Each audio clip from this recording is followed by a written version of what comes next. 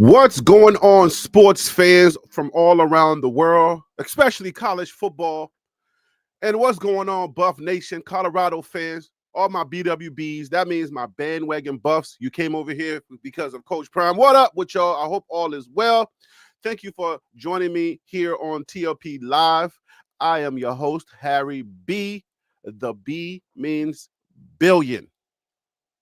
Let that sink in. Welcome to the show, guys. I appreciate you guys. Today, we are going to be talking about a few topics that are hot right now. We've already exhausted Jersey Gate, Travis and Shador's jersey being retired at the spring game. We've exhausted that. If it comes up again, you know what I'm saying? A topic is a topic. You feel me? You go where the people want to go. All right? If it comes up, it comes up. If it doesn't, I wouldn't mind because we talked about it so much. I'm still tired from a 4-hour live stream, okay? We were approaching by 5 hours.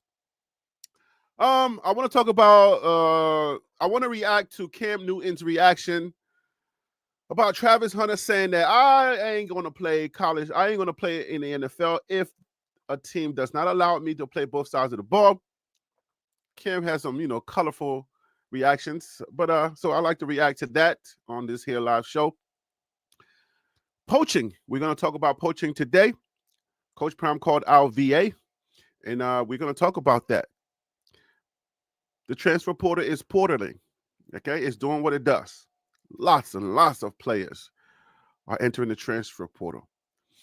And what's crazy is that not long ago in 2023, I'm sitting here in this very chair and I'm defending Coach Prime from Pat Narduzzi and all of these guys, these anonymous coaches just throwing jabs at Coach Prime. How dare you use the transfer portal like that? That's not what it was for. What in the world do you think you're doing? You are not, you know what I'm saying? You're not doing it the way that it was meant to be done. You plug a few holes here and there, and then we move on. That's how you build a team. You can't take everybody from the transfer portal and build a team. And now everybody's doing it. So what do the young folks say? That didn't live too long? Or what is the term y'all say out there? I don't know what y'all say out there. But welcome to the show, man. We got a couple of things to talk about. If you see the thumbnail, guys, we want to talk about brotherhood. Remember the Titans? It's college football. Is college football even a brotherhood anymore? I mean, can you say, yo, the guy next to you, you went through, like, I think there was one team that said that in 2024. I think it was BYU, where all of the guys that were on that offensive line, they've spent a lot of time together. They eat together. They go out and they do things together. They spend, like, remember the Titans, right? That camaraderie helps you to play well. You know what I'm saying? That synergy helps you to the way that you approach the game. We don't have that anymore. And I want to talk about that today in this live. All right? Let's get going, guys. This is a long show. Or it's not a long show. It's a pretty packed show. Let's get going. You know the deal. You know how it goes. Right there on your screen. If you are not listening on radio or listening through a podcast while you're working out or on a long drive to somewhere, all right? And I'm going to be your co-pilot. I'm going to help you to stay awake because drowsy driving is drunk driving, okay? It's not allowed, but so I'll be your guy in your ear, keeping you up. So I got to get my energy up because I'm still tired from yesterday's almost a 5-hour podcast. So let me get myself up. I just ate some cream of wheat. Hasn't kicked in yet, so I got to get going. Join TLPlive@gmail.com. It is the email that you're going to use to call in. If you are brave enough, not brave enough. If you want to just come on the show and you want to just talk sports with me, you want to go ahead and dial in. Join TLPlive@gmail.com. Colorado spring game is coming up.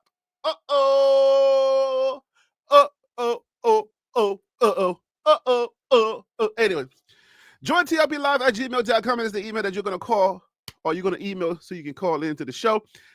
Click the button. I send you a link. You click on the link. You come onto the show. I don't send you no emails after that. You know, sometimes I don't spam nobody. Okay, I ain't got no time for that. JoinTLPlive@gmail.com is the email that you're going to use to call in if you have a free time today. It is Friday. It's good. Is it Good Friday?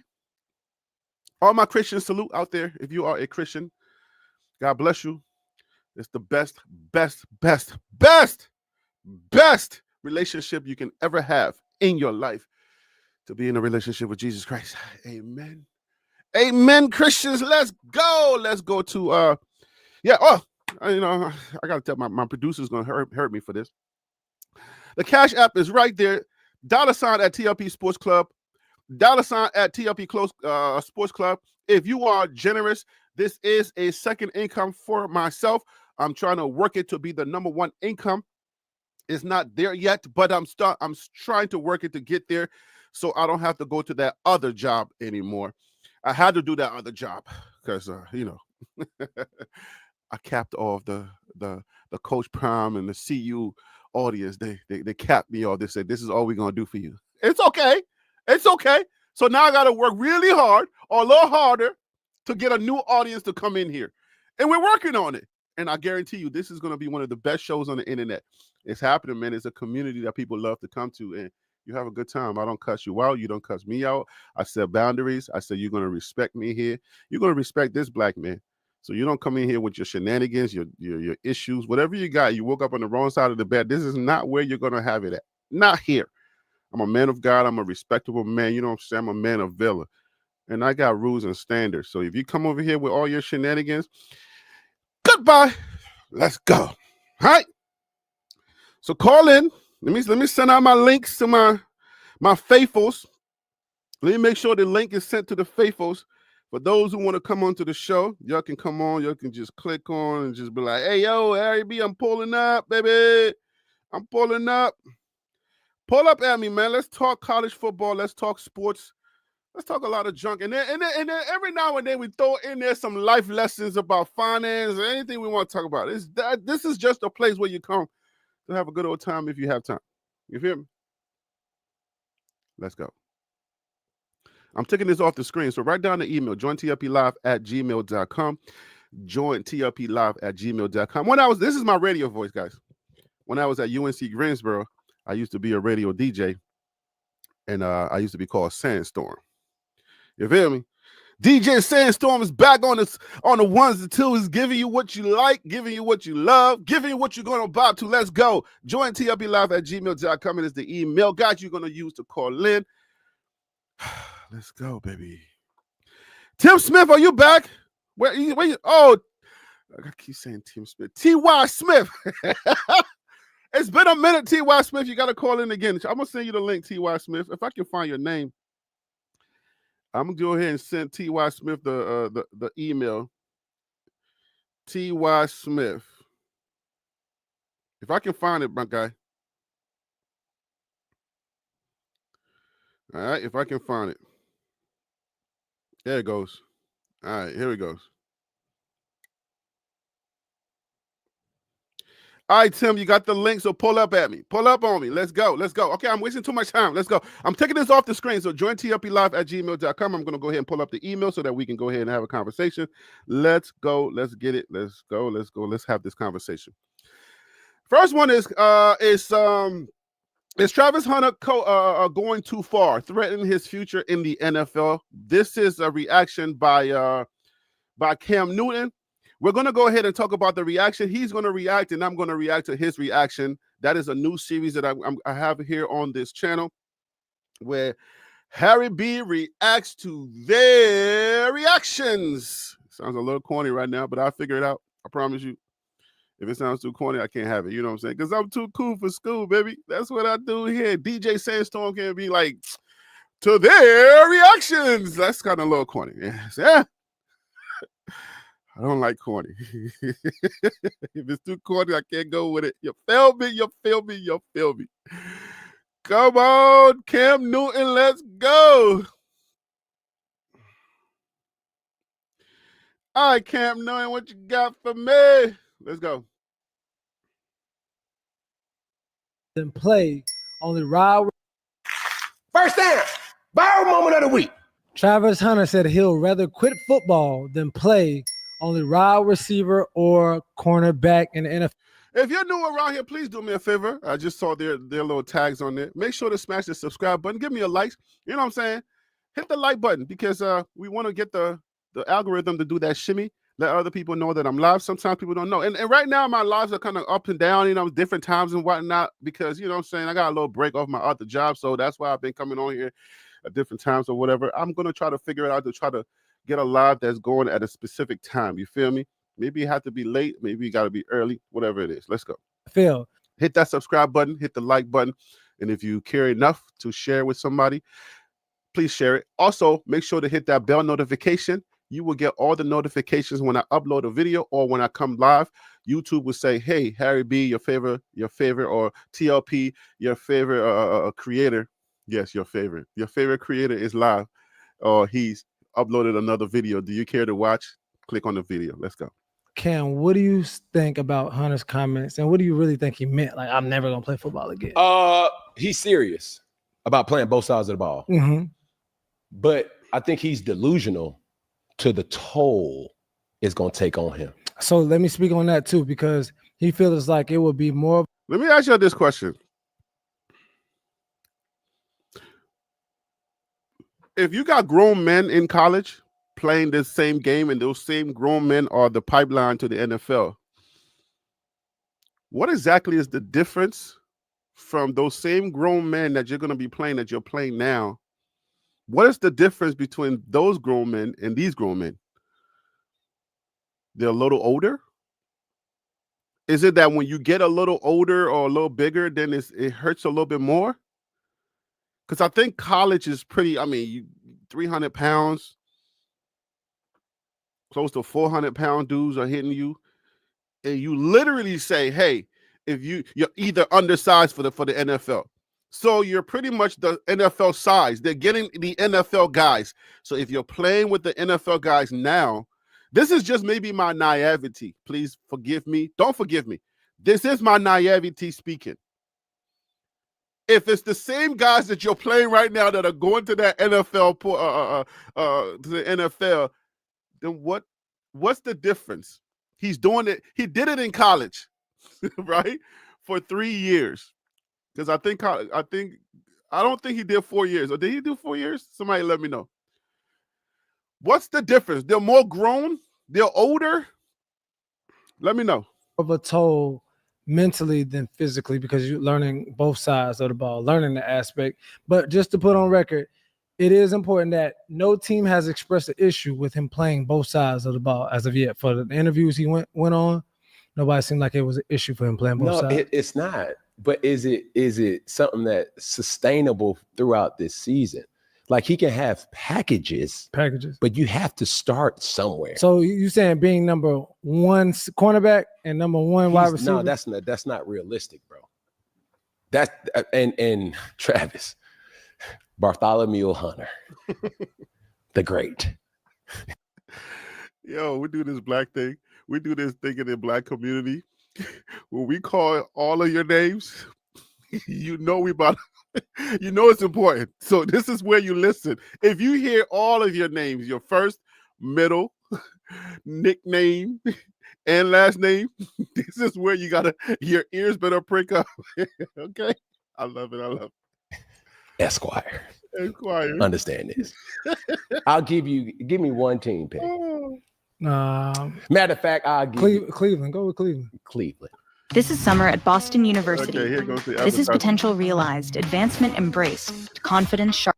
Hey man, at the top of the show, I just want to say condolences to the 2 people that were unalived at Florida State University with the gunman. I think it was a sheriff child used his mother's pew pew, and it's so weird that we can't say these real words. But yeah, man, I want to say condolences to the 2 people that lost their lives. I don't know if the number has upgraded or not. The last time I saw it was 2 people. I want to say condolences to those families. We'll keep having the conversation until we are able to come to some type of solution. But God bless, and let's pray real quick for those two people. Father, in the name of Jesus, these are real lives, these are real people. We're going to politicize this. We're going to do all kinds of weird things because we are flawed humans and we do not know how to live with each other, how to love each other. And your love is what we need more than anything else, because there's polarization, there's division, and we are on all political sides of everything, and your love is missing in all of this. So we ask for your love, your protection, your covering with the families that are mourning, Father God. And also the families that are mourning, the family that is mourning the young man that was stabbed at that track meet, I believe. I pray for their family to be covered. I pray for mourning families. I just ask your grace and your mercy, Father God, on this internet. So much hate, so much division. We need you now. In Jesus' name, amen. Let's go. Oh, let me bring on DC. He's waiting too long. DC, good morning. How you doing, brother? Thank you for joining the show. How you doing today? I'm doing fantastic, brother, on this Good Friday. All right. Because he coming out the grave, baby. Yes, sir. He been out the grave, right? He ain't coming out the grave. Let's just make sure we. That's right. Okay, make sure I'm saying just within the context of what we're celebrating, he's coming out. But at the end of the day, yeah, he been out. He been out, right? He been out, baby Jesus. Yeah. Oh shoot. So let me say this, Harry, and I probably will dip in if I'm on. If you call for me because I'm moving some groceries out the car. So Okay. can I just start off with Hunter? Right, this. So Hunter says, Travis says, which I love as a play, that's phenomenal. He says that he ain't doing it unless he plays both ways, and basically, are you taking that as he needs to get a lot of snaps, both sides of the ball? Not no packages where he comes in like sporadically like Dion did on offense. Are we saying he's coming in and playing same level of snaps that he played in college?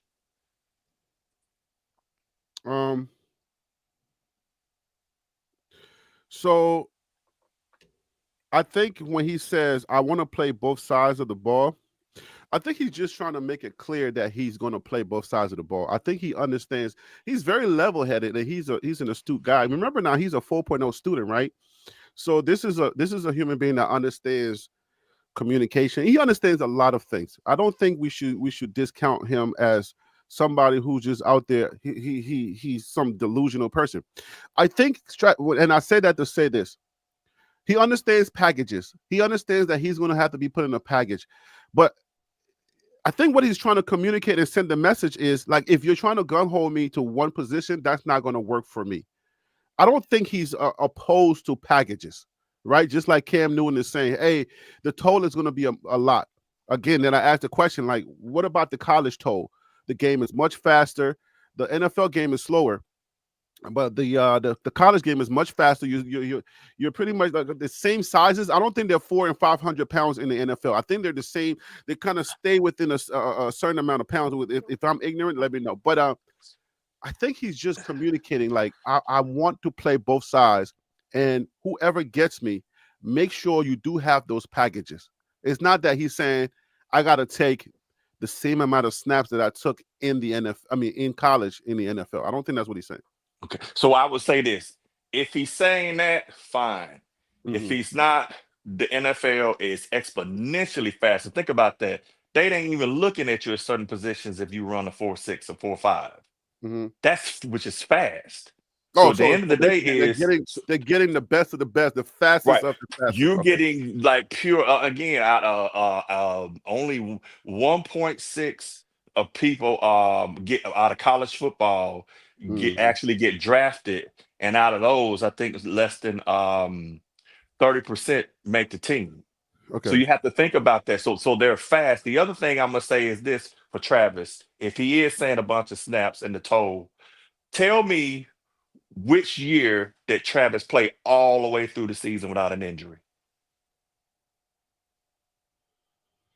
You said what season did he play without injury? Yeah, what season did he play completely through with no injury? So last year did he sit out last year? Yeah, he was out for 2 games. He got hurt.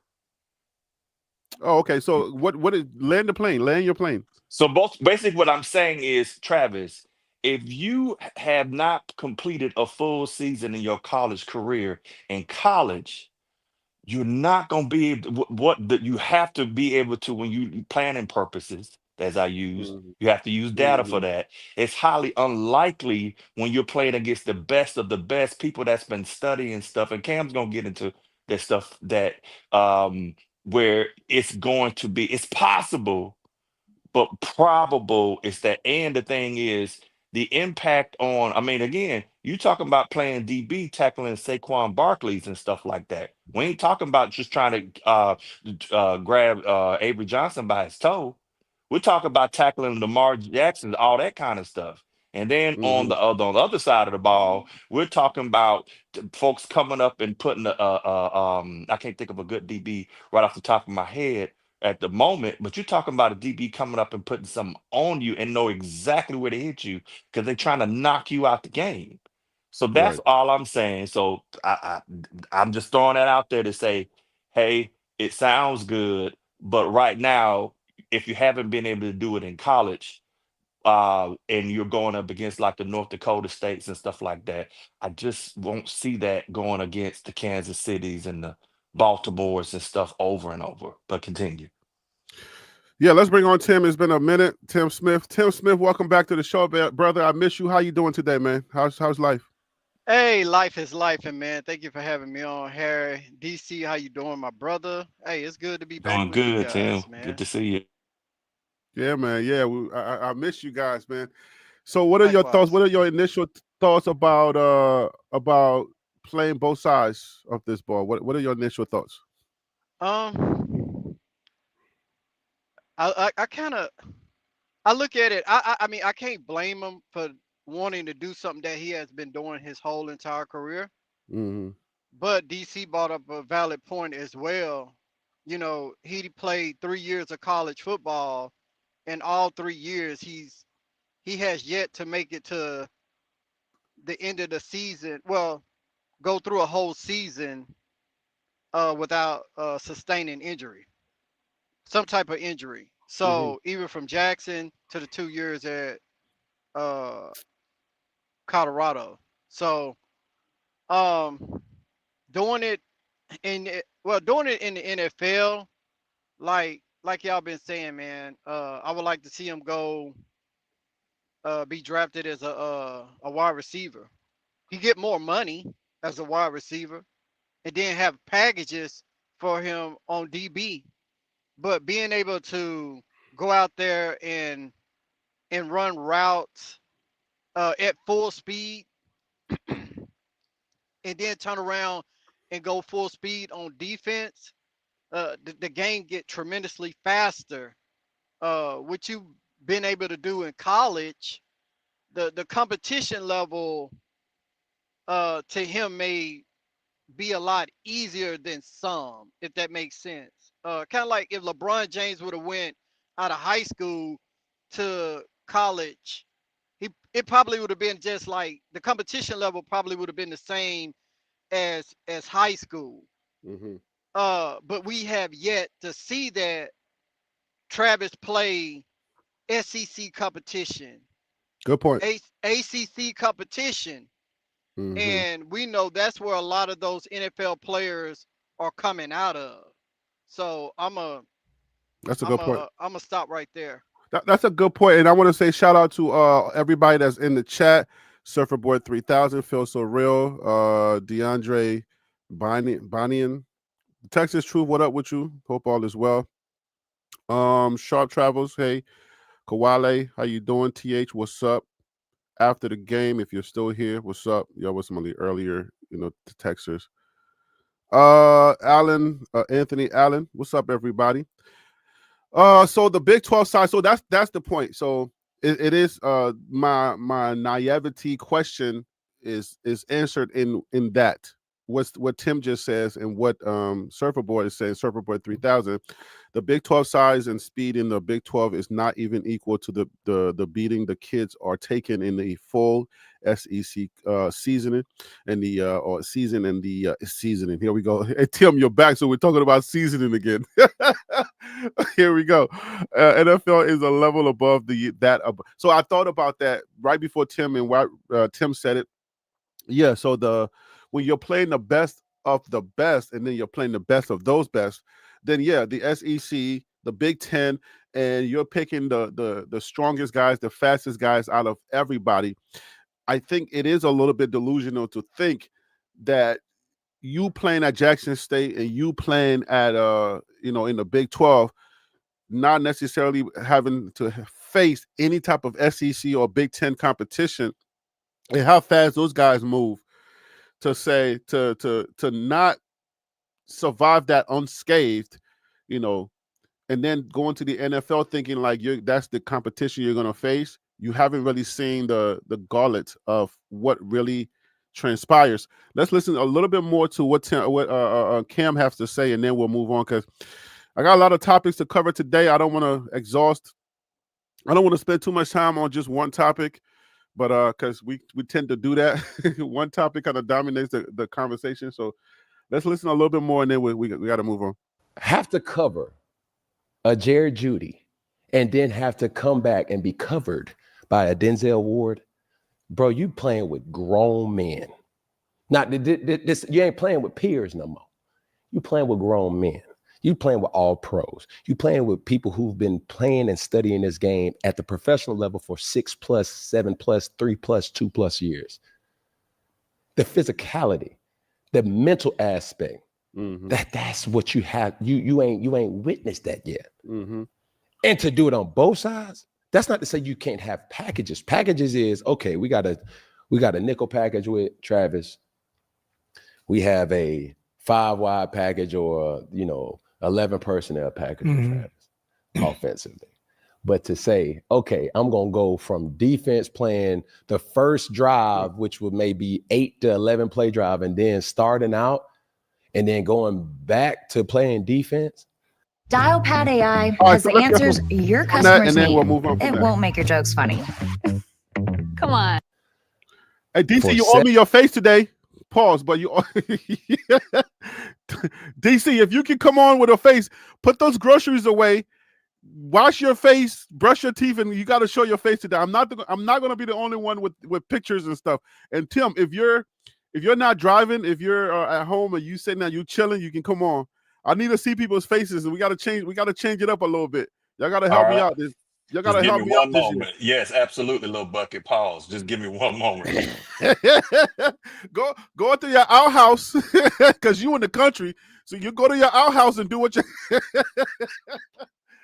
Look, I'm a country boy too. Let me stop making fun of these country dudes. Go to your outhouse, do what you gotta do, and then come back. Oh, hey Tim, you got some final thoughts on what he just said? I'm waiting for DC. Repeat that. No, I said, you got any final thoughts on what Cam just said before we move on from this topic? No.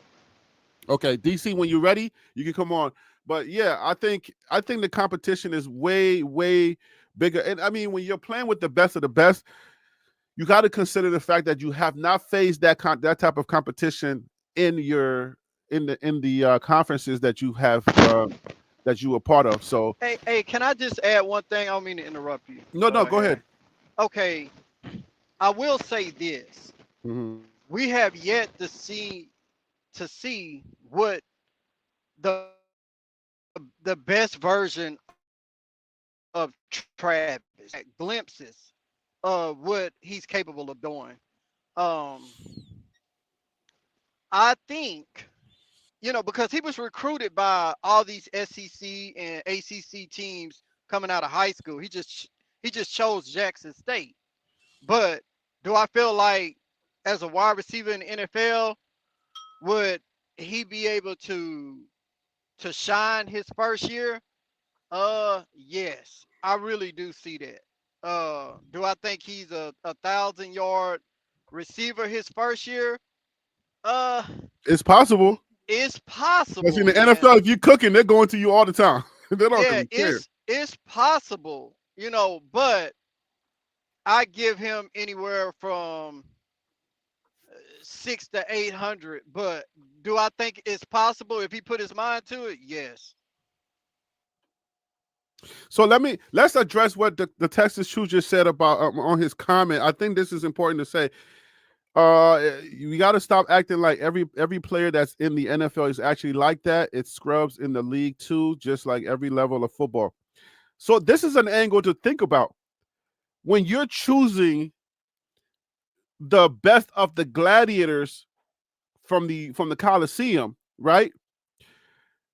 Because we're talking about levels. If you choose the best of the best, there are even levels to that, right? But I think that the point that we're trying to make is that you are choosing the best of the best already, right? Let's start there. Like you're choosing the best from every single conference in college football. From the FCS all the way to the FBS, SEC, Big 10, Big 12.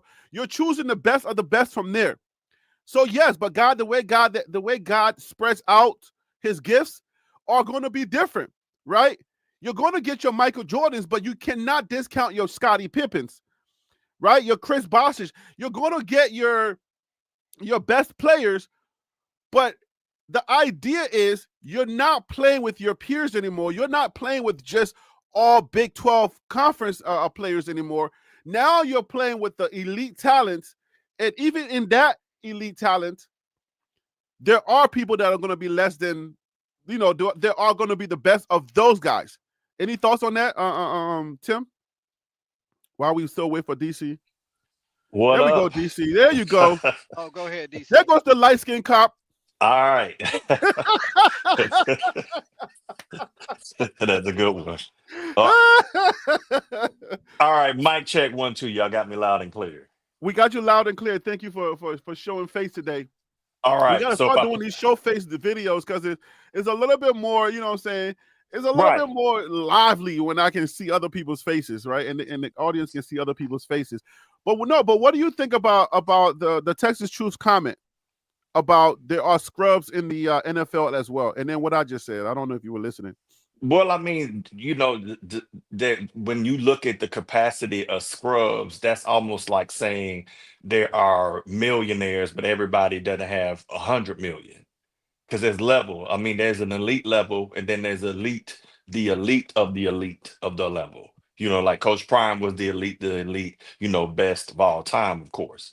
But then if you sit back and say somebody that barely, we don't really even know about, they still had some time. I've known people that have played in the league, and maybe they played 2, 3, 4 years, and they weren't the best, but they still were in tip-top shape compared to most of it. I tell you this, if you don't think they're elite, walk up to one of them and slap them. You'll find out.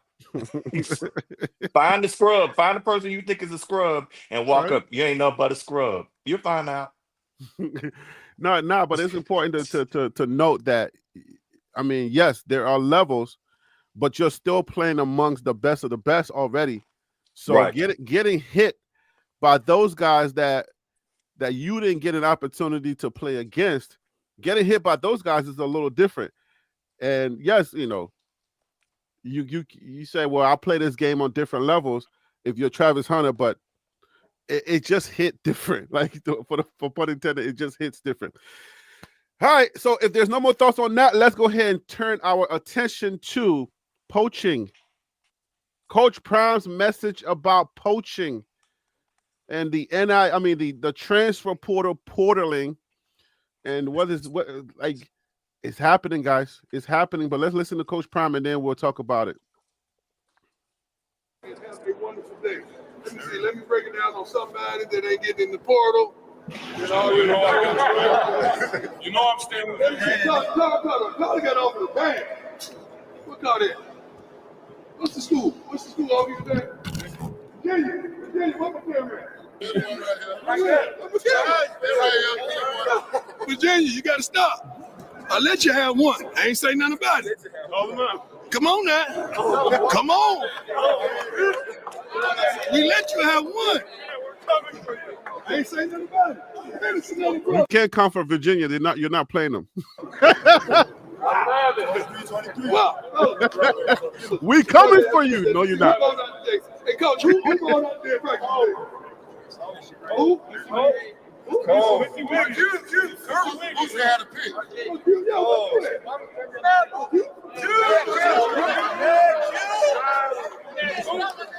right, Mr. Tim, if you're ready, we'll go to you first.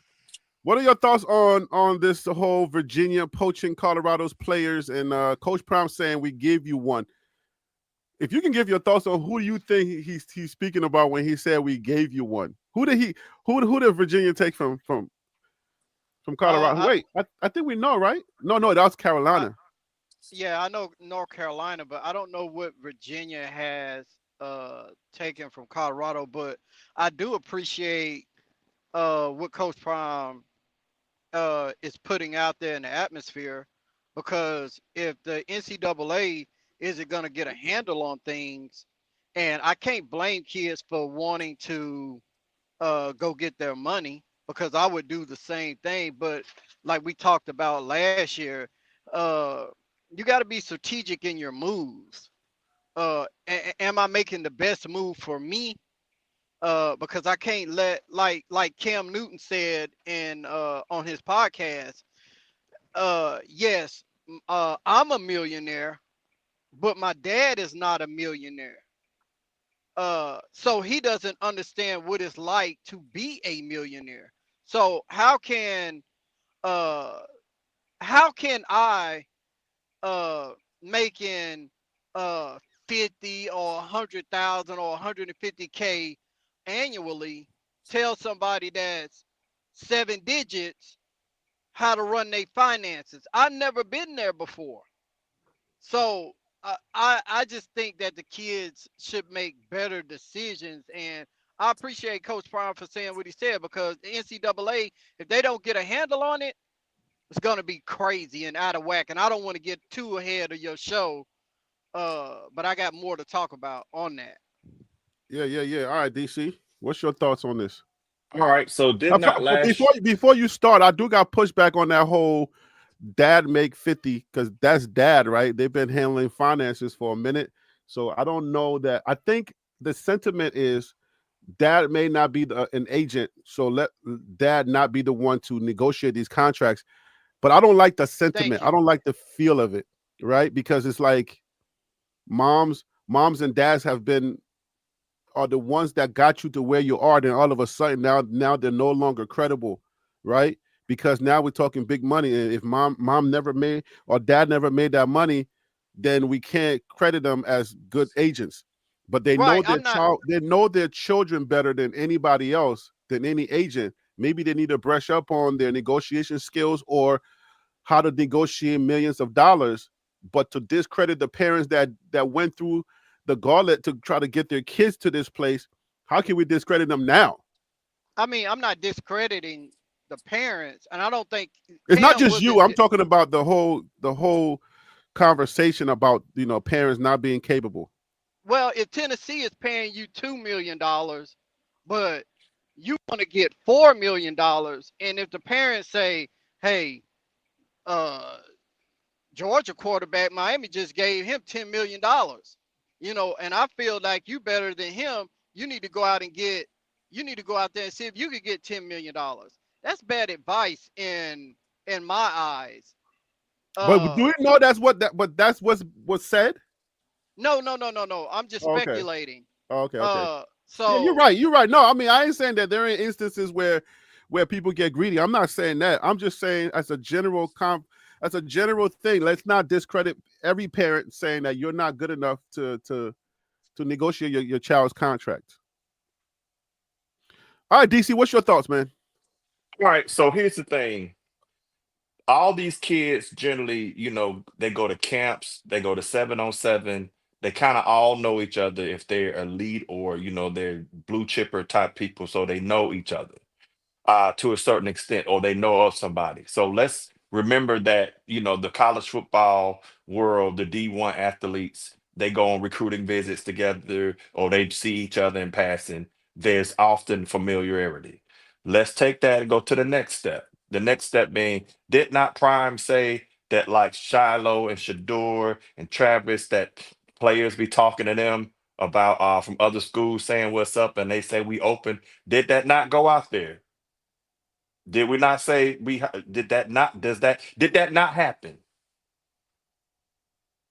Is Yeah, that I'm a asking rhetorical or you want what, us to right. answer?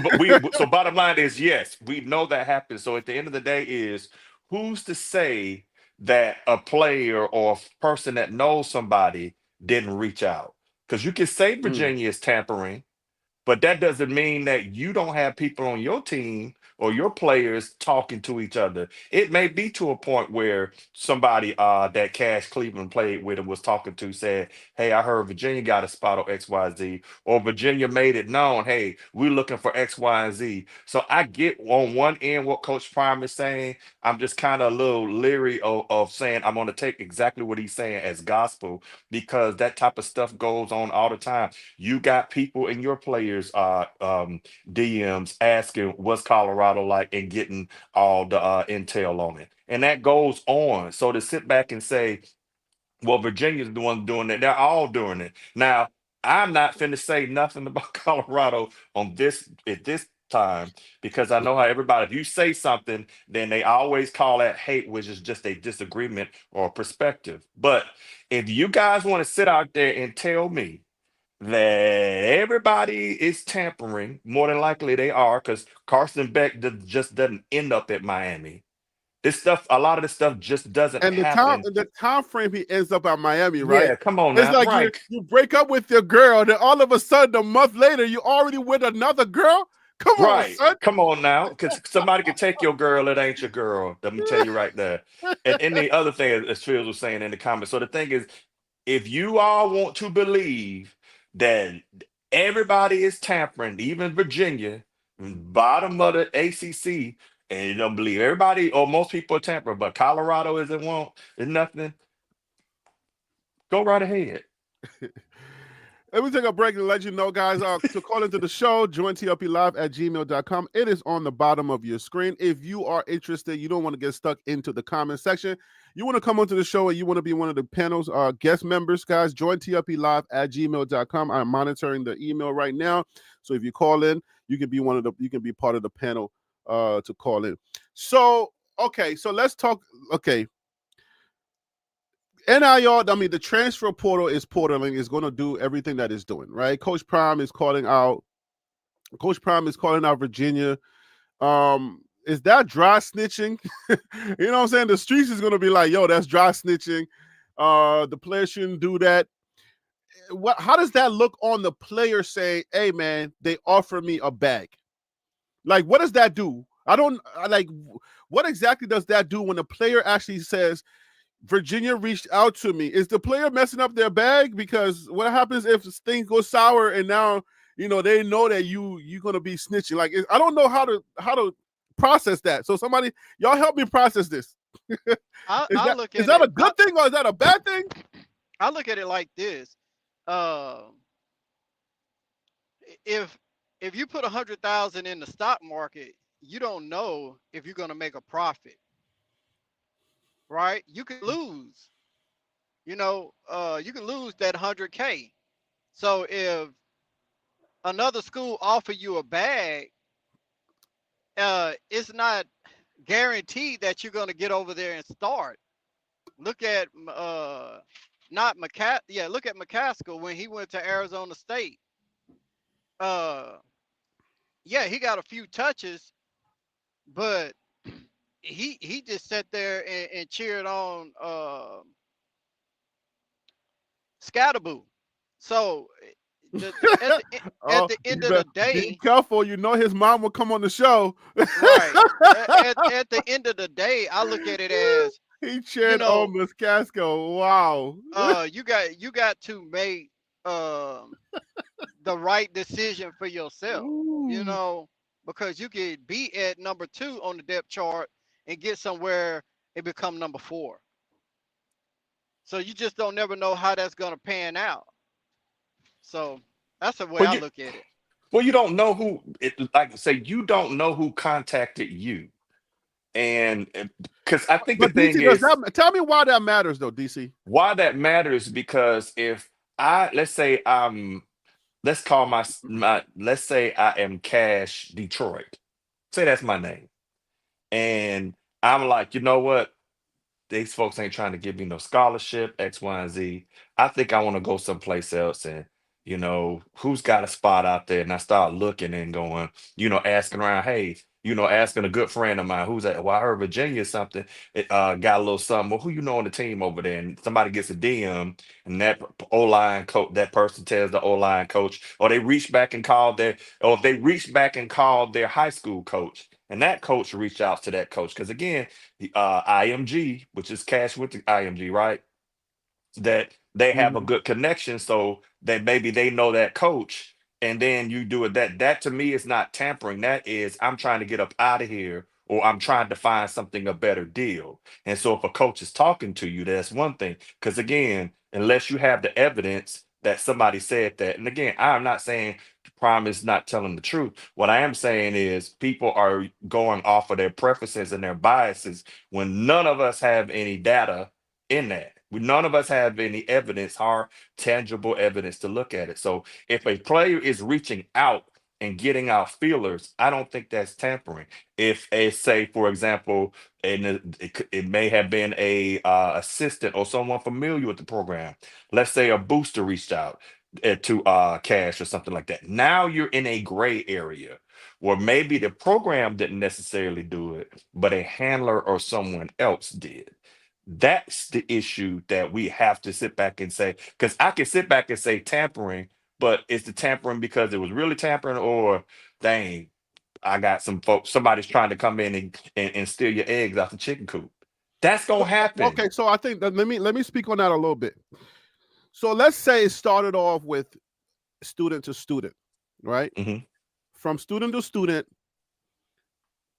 the text message is then passed on to the coach. Hey, coach, he said he interested, but he asked how much, right?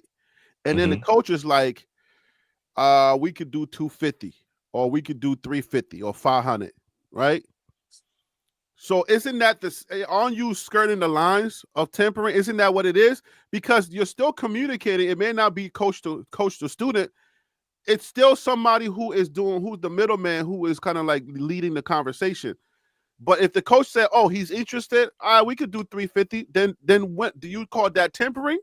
Well, more than likely, they're not going directly to the coach. They're going through a handler, because you want to keep a clean paper trail. Isn't that a gray area that we got to talk about? But that's what I said. That's the gray area where if somebody's reaching out to point of context, as you say, and say, I want to go over here, and then like, well, how much would you go over there? And then, hey, call so and so and talk to them. And then that person says, well, yeah, we could absolutely use some a good center. What's up? What are you trying to what do you need? What would it take for you to come? Right. What would it take for you to come? And then you say, oh, you know what, by a scholarship and around 250.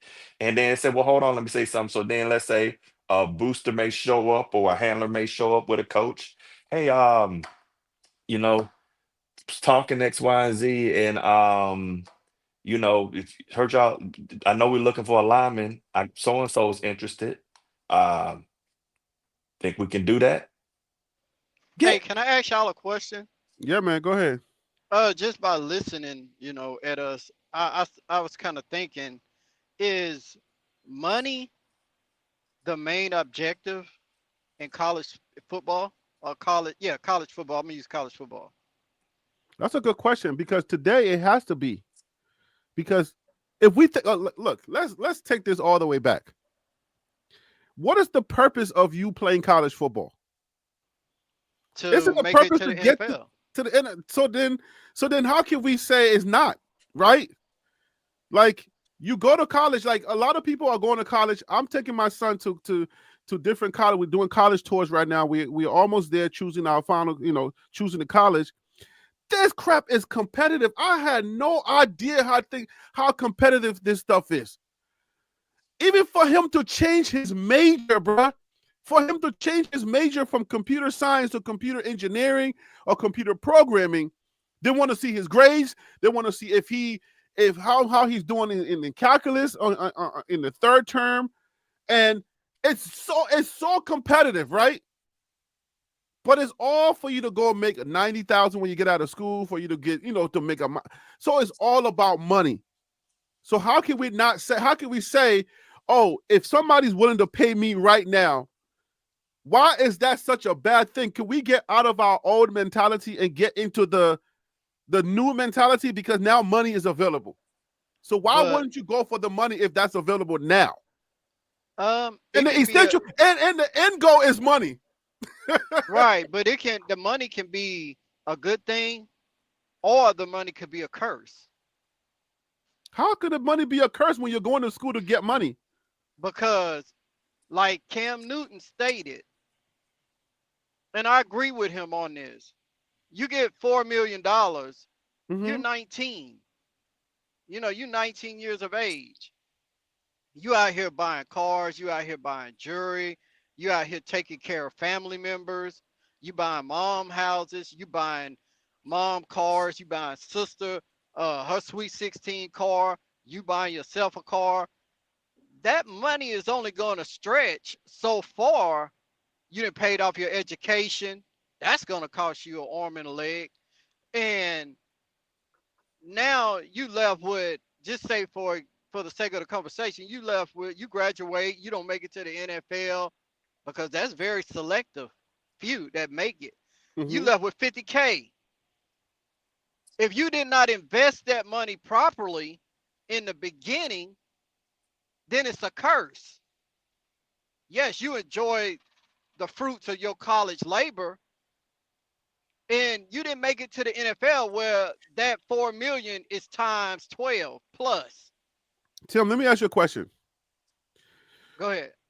When a person leaves college and they go to the real world, I'm just talking about an average person with a BS or a BA or whatever they got, right?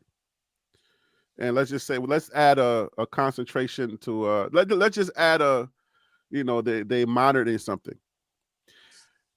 How long would it take for them to make $1 million?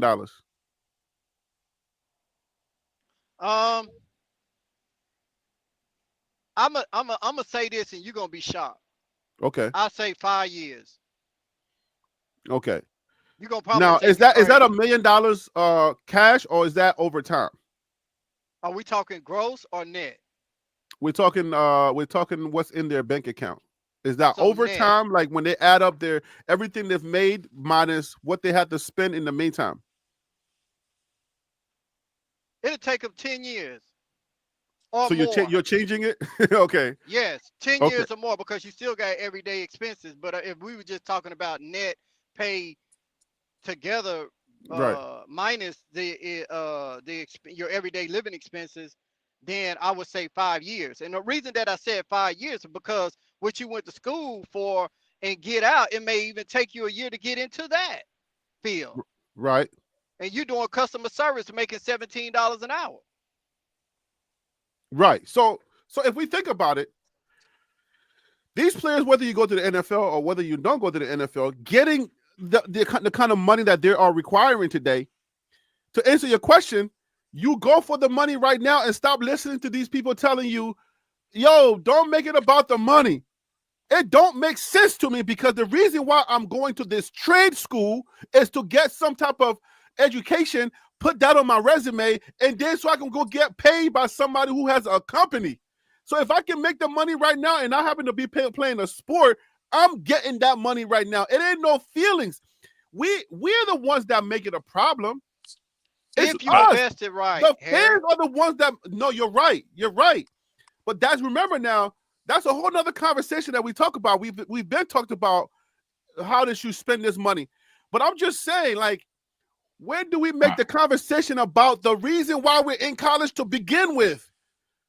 When I get out of college, the most I'm probably going to make, especially if I'm computer programming, $90,000. I spent a year to make that. That's valid. I spent a year to make that. So If I can get a lump sum cash, $2.some million or $500,000, let's lowball it. Let's bring it down to the regular players. I get $250 or I get $500,000, right? At the end of the day, after all my people get paid, let's say I get $150,000, $150,000, bruh. You know that it would take me a year, depending on which career I chose, just to make that. Hey Harry, let me ask you this. I'm gonna use Charlie Orfordal as an example. All right. Prior to him getting a scholarship, okay. Say for instance, Collective, he get $250K. He don't have a scholarship. Going to the University of Colorado, let's just say for example, it costs him $200,000. He spent over $50,000 in housing. Now he graduated, didn't make it to the league, and he's going out into corporate world where he has a degree and everything. He has a major, and he get a job making $150K a year, okay, annual salary. Now he's in the negative. Go ahead. I'm sorry. I would say this is that, all right, so quick money conversation, quick, because that's good. I sent out something yesterday, so here you saw it, where it's like, if I was a young kid and they were paying me $1 million or whatever it is, or let's say, if I say, I want you to take 300,000 and put it in a university, the same 401k program that the instructors use. And then from that, and let's say I'm 20 years old, and from that until I hit age 65, which is generally an age people retire, I put $100 in. I put $100 in each month until that age. By the end of that, Tim, you would have $11.5 million in your retirement fund. Now, of course, once you take it out of Texas, say that again. At what age was that? That was at 65. I think I did 65 or 62, but it's in there. So the thing and the name of the game is, in order to take advantage of the law of compounding interest, you have to get into it. That's why these young folks are when they get that money, like so for example, that you want to get it in as early as possible. I'm using 20, but if you're waiting, let's say you borrow from school and you have $100,000 student loan, now you're paying that back. So you're probably not getting max contributions. By the time you pay that student loan off, you're around 40, 45. Well, now you don't have the law of compounding interest working for you because you have to get in as early as possible. That's why I'm strongly against folks borrowing for tuition is one thing. Borrowing for room and board is not wise at all. Let them stay at home, go to school online. Anyway, back to these players is, I don't have a problem with them making a decision to go after a place to get the bag. What I do have a problem is that if you don't get the bag, or if you get the bag and you blow the bag and you don't get to the education, now we've left the student athlete, who's just now athlete, in a worse situation than before. So bringing it back to tampering is, if I am if I'm a student, and I would straight up be all for this, because the athlete has to manage their career. You have to manage your money, because if you don't manage your money, somebody else will spend your money. If you're not getting paid, if you're not getting playing time, you need to go someplace and find where you're going to get it. And so I don't blame us. Like we say, he couldn't compete. It's not always about competing. It's always about, if these people over here offer me 50,000 and you offer me just a stipend and a monthly check, I'm going for the 50,000. Especially if you're coming from a community or a home where your parents can barely afford. When you come back, you're just another mouth to feed. No. So it's a lot of nuances to this, but I'll pause there. I just got this real quick, so let me share this, and then I know this piggybacking on the conversation we just had. Not to bring it back, but it's important.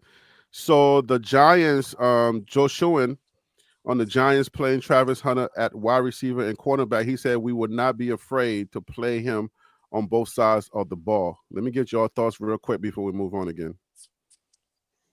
So the Giants. So if the Giants are coming out saying this, does that mean that the Giants are interested in Travis? Is Travis going to be a New York Giant? But check this out. Look at the verbiage. I won't be afraid to play him. That don't mean I will. You It just you says go I won't reading. be afraid. You love to read into things, DC. Like because I know okay, you know you won't be afraid. What do you mean? Right. Because them folks out there, again, he chose his word. That's a word chosen to say, oh, we're not scared to play him both ways. That don't mean we will. That's to a point of, girl, just come over here and sit down. We ain't gonna do nothing but just watch movies. Come on now. Y'all already know what the deal is. Come So on, man. when you listen Hey, to let me people just say hi to Shirley Kimball. Shirley Kimball, what's up, girl? How you doing? I hope all is well. Go ahead, DC. What up, Shirley? So y'all got to pay attention to, like, when these people at this level, they choose their words precisely. So Okay, as so soon as I tell me saw why you that, think he said he chose the word afraid. basically he's saying is that we're not scared to play you, and it is to a point of we would entertain that idea, and we're not afraid to entertain the idea of it. But what does it mean, and why do you feel like we should pay attention to him saying it like that? Why do you think that? Do you think Because I think there's an issue, the reason why he chose that? I think that what he's trying to say is I'm going to entertain the conversation, but I'm not going to put nothing in black and white. That's what he's saying. But isn't that, I mean, if he's saying it, that's not in black and white. I mean, what's the difference between, if he the said verbiage. it's not a definitive statement. Right. It's not what would definitive. It's make it not a like, definitive? Maybe I'm missing something. if we got Travis, we would play him both ways. Hey, this is what he's saying. Oh, okay.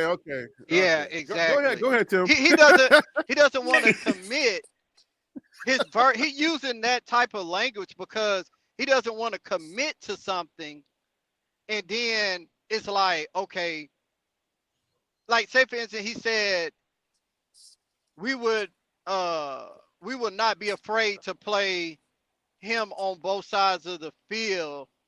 Mm-hmm. And that's what we will do if we draft Travis. Mm-hmm. So now he just committed to saying we're going to play him on both sides of the field. We're going to pay him a wide receiver salary and a DB salary.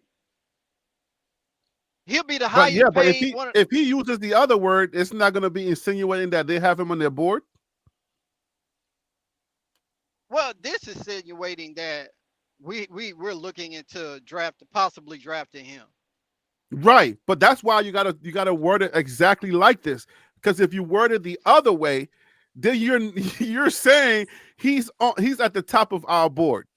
Exactly. You gotta be very careful with this type of stuff, because you put it out there. You're like, oh yeah, we're gonna play him. As soon as you say we're gonna play him on both sides, that means that he's getting drafted by you. You've already called his moms and his people and says, hey man, you are our guy, and we're gonna trade up, do everything we can to get you. And you can't do that in this media age, because everybody will be. I would be making a video. Everybody be making a video, just like DC said. Just those words alone would say he's been drafted by them, because people already know who's drafted, right? They already know. They already made that call and said we're choosing you. So they're just not going to say anything. And this could be clickbait. This could be clickbait also. You see what I'm saying? So it's for teams that may want to get Travis, mm-hmm. that's down there below. They may want to move up to You think he's trying to force somebody's hand? Oh, he could. Yes. This game is dirty, man. This draft game is dirty. It's chess, right? It's chess. Exactly. He's like, yo, y'all go ahead and make your move right now, because I know exactly who I want or what I want. And you get more picks in the draft, man. Come on. Well, well, think about this. Just a side note. Do we know who Hunter's agent is? Why does it matter? Tell me. Tell me why it matters. because it matters when you start looking at people's agent and you start looking at the type of money that that person is normally getting, and the kind of contracts they get them and the stuff in there, then you can kind of get a feel of what that agent's specialty is and what they can do. So I'm saying is that that's always a good thing. I don't know who his agent because but I'm saying is sometimes that allows you to be able to take a peek and see what's kind of being discussed or what that agent has been good at getting. Yeah, Like like for example, LeBron James agent. right, right. But when it comes to Travis Hunter, doesn't matter Well, I mean, because at the he's end of the like the day, best player. He should is he being touted as the best player in the draft? well, the thing is, you're not, but he is one of the best players. But the issue is what he's trying to do is different from everybody else because he's trying to do something play on both sides of the ball, right? So Mm-hmm. if you're saying if Travis, let's just think about numbers. If Travis was drafted as a wide receiver, would probably be a 30-40 million contract. But then if he was drafted as a DB, it may be what we say 20-25 million, whatever. Don't get hung up on the numbers. Just look at this. There's a difference. So, but with both of them, now what amount do you establish to pay for him? What are you looking at? Do you go, I'm going to pay you the full salary as a wide receiver, and then I'm going to pay you the full contract that I would a first round DB? Or because if you're going to give him snaps on both sides of the ball, you probably should. But if you're not going to do it, then I'm not going to give you all of that. Do you see what I'm saying? I see it. I can see it. I see it. Okay.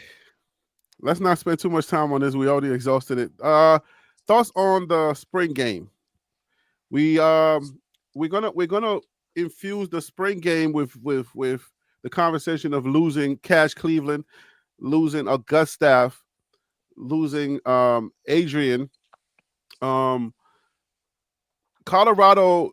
I don't know if these players that have left. I don't know if they were first team. How it's going to affect Colorado for the spring game. What Colorado's looking for in the spring game, what they're looking to see. I don't know what that, what all of that means. But I want to get thoughts on the spring game, which happens tomorrow. I think depending on where you are, I think it's 2:00, if I'm not mistaken. Right? Mm-hmm. I think so. What are we looking for? What are we looking to see in the spring game, pending that these people have left? Or Well, let's talk about Cash. Let's talk about Cash first. Let's talk about Cash situation. That'll lead us right into the spring game. I'll combine two. One, I Okay. would sit back and say is I wouldn't do nothing for the spring game. It would be a practice where we're throwing, catching, and just stuff like that. Why? Because if you know folks are poaching you and you put that on TV and that portal's about to come open, no, bro, I would not do much of anything at But you all. can't I be would keep walking it around on vanilla. national TV, bro. No, you better DC, keep come on, it. bro. The You reason, the can't be reason why, walking around like da. I'm on the national reason, TV. Here we are. right. Like, come on, bro. But the reason Bama and Michigan and Ohio, well, Bama and Auburn and stuff kept stuff vanilla is because of poaching. They all know that people were stealing their players. So at the end of the day, is you can do it if you want to do it and say yeah. But at the end of the day, if they're already snatching cash, then if you go out there and you got your Salter does a phenomenal job, or let's say in a school needs a QB like Tennessee, and Salter was at Tennessee. Do you see what I'm saying? You don't You want to think? go out there Wait and a show minute. Wait a everything. minute. You're gonna take it all the way to Salter, even with the money. Like, at some point, like we say, money ain't everything. At some point, when you are locked in, somebody like a Salter, you think somebody come and offer you a bag like that, you will still go? Being Hey, that like this high profile, I see the lower profile people going, but somebody like a Salter or a Juju at this point leaving. I'm just here to tell you. I know, man. I see that face. I see that face. I can tell already. You're like, hey, man, it has happened. You go ahead and do it if you want to. All the legacy days, you're like, this person left, that person. Hey, you go ahead and do it if you want to. Like I'm saying, you go ahead and you can play that if you want to. But at the end of the day, is as far as Cash, touching on that one, I just think he wanted to maybe look for another place. Now, I don't know why he wouldn't necessarily showcase himself during the game, but maybe he was just like, let me just go and get out the way. What do you guys think? Any thoughts? Any thoughts on that, Tim? If you still here? I wish he would have stayed. Prime just had. Why do you think he left in the first place? My speculations are because hey, that's all I'm doing is speculating. My speculations are he came in and took a starting position.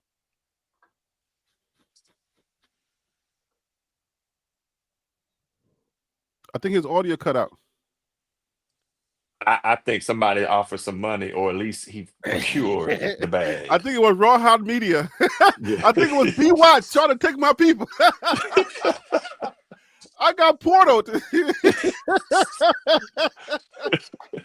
But the truth, you are right. It's probably going to be a glorified 7-on-7, and I think that's a wise thing to do because you don't want to go on that. Colorado secondary is already kind of suffering a little bit. They need some things. Now, some folks say, no, they're not. They stacked. They got 8 dogs deep. No, I don't. Maybe they do. But at the end of the day is I think that Cash, for him to leave like that, it's probably an indicator he already has secured something. Hey guys, do me a favor, hit the like button. Let's get more people go ahead watching the live. Common Sense Buff, Peking, you gotta come on today. Hey, you ball, where you been by? Common Sense Buff, yo, hit me with the email, man. You gotta come on today. We need your thoughts. We ain't seen you in a minute. It's time for you to come back on. So, DC, I'm gonna ask you a tough question here. Do it. All right, I'm going to ask you a tough question here, and I want you to answer it in your DC-esque, manner. I'll try not to use word salad as I'm accused of. Get out of the comments, DC. Get out of the comments, okay? We need to be tough to run this show, okay? Tough skin, okay? Let's go. Let's go. We need goat meat here, okay? Goat meat skin. Let's do it. I see all the comments. I see them talking greasy. I just let it slide off because that holy oil because it's Holy Week. You feel me? Yes, indeed. All right, so if Cash Cleveland started over Tyler Brown as center, we lost our original center. Cash Cleveland is not going to be there. I don't know if you've been seeing well-off videos. Who is Colorado now going to be saying is going to be our center? And if it's Tyler Brown or whoever is some mystery person, do we have a problem? Does Colorado have a problem at center? I don't want to start ringing no bells, and I don't want nobody to get out of pocket. But does Colorado have a problem at center? If Cash Cleveland leaves, does that mean that they had somebody better, or there was some tug of war there? See that one I'd like to find out. Breathe before you answer this question, okay? I don't want you to get into trouble like I'm trying to get myself into trouble right now. See, be honest with you, I can't answer that. I don't know that it could be Tyler Brown. I can't answer that question of is the person that was behind them or in the depth chart, did they just come in and whip Cash this season? It could be just Cash left because he was getting whipped. He wasn't going to get playing time, which I don't know if I 100% believe that since you were a starter. But I don't know. Now, I hope they have somebody there, but I mean, we got to also keep it a buck that losing Cash is definitely losing depth. Tim, The same question for you. I don't know if it's if I don't know if Cash was the starter or why not. Hey, TH, I'm trying to pull up the roster now. I don't know if he's the starter, but what do you think losing Cash means to Colorado's at that on that O line? Like DC Oh, here stated, goes Phil. You Go ahead. losing depth. Not only that, you losing somebody. Well, you losing a key vital. You losing a key vital part of your depth chart for the simple fact that Cash Cleveland, if somebody go down, he can come right in and you can count on him to know his assignments, know everything that he's supposed to do at center because he showcased that last season. Very smart young man, studies. But Tyler Brown also played center some too, and he's very strong. Not only that, he's very smart player as well. Oh, So Tim's audio. Okay. Go I'm ahead. We just can hear you looking now. to Go ahead. see. I'm just looking to see how this thing play out at center though. But I don't know. He may Let me just handle. got beat out. That's tough to say when he got the experience. Let me handle some business. Hey man, look, you can get these jokes in. You don't have to pay for these jokes, okay, Phil? I want to say shout out to Phil. Hey Harry. Go ahead. Yeah. Well, we may not know. They could have their eye on somebody in the portal. Since that opened up on Wednesday, they could have been, eyeing somebody else in the portal. But do you want to play that game to leak that information and then run off your players? That's dangerous. But hold on, let me handle this business real quick. I want to say shout out to Phil So Real for the super chat. Phil is always paying for these lives because again, we're working to get our numbers back up to a respectable place where I can start getting paid again for these live chats. But in the meantime, Phil is actually funding these live chats or these TLP lives with his super chat. Tyler Brown is, and I'm sorry I got to read this. It's business, okay? Tyler Brown is going to be a great high fiver on the sideline this season. Oh, man. Yo, the fall from grace for Tyler Brown is crazy, yo. At one point, we're talking about Tyler Brown lifting the gym and, he might be a NFL eligible, but now it's like, he got his jab snatched and he's bouncing back and forth from defense to offense, and we have no idea what's going on. Oh, Phil. So he basically gonna be helping He gonna be high fiving and then helping the DJ put the DJ stuff out. Hey, but look, you know what? They're gonna hire me to do a Tyler Brown Rudy story. Okay, they're gonna be like, yo, filmmaker Harry B. Hey, yo, we need you to do a documentary on, on Tyler Brown and his Rudy story. Oh Lord. And for those of y'all who don't know, I am a filmmaker. I was part of the documentary Dark Girls. If you haven't seen Dark Girls #1 or Dark Girls #2, I believe it's either on Amazon or is on Netflix. If it's still on Netflix, but go watch Dark Girls 1 and 2. Mm-hmm. Most of the shots that you see, those are my shots. Okay. So anyways, I know the producer, I know the directors, and they try to play me so they don't have access to me no more because you're not going to play me. Anyway. There you go. Yeah. We got the depth chart up. Guys, you can call into the show. Join TLPlive@gmail.com. Let me just make sure I put this up there. And the reason why I'm kind of like introducing myself again as a filmmaker, because I'm starting to get the itch again. I don't know if you want to call it a 7-year itch or whatever. I feel like I'm about to go back into the film world because my money about to be right. So I'm getting my money right. So now I don't need Hollywood. I'm just going to do maybe I'll do a couple of films that I'm going to sell to Netflix because now we got streaming everywhere. Tubi's out here. And I see my counterparts that when I was in the film industry, I see them selling product to Tubi and stuff. So, and I know they're not nicer than me. I guarantee you, I guarantee you, I'm more cocky in the film thing than I am out here because I know I'm still learning this here sports thing. But I know I'm just like Cam Newton. All right.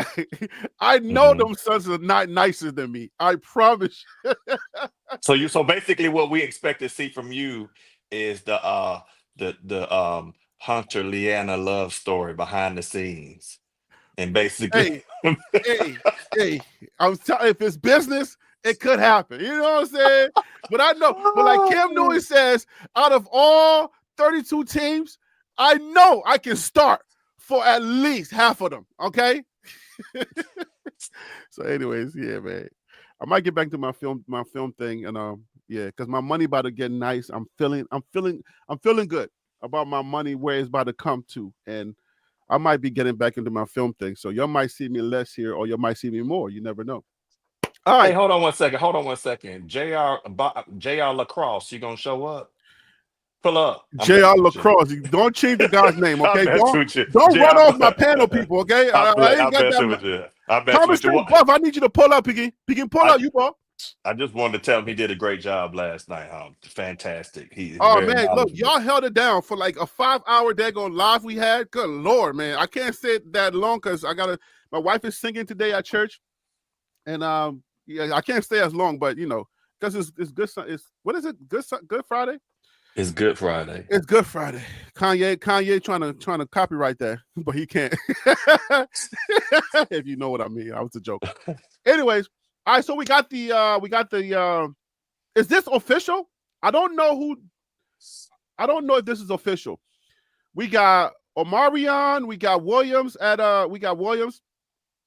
who's at center right now? We got McGill and Zarian.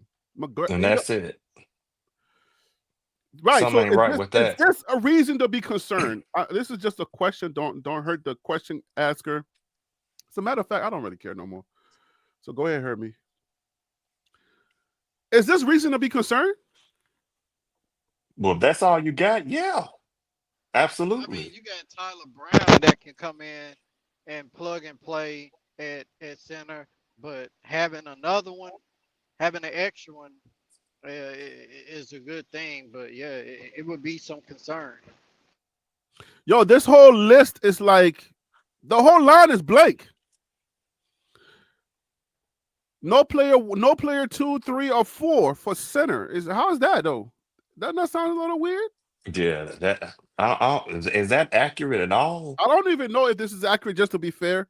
I don't know if this is accurate, but the spring game is tomorrow, right? So if the spring game is tomorrow, don't you think they need to publish some type of list, right? Isn't that how it usually works? Okay, the Texas True said, yeah, it's missing people. Okay, if it's missing people, then we're not going to take this as Bible. We're not doing that. But you got Tyler Brown at left guard. You got Chrysler. You got Tyler Brown, Adia, Myers. Oh, Justin Mayers. Justin Mayers is still with Colorado, right? I thought he left. Well, you still got Shador on there, so it's got to go. That definitely is wrong.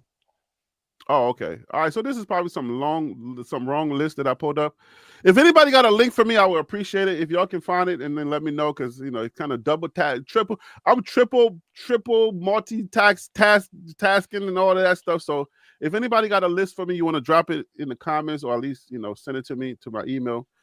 That'd be cool. But okay. So overall, let me get some comments for the spring game, and yeah, let me get some comments for the spring game. How do y'all feel about this spring game? What are you looking for? Let's start with Tim. The spring game is tomorrow, by the way, right? Mm-hmm. Tim, are you here? Let me go to the email. All right, DC, what's your thoughts on the spring game? We'll wait for Tim.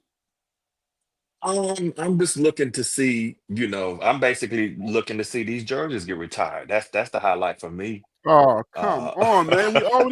We've been over this. I'm messing with it. No, I'm looking to see first. Let me just go ahead and pre-Diddy. I'm looking to see size and speed.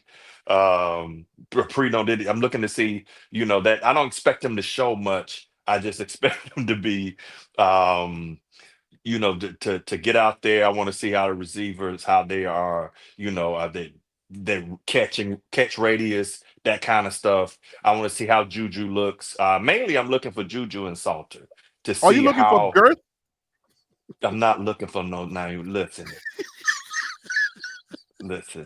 This ain't no Rikers Island stuff going on right here. Where you selling favors for noodles. Yo, I'm just looking. when the announcers say, yo, his girth, he has the yo. Yeah, I know, man. I mean, it really is pause. You got to pre-pause, no Diddy these days. But I think the thing is, I'm looking to see zip on the ball from Juju and Salter. I'm looking to see what Wait, what kind are of you stuff trying they to see do. on the ball? Wait, what? Zip on the football, the Oh, okay. spin, the accuracy, the mechanics. Does he pack the ball? No Diddy. Good Lord. Let's just this section Zip of on the TLP ball. is Wait a ball. That's right. minute. You know what? I think I'm gonna make a spray and call it a No Diddy spray. So they like this section of TLP is brought to you by No Diddy. Oh, this section is brought to you by the No Diddy spray. Here, God. Trying to see zip on the ball. Come on now. Oh, hold on. I was already in that spirit, so you just messed me up. I'm sorry. Okay. But who do you think starts tomorrow at QB? You think Salter starts or Juju starts? I think Salter starts. I think Salter will get out there and I'm looking to see, again, he appears to be a pretty accurate passer. So I'm looking to see what goes down there. But I don't expect to see much. I don't expect to see much on trenches and or anything, just throwing, catching. 707. Crazy question. Salter does well, comes back for grad. Do we make Juju keep waiting? You're gonna lose Juju if you do that. So he goes, he beats out, gets you to the title game. This is just a crazy question, but I'm just saying. Salter says, hey man, my draft stock just went up, but I think one more year, if we can finish it and probably win a playoff game. Salter does well tomorrow. Or he gets the starting. If he comes back for grad, you don't say, yeah, let's go. You better pay Juju to sit then, like they did with Arch Manning. That's basically what you're going to have to do to keep Juju. You would have to pay him to sit, and you would have to find, because you notice how on certain games Arch Manning came in and they did have some packages for him. Mm-hmm. So that's what I would think you would need to be doing to a point. Just like see, it's a weird thing, because if he does great, why would he stay? Like, why wouldn't he go to the NFL? No, because then you solidify it. Because do you think that Salter right now, even if he does well, like I'm not saying like, NFL Super Bowl numbers, I'm talking about he does good. Mm-hmm. Do you think that that'll be good enough for the NFL as a QB when you got Arch Manning, who's probably going to come out, and you got other quarterbacks that's ready to come out, like Beck and all of them? Kalen, man, he different. He's a running quarterback and a passing quarterback. So he's gonna have to ball out this year. Yeah, he's gonna have to ball out, but NFL teams are looking for that dual threat quarterback too. That's the way the game is kind of moving toward in the NFL. That pocket passing, it's what okay. Does Caden have to do? What does Salter have to do to be NFL ready, to win a spot? What does he have to do?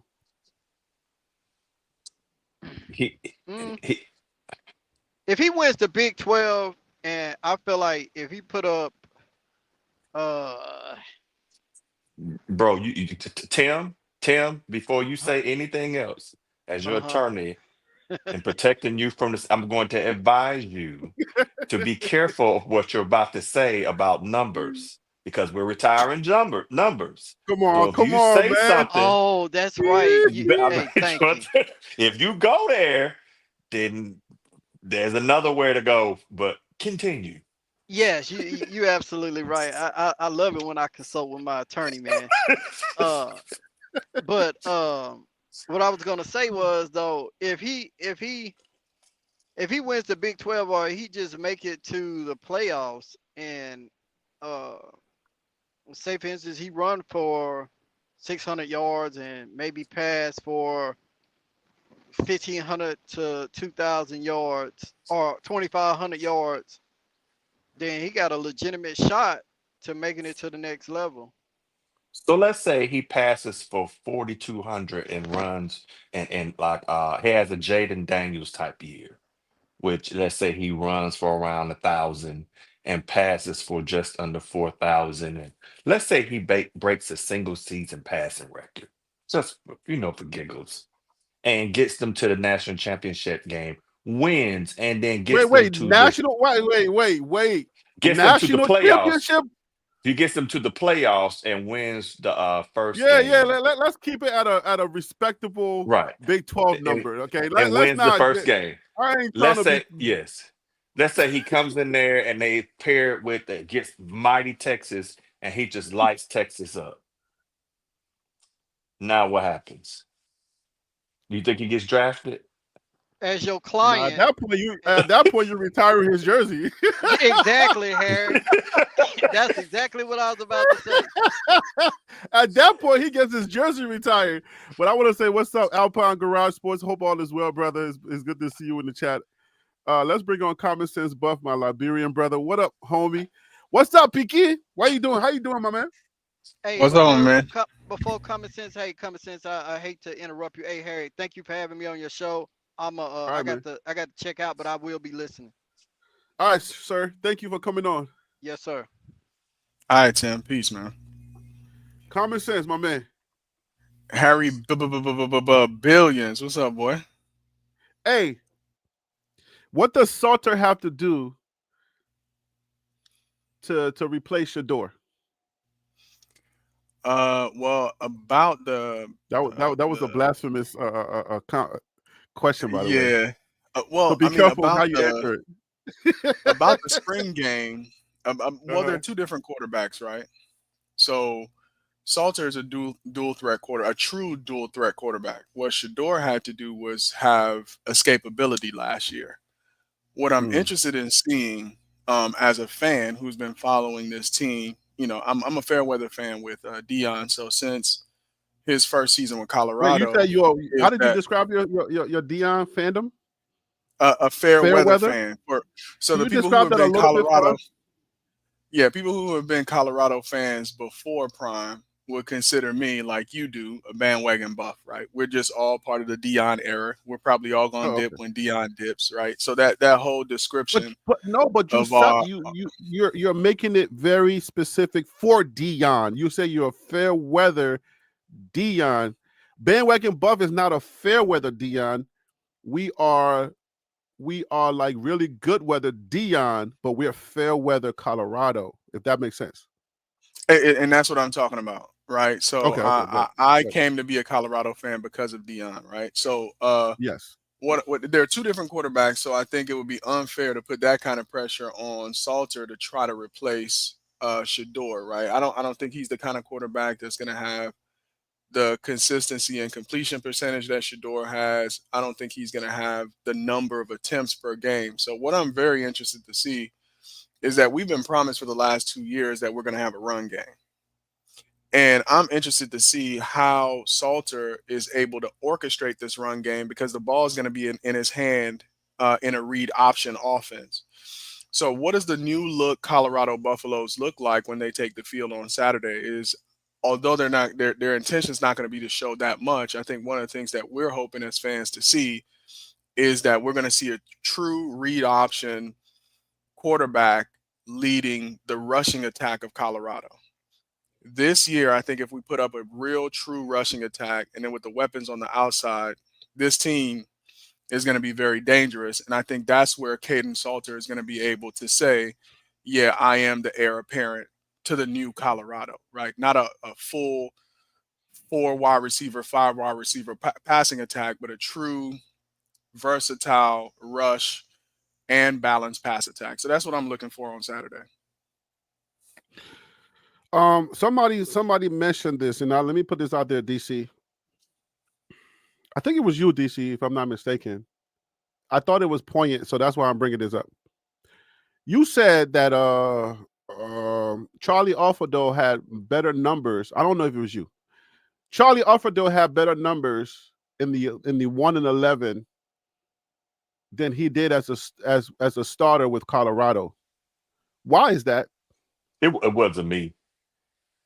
Okay. Me. I read it somewhere that Charlie Alfredo had better numbers, but okay, so that speaks to the fact that they had more of a balanced offense prior to Prime, right?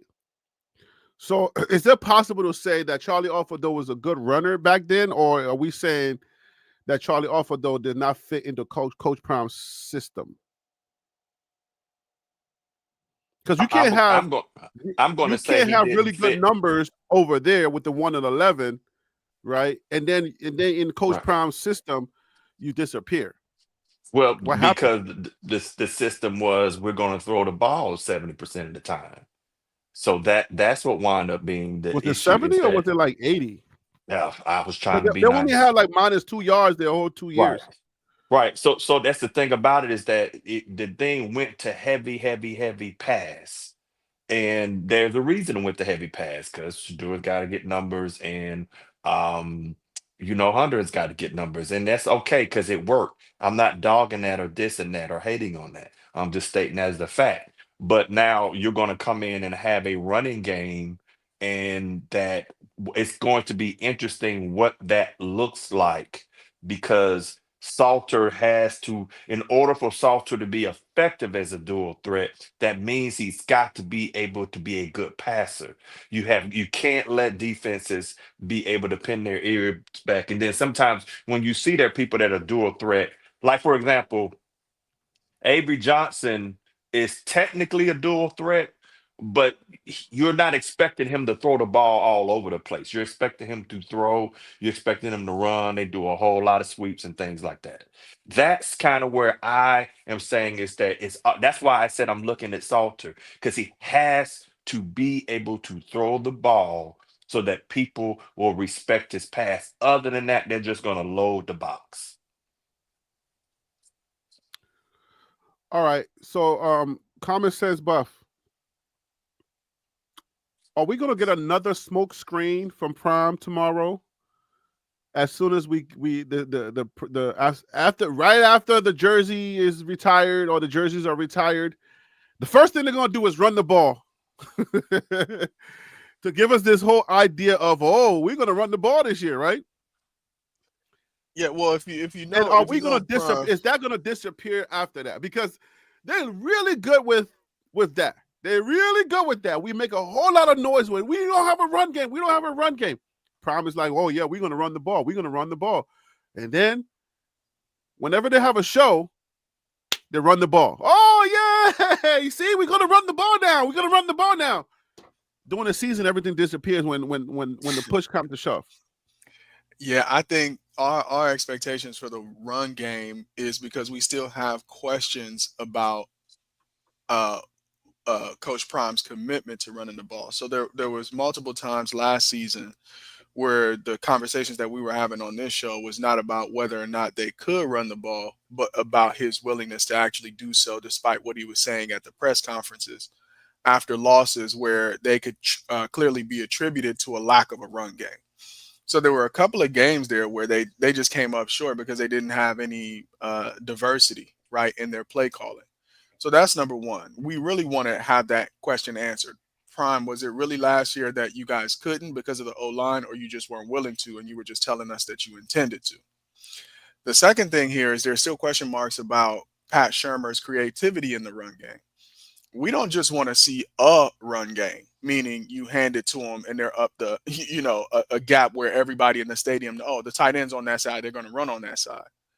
We want to see creativity in how you get the ball to Salter in running opportunities and how you are utilizing these running backs to get the ball to them creatively running the ball is not just about handing it off, right? We want to see some That's what diversity they did in the his run last 2 game. I years. mean, I would be excited to see Salter get on the outside and pitch the ball out to a running back, right? Just some creativity where he can actually bring the defense with him. They have to respect him, and you can give your running backs the ball in their hands in space. So it's not just about, there are a couple of questions. Prime's commitment, Shermer's creativity, and then the player's willingness and ability to execute, right? So now it's back to the O-line. Let's talk about whether or not these 3 O-line coaches with tons of NFL experience can really get these offensive linemen excited about running the ball and being effective. And then Marshall Faulk teaching these guys, because they don't have a superstar running back room. They have a lot of serviceable backs, but none of them have really had that kind of breakout season where you could say, oh, yeah, this is the guy that I want to ride with. So what are these running backs going to do with their opportunities if there is indeed a commitment to the run game and Salter is executing at a high level and giving them the ball in space? Let's see what they can do with it. Dallin Hayden, when I watch him, one of my main concerns is, can he keep his feet? When you watch well-off videos, he is able to run downhill, which is what we need, but he tends to get tripped up. So all of these guys in that room with Marshall Faulk, hopefully they're fixing issues, and we can see a really creative, exciting run game when all the pieces come together. So check this out, Harry.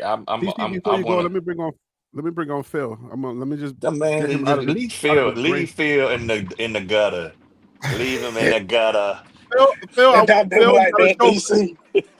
Phil, wash your face and get the boogers out your eyes and your ears and show your face. Stop playing with me. Nah, Make my show more interesting. I'm driving, man, but I got you though. Oh, Like, you're whenever driving. I'm Okay, in no, a I don't want to see situation, your I car. got you. That makes me nervous. Nah, yeah, you're good, man. What's going on, guys? All is well. Welcome back, man. We miss you. Yeah, man, I miss y'all too, man. It's been a minute, but I'm glad to see you back on a little bit more of a normal routine. So hopefully I can pop in a little bit more. For sure. All right, DC, go ahead with your thought, and then we'll bring Phil in. Well, first, CSB, I'm sorry, but excuse my manners, but you jumped right into the take. I'll just say, welcome back, brother. It's good to hear from you. Oh, yeah, Right. same here. I've been away for a while, but nothing's changed. Yes. Harry's still Harry, DC's still DC, and Phil I is am. still Phil. That's right. Right. So here's the thing. I'm still the number one hated buff content creator. So I take that with pride. So here's the thing, and this is mainly for conversation as well as a little thing to people that just like to use that that word hater. Probably should use toothbrush in the toothpaste a little more than the word hater. It'd probably be better. I'm going to sit here and say to you is that here's what I'm saying. They say, well, K Salter, we have numbers. All right, so K Salter last year against teams such as Sam Houston State and Western Kentucky and Massachusetts and Jacksonville State, Kennesaw State, FIU, Eastern Carolina, UTEP, New Mexico State, and Campbell had 1,886 yards, passing percentage of 56.3, and then rushing yards of 587 yards. So when I say what I say, it's not to say that he can't be proficient. It's just that those numbers against that talent, which is going to be a step up in the Big 12, is that in order for Colorado to do what you're claiming what you we would like for Colorado to do, which is 9 games or better, because 9 games we realize that's that magic number if you're going to even be in the Big 12 championship talk. He can't do that. He's got to do better than that. Those numbers are not going to fly in this conference. Y'all know that. You're not going to win those games when you can get into. You're going against where TCU had a shootout where they had 500 something yards passing in one game. You have to have that. And you have to be able to have that thing where you're respected. So can he do it? That's why I'm looking forward. It's not dissing him. I think he is a solid game. It's just to a point of let's just call it what it is. I'm going to ask the panel, how many passing yards and how many rushing yards do you think he's going to have to put him in that 9-10 win, to put Colorado in the 9-10 win win column? How many I don't know rushing that yards? it has to do with the passing. I don't think he has to do it with the passing. As long as we win, you need a healthy dose of both, because I think the run game establishes the pass. If you don't run enough, then your passes are going to be kind of predictable. So then it doesn't really matter like how many yards passing to win. I think it just has to be a dose, a heavy, a balance. That's how I feel. Yeah, but I mean, again, 18. So let's take a look at the game where because what y'all are telling me, and again, this is just a discussion out because some people are saying you don't know, you ain't do. I want you to educate me. His biggest game, he had 200 yards. Was against Kennesaw State. Now, let me just click on this little thing real quick and see how many games that Kennesaw State won last year. It's not letting me see it. But at the end of the day, I'm asking the question because if you're saying 15 touchdowns, 6 interceptions, that's a step down from the type of productivity you had. So if you're telling me, well, he can throw, so you're telling me is that because CSB brought that up as far as the offensive call, are you telling me that he is going to this offense is going to allow him to get, because I think he needs to have around 2,800. I think he needs to have around 2,800 passing yards to get into that 10 win. And maybe, I understand that Liberty is a Russian team. I understand that. But again, Colorado in this past 2 years has been heavy pass. So what you're telling me is that we're not going to call a game that's going to be more balanced. And again, I'm not dogging it. I'm just asking questions. Wasn't Colorado passed because of Shador? I don't think Colorado was passed because that they were establishing an identity of pass. I think Colorado was just out of, convenience because of Shador pass. So it didn't, what I'm saying? So I don't think, does Colorado even have an identity? They're still trying to figure it out. They're not pass. I'm not going to peg Colorado as a pass team. This is only out of convenience because of who the quarterback was. Okay. What are your thoughts? I want y'all to also answer this question if you can, with Yahweh saying the run is not so important. Or why is the run so important as long as the Buff wins without a win? Nothing else matters. It's all about the Big 12 championship and the playoffs. We haven't smelled that yet, so I don't know. The run does matter if you want to control the clock, right? So football is a game that's played on many levels. If you are in a conference like the Big 12, where people know you have potent weapons on the outside, you can score at any time. Strategically, they're going to come in with a running game to just keep time of possession on their side. That's the best thing you can do for an explosive offense, which is what people did to Colorado last year, right? They knew Colorado were not going to have time of possession. So we're just going to keep the ball away from from Shador and that offense. So let me ask you something. So then, in order to have that, because again, now these numbers can work, but you have to have a complementary defense. Will Colorado have and again, folks, these are just discussion questions. Y'all got to chill with the personal attacks and just say, hey, it's more. Just side note, it's far easier to state your say what you think, and then state why with facts or data than to make personal attacks. That takes away from the conversation. But anyway, back to it. This can work. No, you gotta add a hit so it can feel better. You gotta add something to make it. You gotta. He don't know what he talking about, even though I'm sitting up here reading off data. But not one of them people have actually posted data. You don't know. You ain't watching well off media. No, it gotta hurt. If it don't hurt, then it's not real. You gotta. Yeah, I get it. But the point is, this is more so a conversation. And yes, sometimes I'm not gonna ever play devil's advocate, but I may play Judas advocate. And the thing is, I'm asking.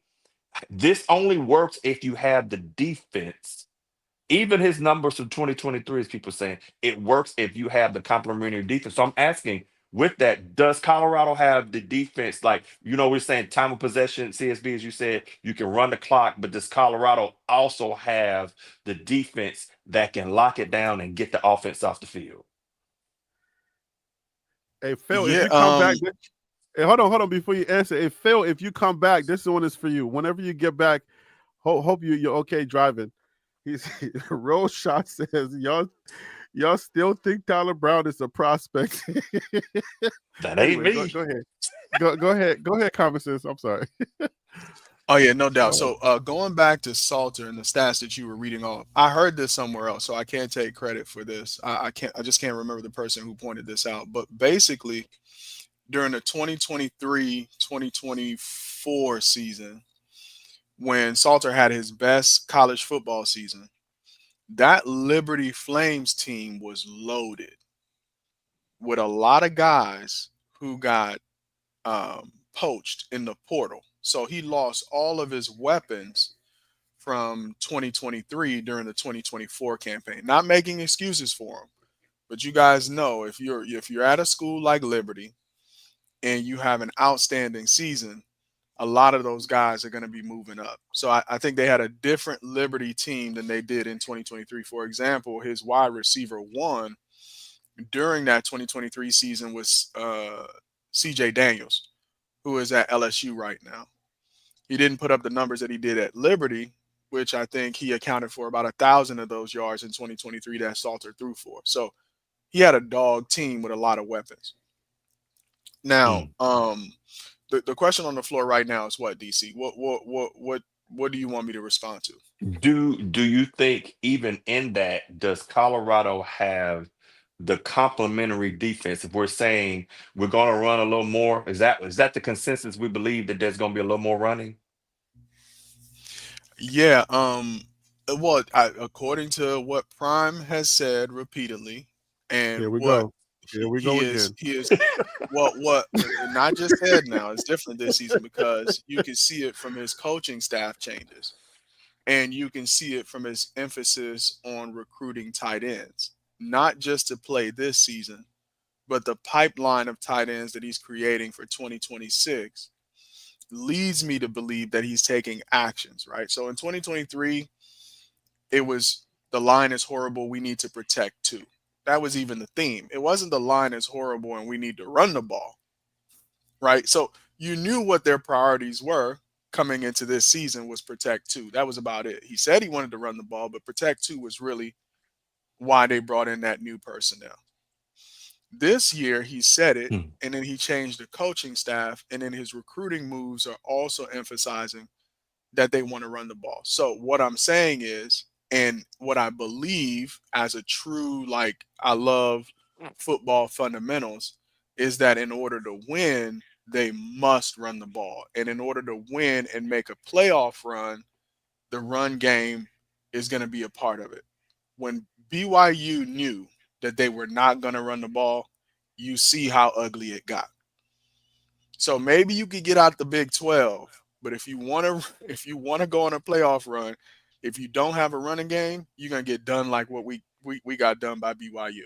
Hold on. Let's just make sure we correct that. You're not getting out of the Big 12 without running the ball. Let's just make sure that we understand that. You're not going to smell the Big 12 title game without running the ball. We already know that, but let's bring on JR. Let's bring on JR Boxing, and then you can go ahead, finish your thoughts, and I'll bring him on. Real quick, I'm sorry, JR Boxing, man. But we didn't get embarrassed in the Big 12. I'm talking about what BYU did to that team. It depends on what side of the coin you want to look at. You got one game to make it. You got one game to make the playoff, and you can't beat K-State. That's embarrassing. Okay, but what I'm saying is the level of competition. I'm just saying, right? I mean, anything less than a playoff berth this year, even though we're talking Big 12 championship. For Prime, I think he has his eyes on that playoff. But let's say you go to the Big 12 championship, and what you're playing for in the Big 12 championship is against a team that's top competition, whoever that shakes out to be at the end of the year. There's a difference between losing a game and there's a difference between getting embarrassed. when you start to play teams that are in the playoffs and you go up there with no running game, you are going to get embarrassed. Not lose, you are going to get embarrassed. And that's just not from talent on the Did field. BYU That's also going to be the caliber. Colorado? Oh my God. Just ask the chat. I'm not even going to comment. I'm going to go on mute so you can bring JR Boxing. Did BYU embarrass Colorado? That's the chat right now. Let's add JR Boxing. Let's bring on JR Boxing. JR Boxing, we're going to jump you in with, did BYU embarrass Colorado? You're a Colorado apologist. So I got to jump you in with that question. Did BYU embarrass Colorado? Where's my lawyer, DC? What you how can't do I call your lawyer. question? You just get started. You cannot call it to your lawyer yet. What do I need to do? I'm looking for a little. I'm looking for some help from my lawyer. What should I just say? say you don't recall. Say I don't recall at this time. I don't recall. Actually, that is very true. I don't recall at this time. I did not watch the Big 12 championship game, nor did I watch the bowl game that Colorado was in. So I don't recall how BYU played Colorado in that bowl game. I don't recall. I don't even recall the name of the bowl game, to be specific. Okay, you're pleading the fourth. I see. You're pleading the fourth. No, what's going on, Harry B, man? Salute to you. DC, man, salute to you, brother, man. And Common Sense Buff, man. Like Harry said, where the heck you been at? But what's up, man? And Feel So Real. Shout out to Feel So Real. And I don't know where the heck Wild Dog been at, but hey, shout out to Wild Dog too, man. Wherever he is. Hey, right now I'm just showing one of our best players. So I just hope that people give him his due respect, Tyler Brown. But you put up some stats. Let me jump you in with your own stats because I want you to defend what you're saying. I said because I got Alpine Garage Sports. Somebody got to turn your audio down. I got Alpine Garage Sports in the chat, and he's a Charlie Offerdo apologist.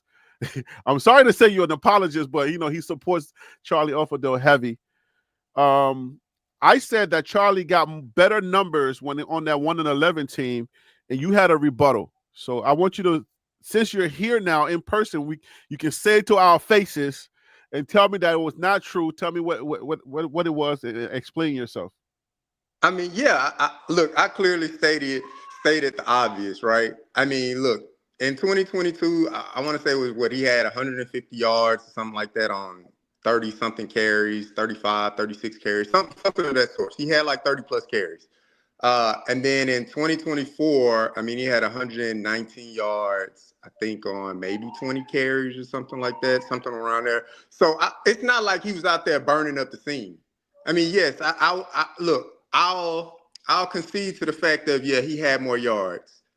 But in 2024, he had more yards per carry. So if he would have had 500 yards in 2022 or 600 yards or 1,000 yards, and then we're looking at him and he had 120 yards, with Coach Prime, then I'd be like, all right, like what's going on? But let's keep it real. Charlie Offerdo was a walk-on with the previous coaching staff. So it's not like even the previous coaching staff afforded him a scholarship. So let's not make it seem like he's some all-world recruit that came in and he was a yard merchant burning up the scene.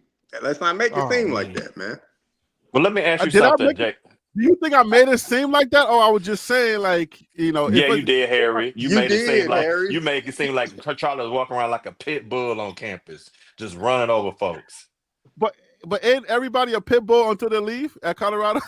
Yes, that's true. Man. Then they're goldfish. Harry, what we call that is what DeAndre said. Man, that's a wash. Exactly, it's a wash. He had 150 yards and 119 yards. Everybody's a superstar or a dog until they leave. So come on, like, give me my credit. Oh, come on, man. Right. Credit now, now I have a question to the panel because we're talking about the run game and CSB said who you brought in.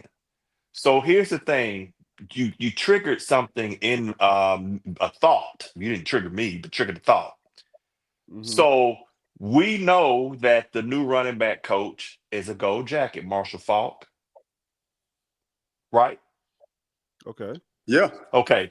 So that Marshall Faulk was a outstanding running back, right? That is correct. Because the gold jacket. But did Marshall Faulk play in a mainly run-heavy offense? or a pass-heavy offense? No, the times were different.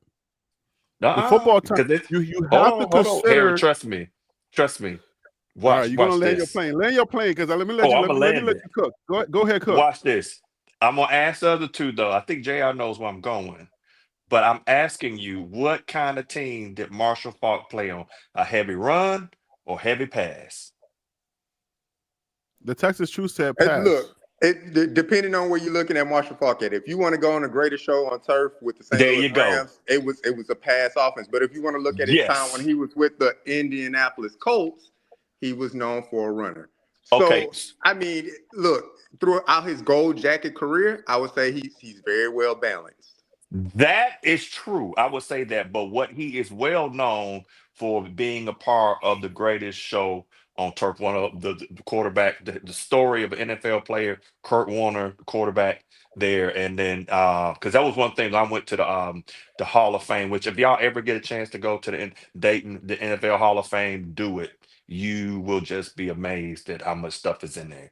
But I think he was brought in because that is where they're going to go to a more balanced yet still passing. Because I don't Kurt Warner believe it. was not running the I don't ball. believe Kurt it. I'm Warner was pushing not. back. But see the thing, I'm Kurt Warner pushing was back. not I going to don't run the believe it. ball. DC, I'm pushing Yeah. back. So you don't think it's going to be balanced? Nope. I don't Okay. believe it.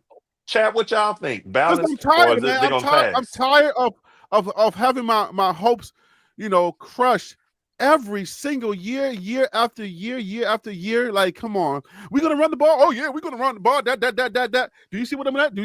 And then mid-season, what are we doing? Crying for the ball to be ran. Right. But see, the thing what I'm saying is that Like, Marshall come on. Faulk, we all know he was a running back, but to fit into a scheme where he was a great complement to the pass, because everybody doesn't do that. You have some teams that do a great job running. But I have a question for you, DC.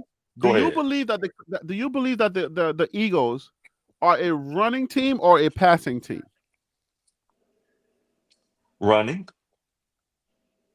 The Philadelphia Eagles are a run-first team? I think that because of their run threat, I mean, that's what makes them a solid team. All right, this is perfect though, because I think if Colorado can duplicate the combination of balance on the offense and defense that the Philadelphia Eagles demonstrated this year, not saying that they're going to win it all, but I think the personnel and the style of football that needs to be played for this team to be successful in their first year together looks more like the Philadelphia Eagles than it does the St. Louis Rams. Like I didn't have a visual of what I would like to see Colorado put on the field, because as I start to think about personnel, I could see Salter being like a Jalen Hurts, right? And then whoever emerges as running back one will have to be, if they want to take a majority of the carries, a Saquon Barkley for them. Who in that room gives me that vibe? I don't know if he has the big playability like Saquon does, but the body build, the thickness in the lower body, he could run you over, but he could also make you miss. It's Micah Welsh. Who has the most girth?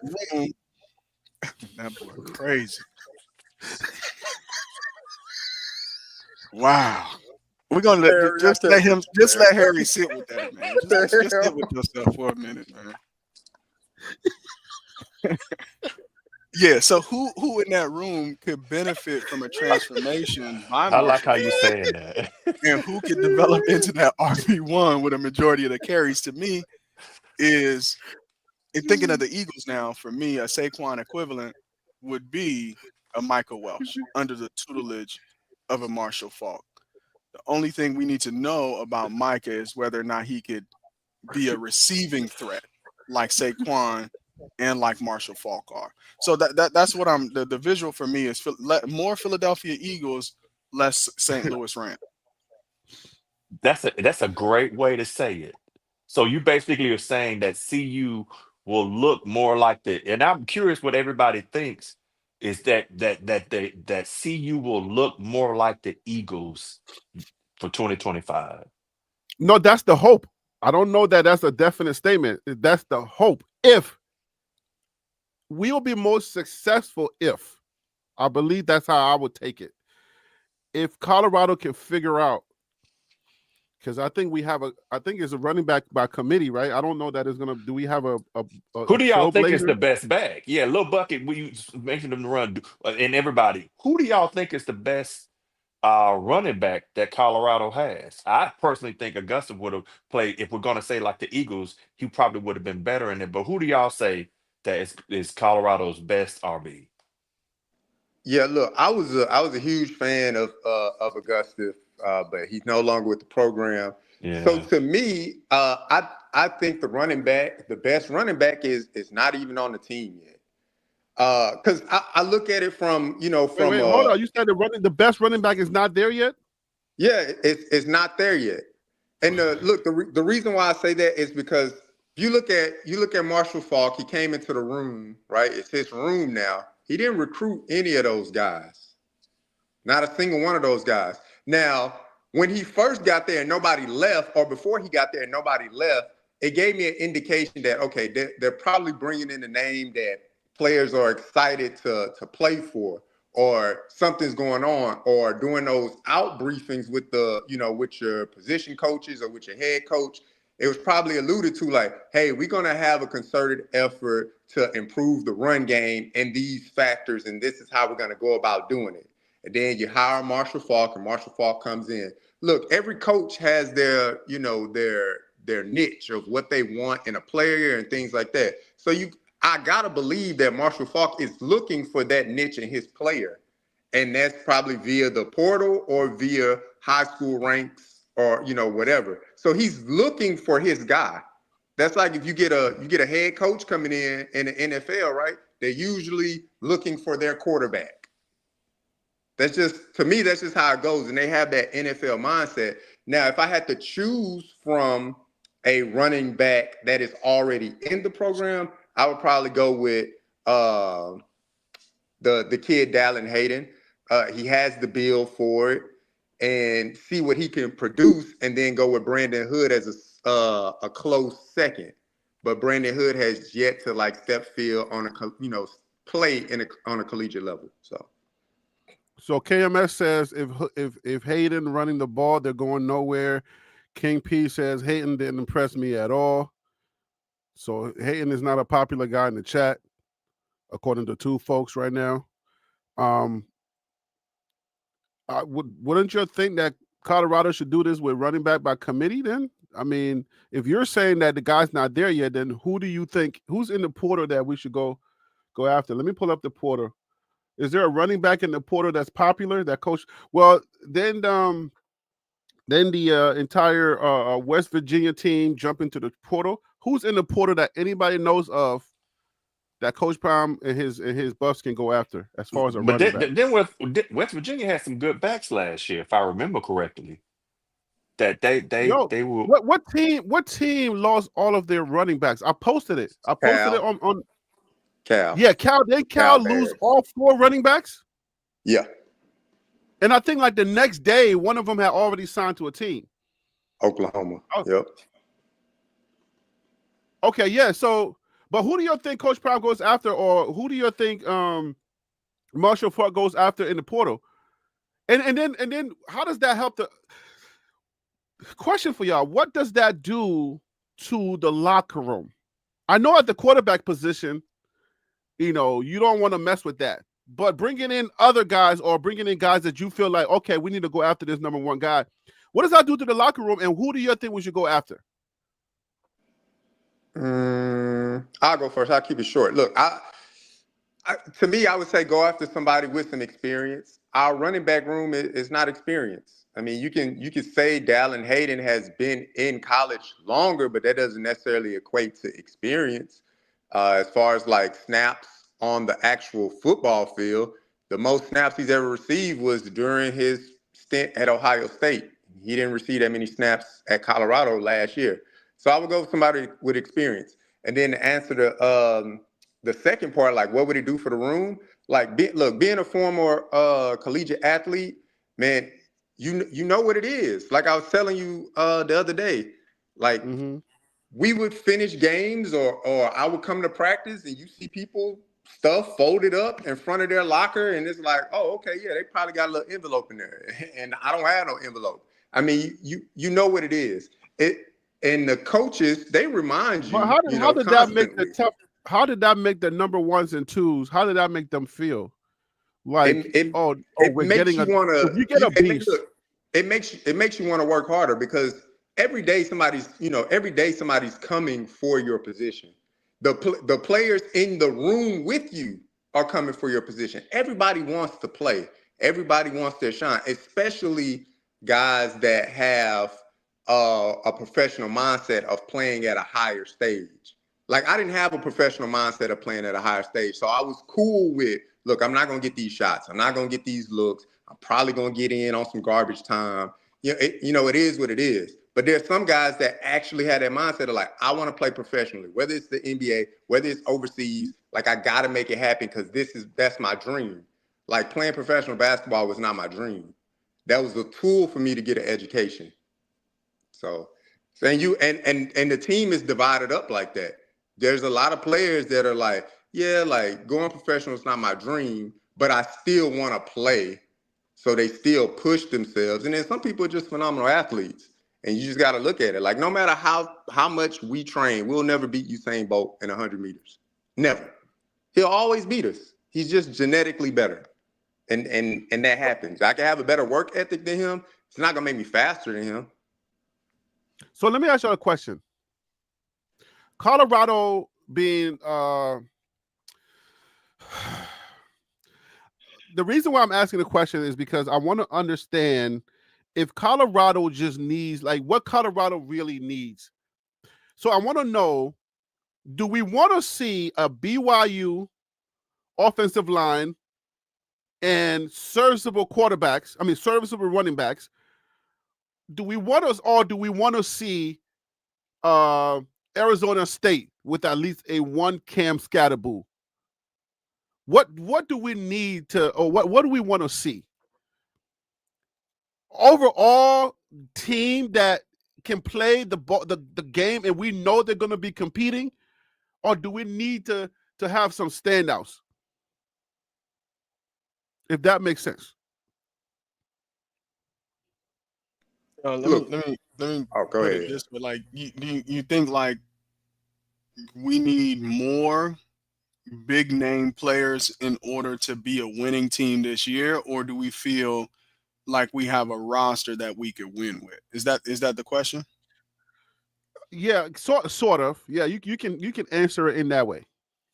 Yeah, and I want to know from the chat too. Like, okay, so let's say there's no, which there is going to be, and I guess this is a question about whether or not this is even the team that we think is going to take the field. Because one of the things, like you said about Colorado fans, everybody's a dog until they leave, but everybody is a dog as soon as they get here too, right? Whether we've seen them play or not, which is part of the problem. I think those guys in those rooms, like JR Boxing is saying, when you're playing high levels. I don't know why I just got the image of a stray dog. Anyway, go ahead. So people in those locker rooms, even though they're getting paid, which they are in this day and age, but everything is over the table instead of under the table. What you know is that these guys are getting graded. We just don't see the grades.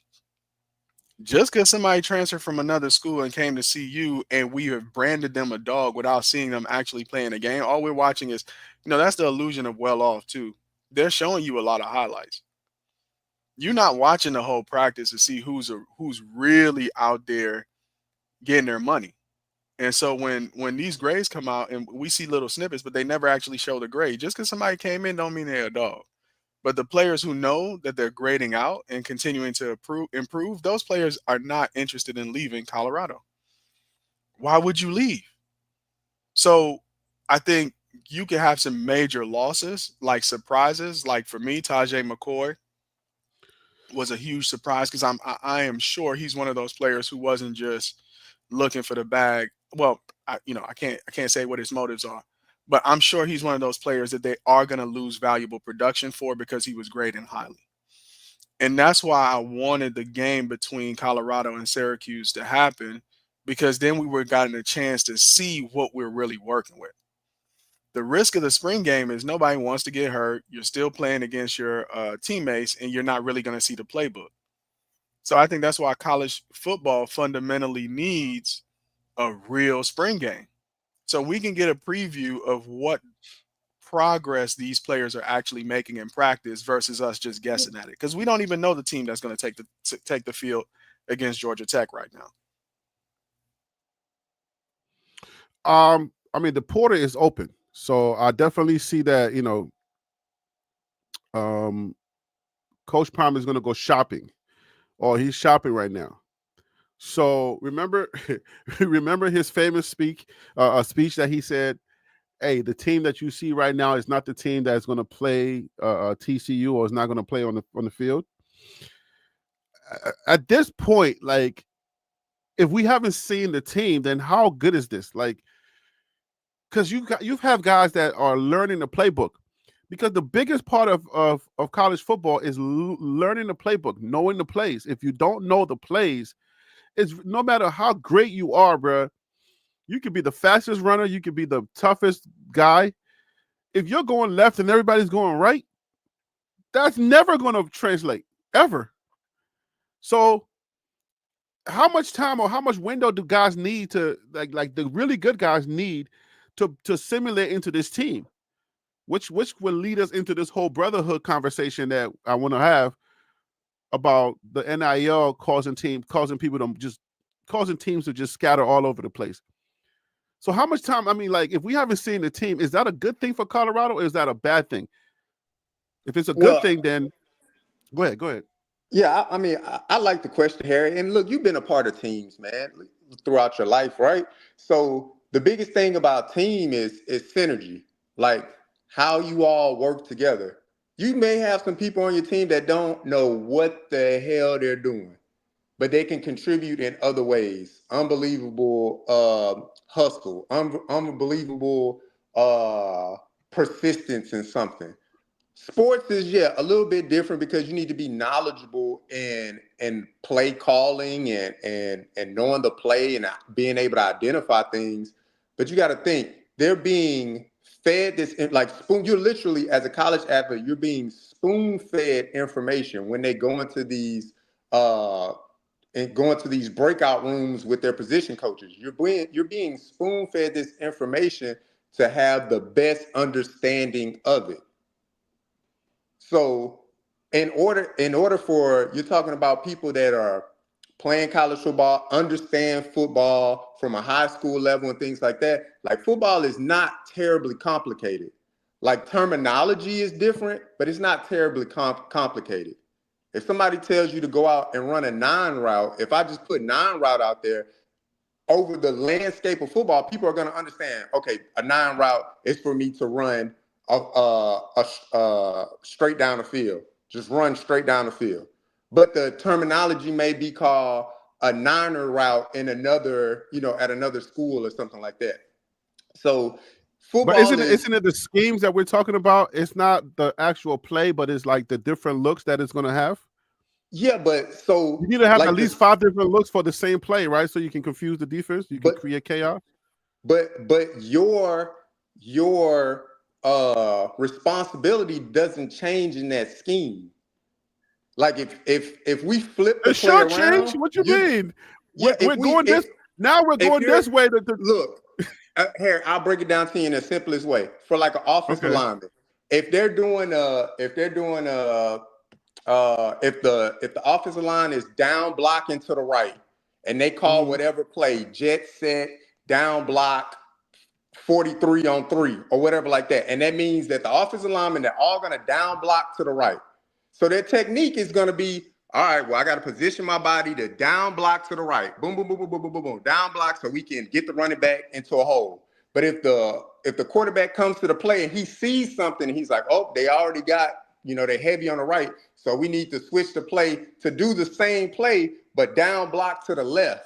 Like, their mechanics don't change. Like, everything they learn how to do, I still need to position my body to do that. I just need to position my body to do it to the left. So my remember responsibilities 2023, are one still of our the same. biggest issues. Remember 2023, one of our biggest issues was guys not knowing the playbook. You see what I'm saying? So if it's that simple, and these guys are in college, they're playing at that level, then why is it that we have such a big issue where guys are not 100% when it's time to go? In August, guys are not ready to go because they haven't learned the playbook yet. So I'm just thinking about the progression that we talk about, where Coach Prime is in practice on the well-out video saying guys are not 100% yet. We're 80%, we're 70%. So where exactly are we? You know what I'm saying? Guys, and hold on. Before you answer, Lil Bucky, you keep saying pin NDSU running back. I don't know which running back you want me to pin, and why are you asking me to pin the running back from NDSU? Which running back do you want me to pin?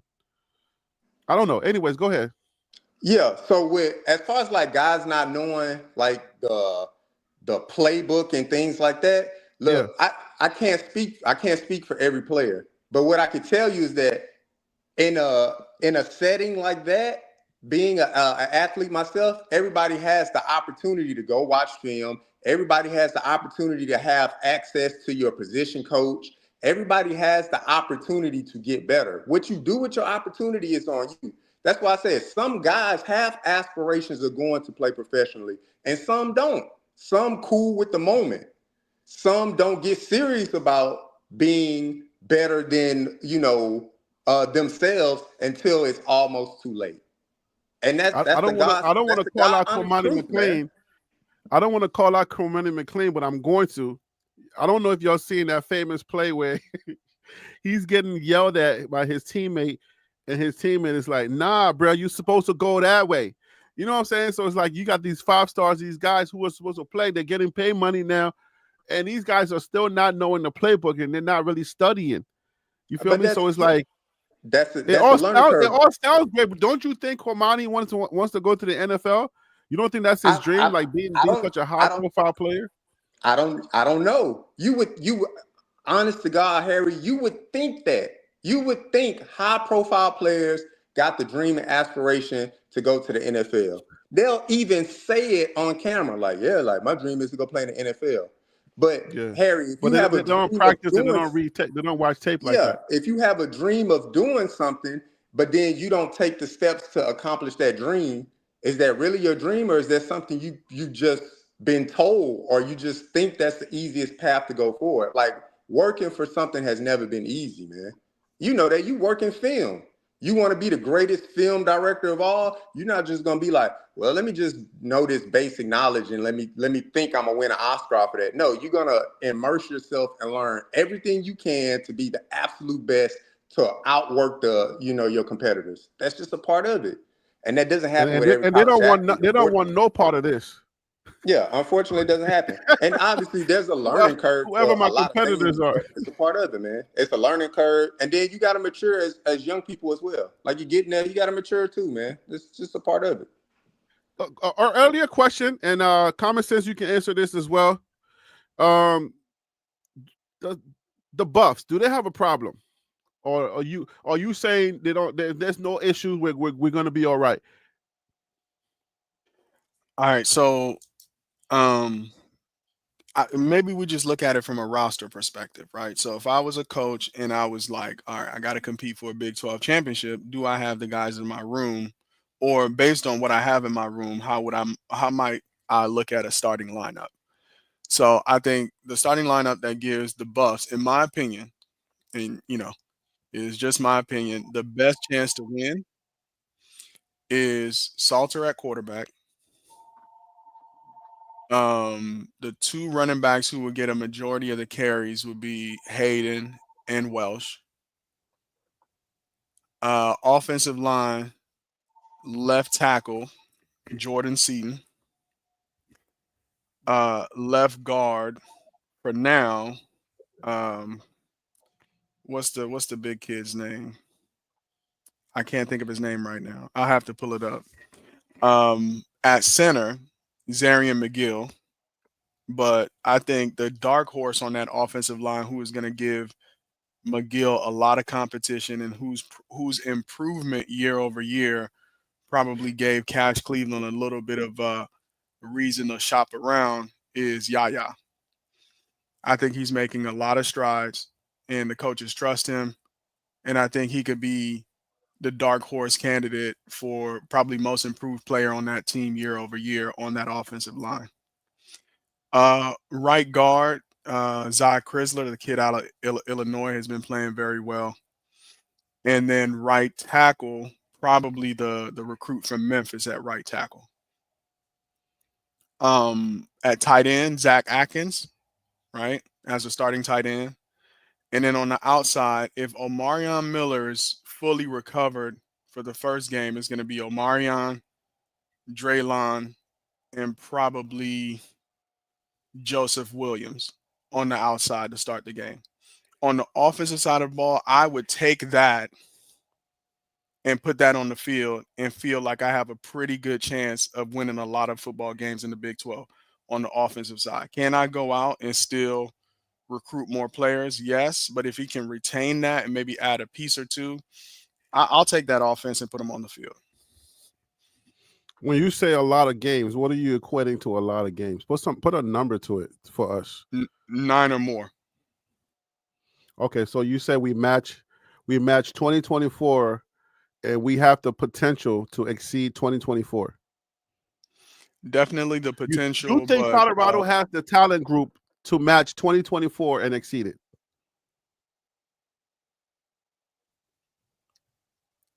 I think they can exceed it. Okay. So that's a yes. We have the talent group. We have the group of guys that are the replacements for our Heisman and our Heisman runner-up. We have that talent to match. And Tim is saying, Tim has like how many no's, how many O's is on that no? 1, 2. Let me count these O's. 1, 2, 3, 4, 5, 6, 7, 8, 9. There's not. Oh, that's 9 games that we won, and you put 9 O's on the no. I don't know if you did that on purpose, but you put 9 O's on the no to say that we do not have the talent to match or to exceed. And that's what Common Sense Buff is saying, that we do have the talent to match. I think you said the same thing yesterday. JR Boxer, you said we had the talent to match and to exceed, right? Am I correct? JR Boxer? I said we got the talent to match. Now exceed, that remains to be seen. You know, some people could be, you could have a talented team, and if the coaching staff doesn't put you in the best, possible way for you to win, then what are we looking at? Like I'm not expecting Caden Salter to be Shador. I'm not expecting him to throw for 4,100 yards. I'm not expecting that. I'm expecting Pat Shermer to use Salter's ability to the best of what he can get out of Salter. Because in vice versa. Let me get you into trouble then. Let me get you into trouble with the base, with Prom's people. Do we think that Prom is capable of winning the Big 12 as a coach? Yeah, I think he's capable of it. Why wouldn't he be capable of it? He's coaching. Why wouldn't he be capable of it? I don't want hypothetical answers. I want definite, definitive answers, not hypothetical sounding answers, right? Because if you think about the nuances of being the coach that's going to win the Big 12, it's going to be scheming. It's going to be what Siddick is it Siddick? Yes, Siddick at the BYU coach. It's going to be having that killer instinct in your eyes when the game is on the line. It's going to be making in-game decisions that just make you feel like, dang, I'm watching one of the best, either the best upcoming coaches like in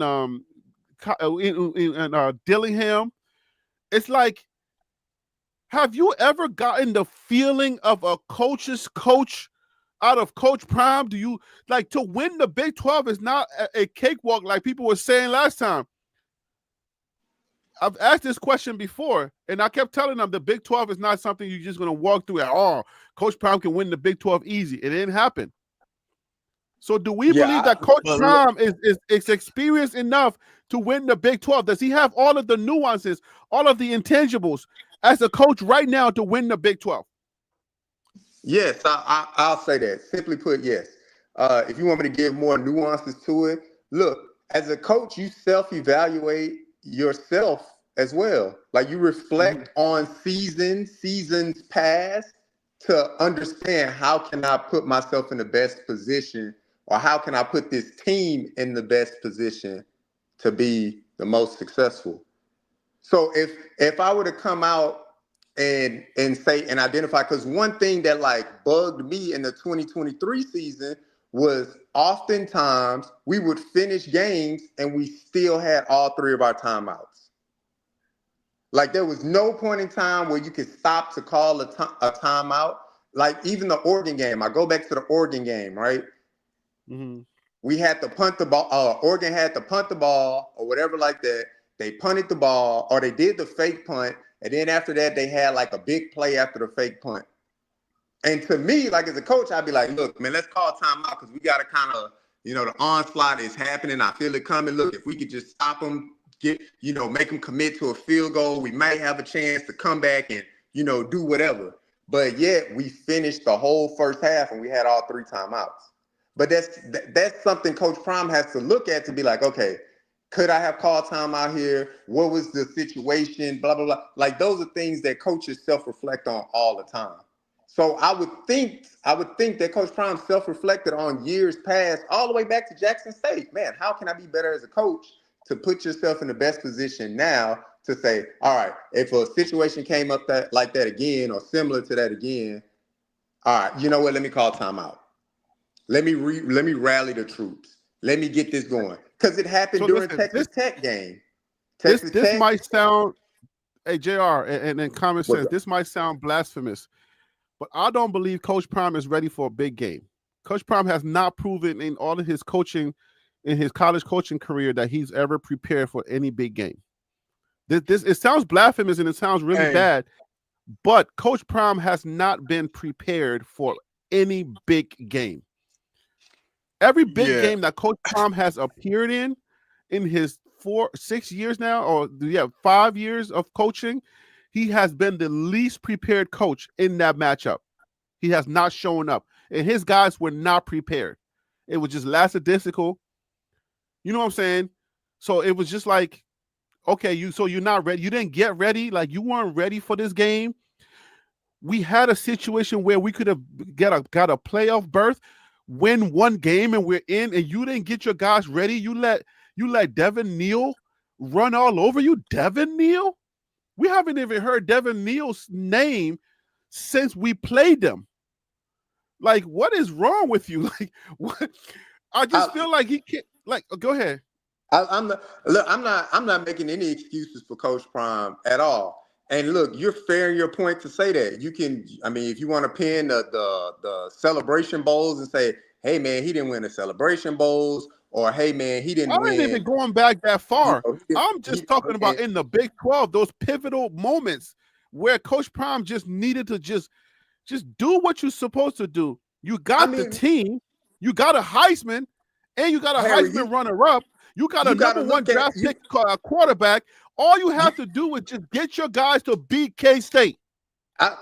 Yeah, and they were in a position to beat K-State, and they gave up a play towards the end of the game to lose to K-State. So it's not like they came in and K-State just blew them out of the water. Like that guy had an unbelievable game as a running back. Like that happens in sports. No matter how much you prepare or push the team for perfection, like losses occur. That even happens for Nick Saban. Like Nick Saban has lost the big games. And you can't sit here and say, well, Nick Saban didn't always have his teams prepared and things like that. It just happens. Point taken. But remember the conversation we just had yesterday. Common sense, I want you to chime in on this. Isn't it those games that make retiring a jersey, from a fan perspective and from everything, worth it? Isn't it those games that when you win those battles that really solidify your legacy as a coach or as a player to say, yes, I believe he does deserve his jersey to be retired, or I believe Coach Prime is, he is a coach that's going to win X, Y, and Z. Those pivotal games, like we can't keep skirting these moments and saying, oh, you can't blame Coach Prime. It's those pivotal games that make the legend. And this is sports talk. The legendary stuff is made out of adversity. It ain't made out of games you're supposed to win. Arizona was depleted. You're supposed to beat Arizona. You know what I'm saying? Oklahoma State was depleted. You're supposed to beat them, right?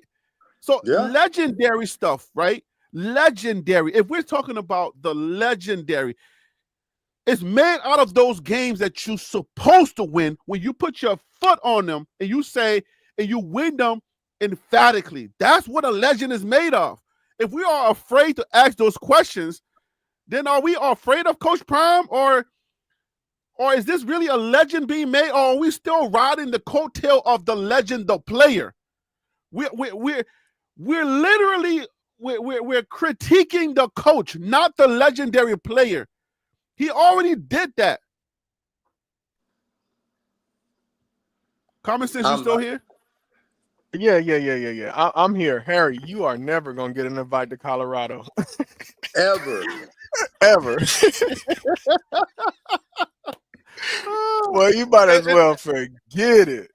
I know. You might as well forget it. But that's what a true friend is made of, man. If you can't question, if you can't come at me and really challenge me as you know, to be better as a YouTuber, if you can't say, yo, Harry B, you need to be more consistent. Harry B, if you want to be a legend, you need to do X, Y, and Z. I need those friends to really challenge me. You know what I'm saying? I ain't going to call them a hater. I'm going to say thank you for challenging me, because that's what I need. So if you're going to be a legend, if I'm going to call you a legend as a coach, if I'm going to compare you to Nick Saban, you need to win those pivotal games. But not just win 9 games. You need to win those pivotal games. Let me let Common Sense talk on it. Let me let Common Sense get his words in, and then I'll let you come back on. Go ahead, Common Sense. All right. So the conversation you guys had yesterday was about the jersey retirement, right? Yes. Okay. So about the jersey retirement, I think Prime said this in the press conference. We're not really talking about Travis's jersey retirement, because unless you don't understand how hard what Travis Hunter did last year was, then I don't even know if you should be having college football conversations, right? I don't think the issue here is... don't go to the jersey thing. Let's keep it at Coach Prime, because I feel like people don't really want to have the conversation of, if we're going to say Coach Prime is ready to win the Big 12 or even win a playoff game, Coach Prime has not shown up in any pivotal game. None. Like, we can go down the line from Jackson State and come all the way to Colorado in 2024 and say Coach Prime is never ready for those pivotal games. I'm saying it emphatically. Coach Prime has not won a pivotal game. I beg to differ. TCU, the first year, that was a pivotal game. That's not a pivotal game. That was just the first game of the season. I'm coming from. Hold on. Let Common Sense answer. Okay, let Common Sense answer. I guarantee you, I'll give you your time. I promise.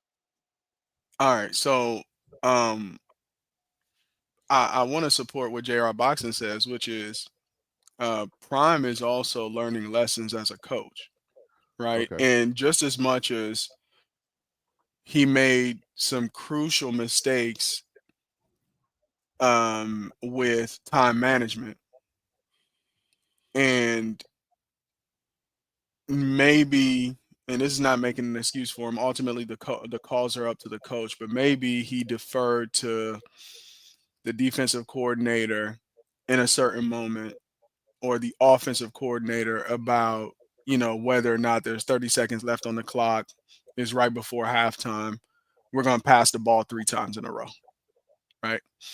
Decisions like that are for the head coach. So I don't know, if I could say, hey, Dion, maybe, or Coach Prime, you should have made a different decision here, or were you deferring to your offensive coordinator? I don't know. That he is going to have to learn, like we all have to learn lessons in life and grow up and evolve and change, and hopefully that leads to success. What I do think he actually addressed, which are things that are addressable, where they lost games because they just didn't have certain pieces. So for example, there are multiple times last year where they went for it on 4th and 1. Right? If you have an offensive line, you go for it on 4th and 1. Those are some of the things that they need to fix this year. I don't think this is an era of college football where you can have a team that's a winning team who isn't able to convert 4th and 1s in critical games. But that's not just a play call, that's a personnel thing. You can't kick the ball out of the end zone. You know your kickoff team is not the best. At least have a kicker that can kick the ball out of the end zone. They brought this kid, I think his name is like Buck Buchanan or something like that. A kicker who can now kick the ball out of the end zone. That's no longer a play calling issue. You'll be in a crucial game. You can't kick it out of the. I think somebody returned a kickoff return like that, right? And we lost a game off of maybe 2 kickoff return touchdowns. So there are some things that you can address purely by your evolution as a coach, but then there are other things that can be viewed as coaching mistakes that come down to personnel as well. So I think he's trying to address both those issues in this season, or at least he has to. All right, JR. So let me give you your opportunity to talk. I won't say a word. I know you're gonna say some fiery things that I just feel like saying something bad, but go ahead. No, I'm just saying, look, you have every right to say, hey man, Coach Prime, when it came to the big games, like he could get it done. But then I could say to you, like, well, he got to the big games when he was at Jackson State, right? He got there. So getting there is a feat within itself because you still have to get there. You may not always win, but you still have to get there. And then I mentioned to you the TCU game, and you was like, man, that wasn't a big game. What do you mean? We're talking about an HBCU coach. We're talking about an HBCU quarterback. We're talking about an HBCU athlete in Travis Hunter. There's no way they can play with Power 5 talent. Even though Travis Hunter was the #1 high school recruit, people said there's no way he could play with Power 5 talent. Why was he consensus #1 then? Like, that made no sense to me. But nevertheless, you go in, you're not playing at your home stadium. You go to Dallas-Fort Worth, and you beat a team that was previously in the national championship game. Now, people are going to say, well, they didn't have that quarterback. They had a different quarterback, and they had a lot of players leave to the transfer portal or whatever. But you know who didn't leave? Their coach. Their coach was still there, and their coach had more coaching experience than Coach Prime. That coaching staff had more coaching experience than the Colorado coaching staff. So little bitty Colorado goes into TCU and they beat TCU. And then I look at the Nebraska game. Matt Rule. Matt Rule has more coaching experience than Coach Prime. But yet they beat Nebraska that first year. And you can say, well, the quarterback fumbled it 4 times and blah, blah, blah, and whatever. Okay, that's football. That happens in games. I could be the best player. I could be Steph Curry, just play my Houston Rockets and finish the game with 3 points. But he's still the best. He's the greatest shooter of all time. Things happen in the game, but you still have to outcoach the adversity, right? So getting to the big game, like, I'm going to give Coach Prime that credit because getting to the game is one thing within itself. You still have to take the path to get there. Now, winning the game, you can say, well, he didn't have a team prepared or he didn't have this. I'll lament to you that. You could say that, and I could agree with you. Or maybe he didn't have a team prepared, i.e. the BYU game. He got to a bowl game, but maybe they didn't practice hard enough, or maybe they didn't do this well enough or whatever like that. Or maybe BYU was just a better team collectively. Like individually, Shedeur, better quarterback. Individually, Travis, the best player in college football. But collectively, BYU, a better team. BYU was a higher ranked team throughout the year. All throughout the year. So it's not far-fetched to say, well, yeah, BYU, they beat Colorado pretty handily. That's not a far-fetched conclusion.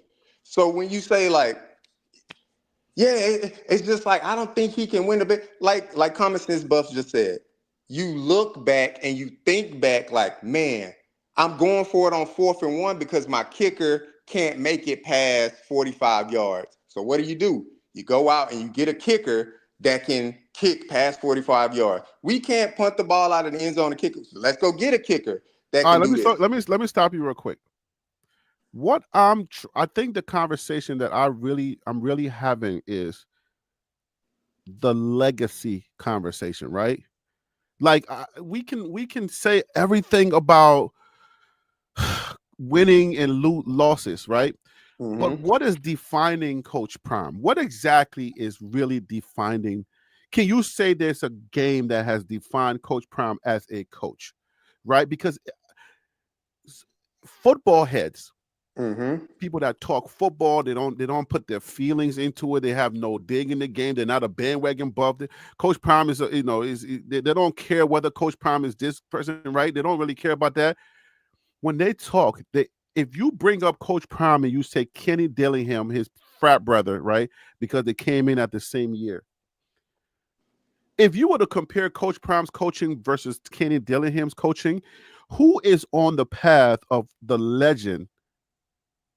Which out of one of those two, I guarantee you that coaching people who know football, they would say Kenny Dillingham has the leverage because Kenny Dillingham can coach his way out of a situation. I haven't seen Coach Prime really coach his way out of a pivotal game. When you see what the decisions that Kenny Dillingham was making in that Texas game, and they came down to almost winning that game, those type of decisions, I don't feel like Coach Prime is there yet. And I don't have no indicators inside of my body to say that is he really improving to that much where I can really believe I can take this nostalgic thing out of my head about Coach Prime being a really good guy. I love him for how he motivates young men. I love him for how he takes care of the community, how he respects women, how he does his children. If I can separate those things, but also separate the football. If I'm just talking football, because most people on here that love Coach Prime, they try to infuse those things with football conversation. But if I'm talking about Kenny Dillingham and I'm evaluating him on just football, I feel like Kenny Dillingham coaches his way out of tight situations. That's a coach. All right, Not let me this ask you a question, Harry. thing that we want to do with Coach Prime, infuse everything we like about him to him coaching. He hasn't coached his way out of nothing. Let me ask you a question, Harry. So Kenny Dillingham, what was his record the first year? It was under 500, right? Just like Coach Prime's. Now the second record, beat him. Colorado beat him, so it was like, you know what I'm saying? The second year, they win the Big 12. They go to the college football playoff. Now, what if they turn around this year and they go 4-8? What do you say? What do you say to that, Harry? Like, we're talking about Coach Prime. But I'm not speaking on hypotheticals. I'm not speaking on that hypothetical. I'm talking about what has already transpired. You're speaking on a hypothetical 2 years into his FBS coaching career to say, what's the legend of Coach Prime? If I were to tell you, no. Yes, that's hypothetical, right? But I'm basing my hypothetical. Hold on. I'm basing my hypothetical question based on real things that have already happened. I've seen Kenny Dillingham coach his way out of a tight situation. I haven't seen Coach Prime coach his way out of any type situations. Every pivotal game that Coach Prime has been a part of, Coach Prime has not been able to coach his way. He looks like Homer Simpson. He disappears. His eyes are big. His eyes disappear in the back of his head. He's never prepared. That's what I'm talking about. I'm not talking about the good guy. And let me bring Phil on. Let me bring Phil on. Get these in the green room. Phil, welcome. As soon as what's the name is done, I want your opinion, okay? I won't go too far back, Harry, but I can say this to you. Well, you just start watching Coach Prime, because if you watch Coach Prime when he was at Jackson State, I watched him at Kennedy. At Trinity. I have to admit, I didn't watch him at Jackson State. He coached himself out of out of situations. He won close games. He won pivotal games in that atmosphere. Now you're taking it to the next level in FBS. And again, we're talking about 2 years into FBS. Yes, is it a different ball game? Coach Prime had the players. He was different the players type were of the one doing the job. I feel like different. him No, coaching Harry, is different. you cannot say the players. You have to be coached by somebody. I can have I know. all the talent in the world. I'm reaching a little bit on that. I gotta admit. Okay. I gotta admit. So again, that's what I'm saying. It's early into the career. If you can bring up the great Nick Saban, you would never think at his first year at Alabama, he would now be considered the greatest football coach at Alabama after his first year.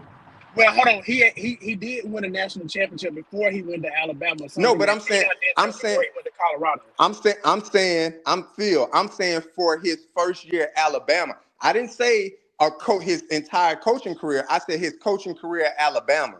If he started off 7-6 at Alabama and then continued to go 7-6 at Alabama, people would have been like, "There's no way he's the greatest coach in Alabama history."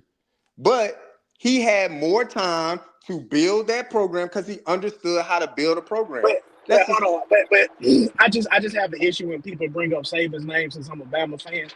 But can we also be honest and say that at the very least, Saban had a longer track record of building programs? He had the Michigan State job, which he used that to get the LSU job, got the national championship, went to the NFL. You saw how that happened, then came back to Bama. It was reasonable to believe that he can at the very least get Bama back to a national championship contender. Whereas Deion doesn't have that history. It's no fault against him. He's a heck of a lot younger than Saban was at this point. And that's what I'm saying to Harry. Yes, he still needs time. Deion still needs time. That's what I'm saying to Harry. Harry is saying that Kenny Dillingham is younger than both of them, and that guy can coach his way out of tight situations. I'm just saying, I don't want it to make it a broad conversation. Remember, it was a very tight window I was trying to operate in. That little tight window I'm trying to operate in is Coach Prime ready to win the Big 12 and win a college football playoff game? Because that window is, if you can stay within that window and not try to make it this broad general conversation about him coaching, then we can have an honest conversation about his coaching style and ability. Can I say something real quick? Can I jump in real quick, JR?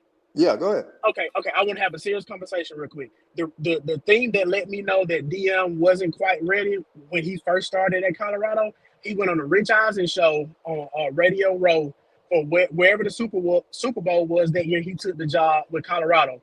He said when he recruits, he likes to recruit from the outside in. That let me know right then and there he was not ready to be a championship coach, because skilled players, they're a dime a dozen. But those big hogs up the middle, you can't find those just anywhere. Just because you may find a merit-based hire that doesn't wear sleeves in the winter, that don't mean they're going to be good. Everybody ain't no dog at the left tackle position. Everybody ain't no dog at the guard position.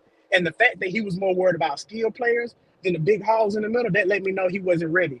Now that he's starting to change that, I have more confidence because he's bringing in the right players. But as a coach, he still has. Audio's breaking up. Yeah, look, my response to that. Well, first let me address what Harry said with Kenny Dillingham coaching himself out of situation. Harry, did you watch Arizona State the first year when Kenny Dillingham was there? And would you still have that same opinion about Kenny Dillingham after his first season? Saying, well, yeah, he can coach himself out of any situation when they won 2 games. So let's look Harry. Let's look. Okay. Let's be for real. No, but give me a chance to answer that. Let's be for real about that. But give me a chance to respond. I don't know how many of y'all remember Kenny Dillingham stepped into a situation where his team was going through some turmoil with the NCAA, right? So there was some legal stuff that was going on with that team, and Kenny Dillingham stepped into a really bad situation that he had to right the ship, right? So that first year was really some situation that he couldn't, it wasn't his fault, right? Because he's coming in and he's taking over a situation where now you got legal, and you can't say the same thing for Coach Brown. We're talking about a program that was irrelevant for I'm not talking about decades. that. I'm not talking about taking a 1-11 team. I'm talking about dealing with the NCAA. I ain't talking about, oh, you came into a bad team, and I'm talking about league. Like, you're dealing with the NCAA. Come on, JR. There's a difference. There's a difference when there's NCAA sanctions that could be levied against your team, and just the team being 1-11. I'm not saying that there's not a difference, but what I'm saying is, relatively on the spectrum of, okay, one program has sanctions, but look at the program prior to the sanctions. Who was the coach before there? Did Kenny Dillingham walk into an empty cupboard situation? Or could you look at Kenny Dillingham roster outside of Shador and Travis and Shiloh and say, well, Kenny you know what? They probably got some better athletes there. Kenny Dillingham did not have a Heisman in a first-round draft pick. Need I remind you, Arizona State, that was 1 year removed from Jaden Daniels going to LSU. That was 2 years. That was 3 years removed from Brandon Ayuk being there at the program. So what I'm saying is that there was a culture. There was a culture there at Arizona State that they already had. Kenny players. Dillingham They inherit had a that culture. We're talking about. That's what I'm saying. Look, we can have a general football conversation, and that's what I'm trying to have. I'm trying to finally needle this. I'm trying to finally needle this so you can understand. If you took Jaden Daniels and sent him to somewhere else, and Kenny Dillingham does not inherit that, the best player he inherited was a runner-up in the Heisman race, right? In Cam Scatterboot. He didn't inherit that. He recruited Cam Scatterboot there. Cam Scatterboot came from Sacramento State when Kenny Dillingham got there. Cam Scatterboot, that's the best player he got. I'm just saying that's the best player that he has, right? Cam Scatterboot, that we can say, the name that we can say, and then the Cam Scatterboot was also on that same team that Colorado beat, right? Harry, when you think about a program, Harry, you think about the head coach only, and that's surface level football. You got to think about the athletic department in that's general. How I think. Hold on. Slow down. Were you making a statement, or are you saying that's how I think about it? No, I'm not saying that's how you think about it. I said when you're thinking about Colorado, me in general, or when you say you in general, me or you in general?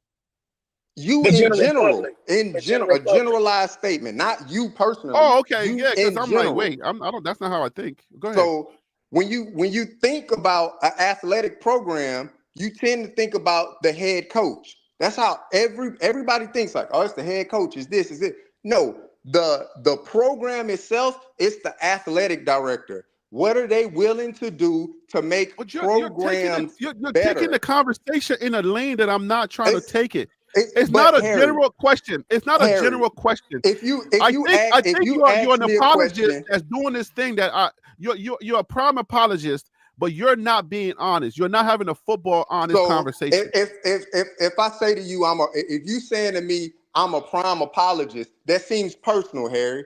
So what I'm trying to explain to you is football. I'm trying to reel you back in. You keep trying to take it outside. You're taking the conversation. You're taking the conversation to lanes I'm not trying to go in. I'm trying to bring you to. I'm explaining to you football, Harry. You said it yourself. I'm relatively new to the game of football. I need to understand football, but I'm trying to bring you to this place. I'm not trying to tell you that my knowledge of football is vast. I'm trying to get you to answer a specific question, and I feel like the people that like prom, they cannot get themselves to answer this question in honest. The question I'm trying to ask you, and I'm trying to have a conversation on, it's about legacy. It's about the coaching acumens. It's about that specific mechanic about a coach. Harry, let me ask you something about your legacy. I'm not having this general conversation about how good of a coach he's going to become. I'm just saying, if we get to this specific place when it comes to mechanics, decision making, coaching yourself out of type situations, if we take all of the pivotal games, let me finish. Let me land the plane, and then you can have it. And I'm going to bring him wants to come join the conversation also. If we talk about those specific games, those title games, those tight games, you got to win to get in. You got to prepare your players to get in. All you got to do is just win to get in. You got to win the Celebration Bowl. Those very pivotal moments, Coach Prom has not shown up. And that's the conversation I'm trying to have. Real quick, I do want to be fair to Dion. that second Celebration Bowl they lost, they did come back. Unfortunately, a merit-based hire dropped the pass right in his hands in the end zone. So you can't necessarily put that one specifically on Dion. Yo, you just said DEI, did you? He said merit-based. He didn't say DEI. He said merit-based. Yeah, it was a merit-based tight end that dropped the ball, but the pass was from a DEI hire. Phil, you wild, man. Yo, you wild, man. No, accurately but hold on, let me bring him on the panel. Hey, Him, welcome to the conversation. I'm gonna let JR go. JR finish his thought, and then I'll let you have it. But again, let me make sure that we understand the question. I'm not questioning Coach Prime's legacy as far as what he's gonna become. I'm just making an observation based on what I've already seen. I'm just saying, hey man, look, I've seen you in some tight games. Me as a fan, I'm frustrated because every time I see you in a tight game, you fold. Your eyes are in the back of your head. You don't know what you're doing. I feel like you're fumbling the opportunity, but you're always talking about these big moments. Seize your moment. You're the guy that's always like, oh, seize your moment. But anytime you get your moment, we see you fold. So maybe it's time for you to stop saying that and focus on seizing your moment. And yes, I'm saying this. So go ahead, finish your thought, JR Boxing, and then I'll bring in Him. Him, you here? You there? You good? If you can unmute your mic, and then if you're there. Anyways, you'll go when JR Boxing is gone. But I said those are fiery words to say. I know that. I'm aware of what I'm saying. I ain't saying I ain't aware. Those are fiery words. But JR, go ahead. Yeah, look, Harry, like I said, you well and within your right to say what you see and your observation. Those are your eyes and your observations of what you see. What I'm saying is, if we judge you based off of what we see, if I judge you based off of this show and say and formulate an opinion, and then I bring that to you and you say, well, that's not me. That's not me. Let me explain to you why I'm this. And I'm like, no. That's just not you. That's my observation. That's my opinion of you. That's what I got on you. That's what you're trying to say about Coach Prime. I've seen him in a bottle. Hold on. You said I got the mic. I've seen him in the bottle. And this is my observation. And what I'm saying is he can't coach himself out of a tight situation. But then if you look at the Baylor situation, right? Wasn't that coaching out of a tight situation? Didn't he have to coach himself out of that to win the game? Or are you going to say, well, they expected to beat Baylor? But then we can turn around and say, well, Baylor finished with the same record as CU. So that's what I'm saying. I'm like, there's a catch-22 to this because you can use something to push, Was your Baylor a observation pivotal game? and say Was that. Baylor a must-win game? Yes, Baylor was a must-win game. It was a division game. Every division game is must-win, Harry. Yes, Baylor was a must-win game. Harry. It was a must-win game. It's a divisional opponent. It's a Because must-win I'm gonna tell you game. why, Harry. If they would have lost that game, the first thing people would have been saying is, Coach Prime can't beat the good teams. They can't beat the good Big 12 teams. Well, that would have been the first thing. didn't. He really didn't beat no big teams. I said Big 12 teams. Like that was their Big 12. That was their first Big 12 opponent. So if you come out and you lose that game, you already because that behind was the the first curve. Big 12. That's not the type of game I'm talking about. I'm talking about like pivotal games that like. Okay, you talking about going to UCF's, the number one Russian team, and going in there and beating them. That was a big game, wasn't it? I'm talking about like, okay, you must win to get in, right? Like I'm talking about Harry, he ain't had that many of those games. He only had 1 or 2 of those games.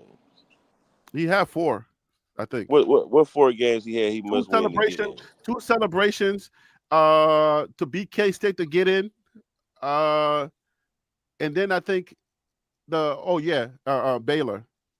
BYU. I'm sorry. So you measuring him about that. So that's no. I'm not measuring him. I said I'm having a conversation based on those moments. I didn't say I'm measuring him. I'm saying the conversation. The question I'm asking y'all: if we were to talk about how much Coach Prime has really come along, I'm dialing in the question based on those moments.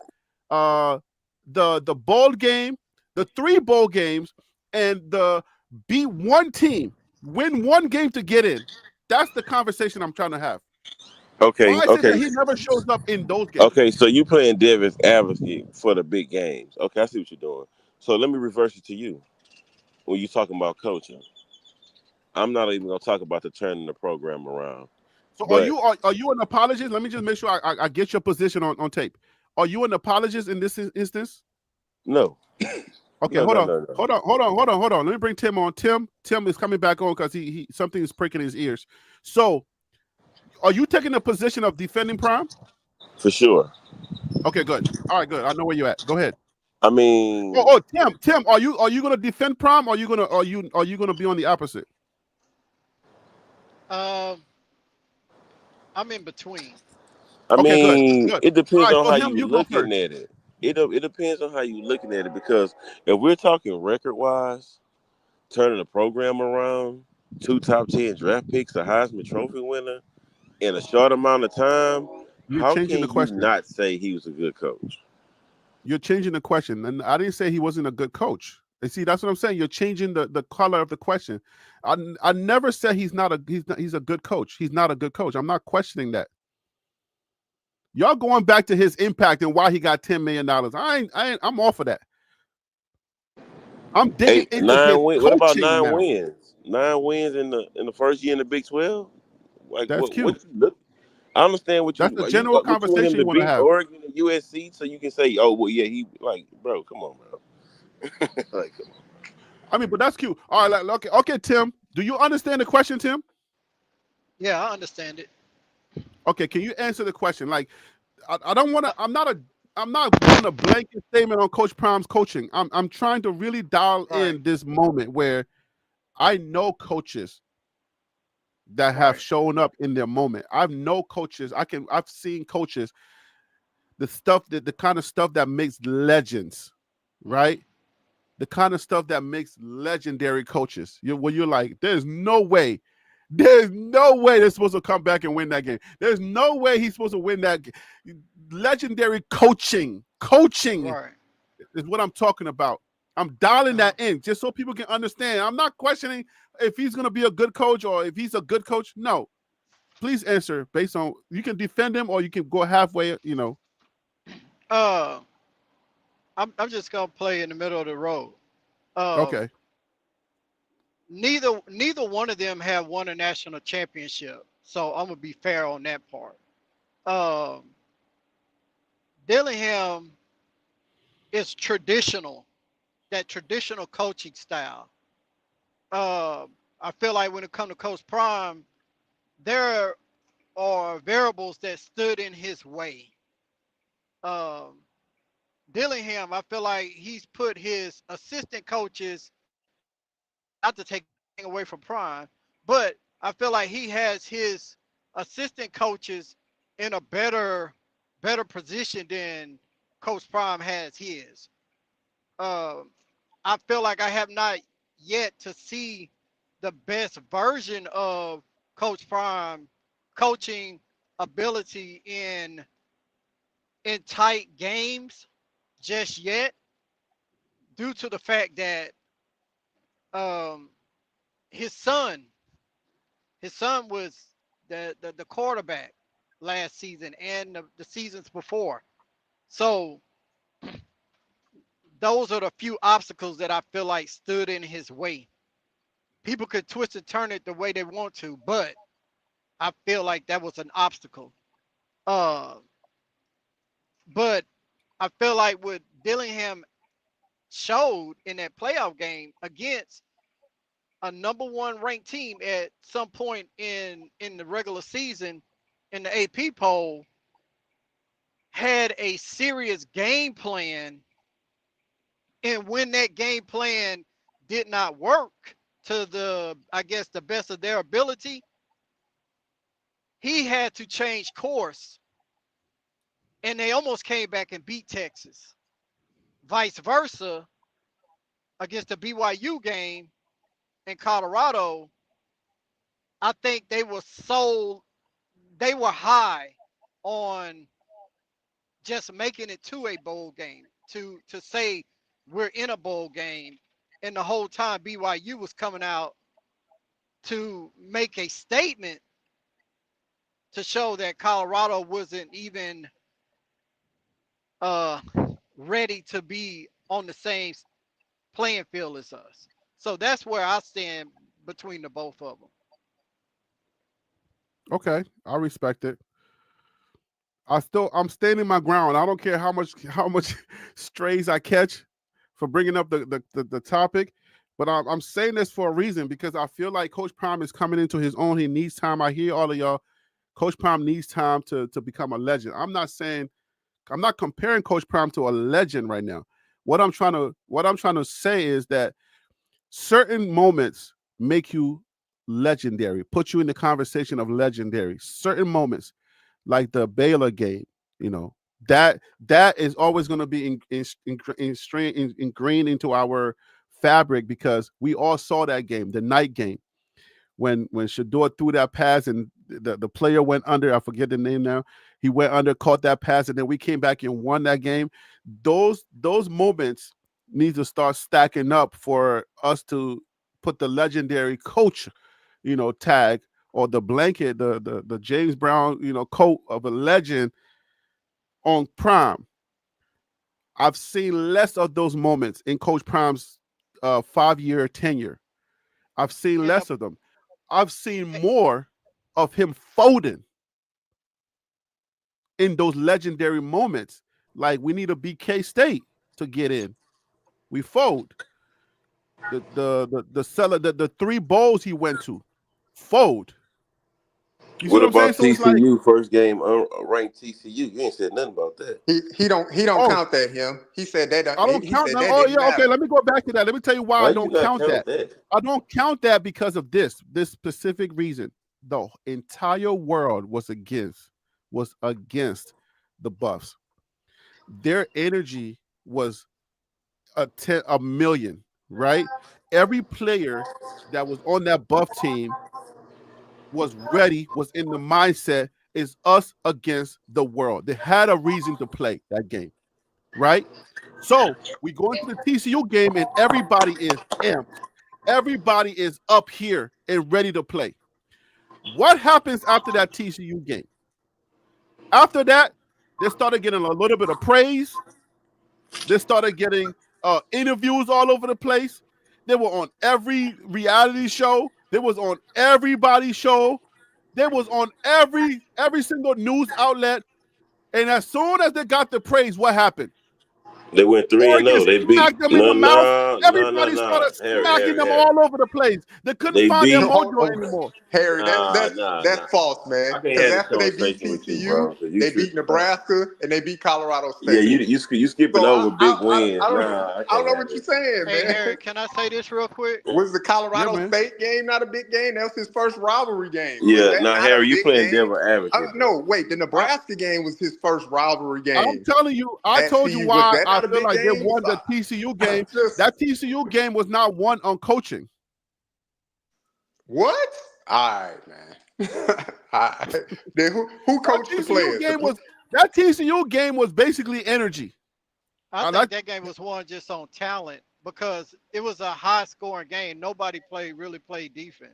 Look, I'll ask you this. When Travis Hunter made that, you're not going to admit that. It's like we're not talking about just wins and losses. We're talking about coaching. Coaching.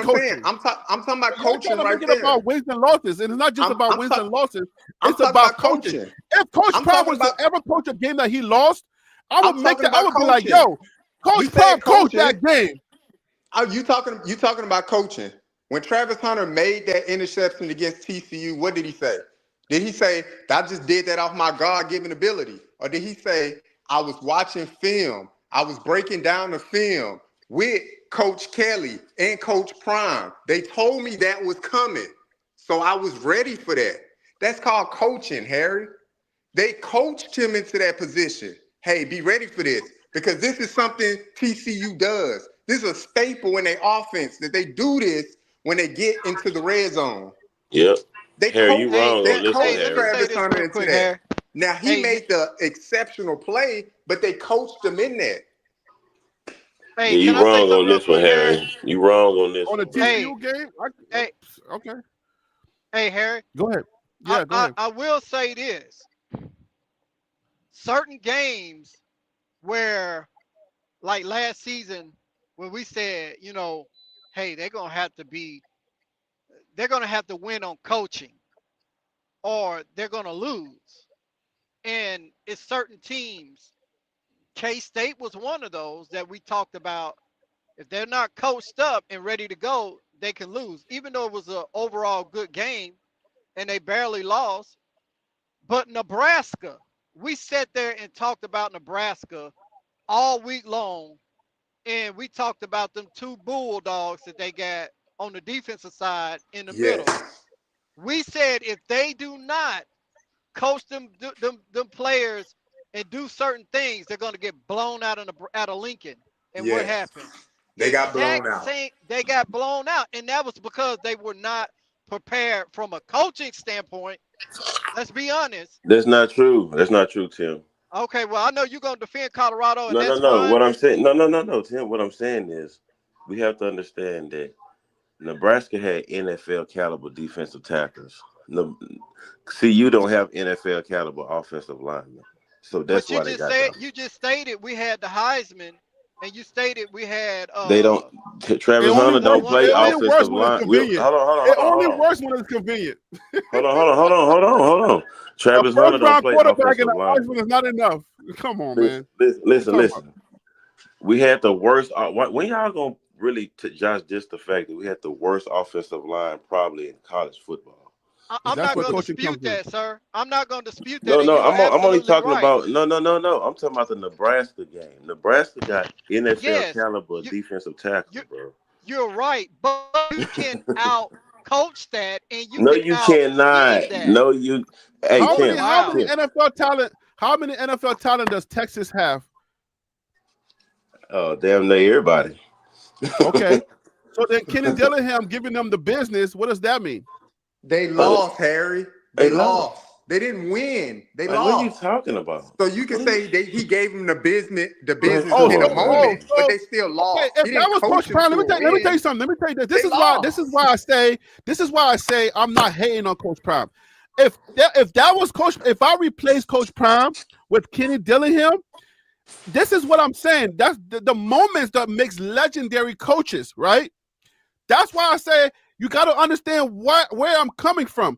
You're saying they lost, but you're only counting losses and wins. I'm saying coaching. What Kenny Dillingham did in that game put him on the map to be poached by any program that is available for coaching. Kenny Dillingham coached the heck out of that game. What so put Kenny I would say Coach Prime was legendary, just like Kenny Dillingham. What put Kenny Dillingham on the map is that he took a team that finished last in the Pac-12, their first year in the Big 12, and they won the Big 12 title. That's what put Kenny Dillingham on the map. It's not the fact that he went there and he outcoached Steve Sarkisian, because he lost. He didn't outcoach Steve Sarkisian because he still lost the game. Outcoaching is when you win the game. So nuances don't matter, right? How did he lose that game? Tell me how he lost that game. Tell me how Kenny Dillingham lost that game.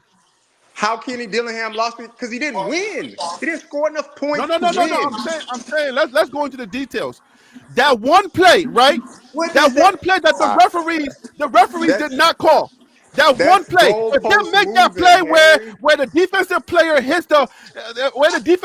hits high, too high, if that play's made, then Kenny Dillingham wins that game. That's goalpost moving, Harry. Because I can say this to you, Harry. Well, why didn't Kenny Dillingham go in there and just blow Texas out by 30 points if he was out coaching Texas? Like, why didn't he do that, Harry? That's out coaching, Harry. Where he was out coaching like Texas. How Appalachian State went in and beat Michigan with less talent way back in the day. They out coached them.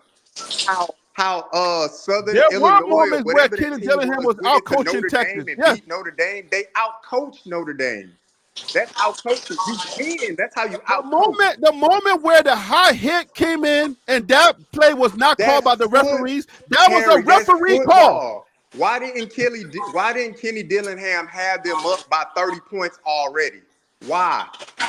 If he's such a mad scientist, why wouldn't they up by 30 already? And then that play would have been irrelevant. That's what I'm saying. But if you put Coach Prime in that situation, that's why this conversation I'm having is to understand. I'm talking about coaching. Because if I was to replace Kenny Dillingham with Coach Prime, I would give Coach Prime I would say Coach Prime was very methodical in that game. The same credit that I'm trying to give to Kenny Dillingham, if I replace Coach Prime, if I see those moments with Coach Prime, I would say, wow. But you just said, I've seen Kenny Dillingham coach himself out of tough moments, but yet he lost the game. So he didn't coach himself out of a tough moment. And he lost didn't the game. Coach himself out of a touch game. He lost. That don't make sense, Harry. You can't coach yourself out of something and still lose. I'm trying to say coaching. What I'm saying about coaching is not about wins and losses. It's about what those legendary moments where you look at a coach and you say, I can't believe he made those choices. Hold on, wait, hold on. Let me ask you this question. If Kenny Dillingham has 10 more legendary moments in his career, but finish his coaching career less than 500, that makes him a legendary coach, Harry?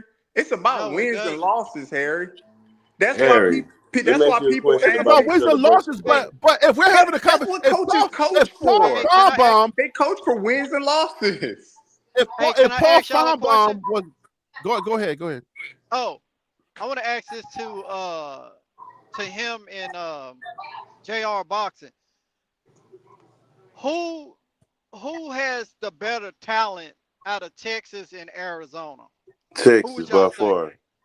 Okay, Texas. So we all in agreement on that, right? By far. Okay, great.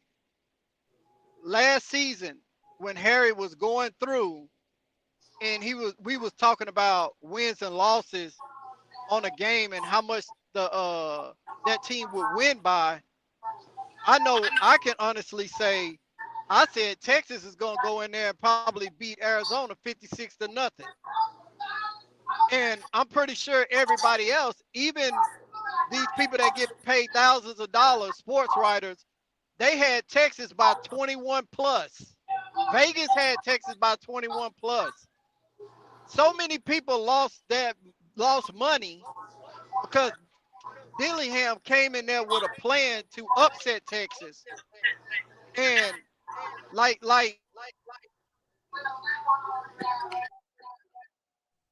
so Coach Prime didn't have a plan to beat TCU. Let him finish his thought. Let him finish his thought. Then you can have it. Dillingham had a plan to make it even tighter. So everybody, the sports writers, even though he won the Big 12, what he did last season, like Harry stated, he could have went up in coaching as far as maybe if it was available, a SEC team or SEC team that he could have coached, just based off what he done last season and almost upsetting Texas. That was ranked number 1 in the AP poll at a point in time in the regular season. So what he done, that's what make him, I'm not gonna say a better coach, but that makes him a just say it. Just say it. I put it to you like this. That makes him a coach that I think, just my personal opinion, that would win a national championship before Coach Prime first, sooner. If we just flip it between Kenny Dillingham and Coach Prime on a national stage, who do you think is closer to winning a national championship between Coach Prime and Kenny Dillingham? I'm gonna use the same example. I'm gonna use the same example Tim just used. Now, before I mention that example, if Kenny Dillingham comes out before you do that. Who is closer? Who would football writers and heads say is closer to winning a national championship between the two coaches? Harry, that's irrelevant. Who knows? Not. What if that is Coach Prime, literally the conversation I'm trying to have. What if every writer picks Kenny Dillingham and then Coach Prime, they come out and win a national championship? Then what you Then gonna he say? does. Then he does. But that's not the saying. conversation I'm having. I'm saying right now in real time, who is closer to winning a natty in people's heads than who is closer to winning a natty? That question is irrelevant. You asking me if that's the question that I've been trying to ask the whole time. If a sports writer, if everybody on the panel picks Kenny Dillingham and then Colorado go on and win the national championship, then we can turn around and be like, well, obviously Coach Prime was closer because he won. Like, sports is sports. But that's what happened. Everybody had the Sun Devils last. He ended up winning the national the title, the Big 12 title. Here's my example. Here's my example right here. Now, it's not the Big 12 title game. I just told you about your example. Everybody had TCU beating Colorado 2023. Everybody. Vegas had them up by 17, right, Tim? Oh no, Vegas had them by 24, if I'm not mistaken, because I placed the bet on that game. 21. 21. That was when nobody knew who Colorado was. That was when nobody knew what Colorado has or who they were. Everybody. This is at the same point when everybody was saying Shador can't translate. Nobody thought Arizona State was going to do that, Harry. That's what I'm saying. That the point that you're making, it doesn't make sense. But once they figured out Colorado, it was a wrap. If you can accept Tim's Colorado won 4 games in the year you're talking about. You beating TCU that was already depleted doesn't make any difference. TCU did not have Max Duggan. That has nothing to do with that moment. Was Colorado not expected to lose that game? Yes, it Were does. they not expected to lose, Harry?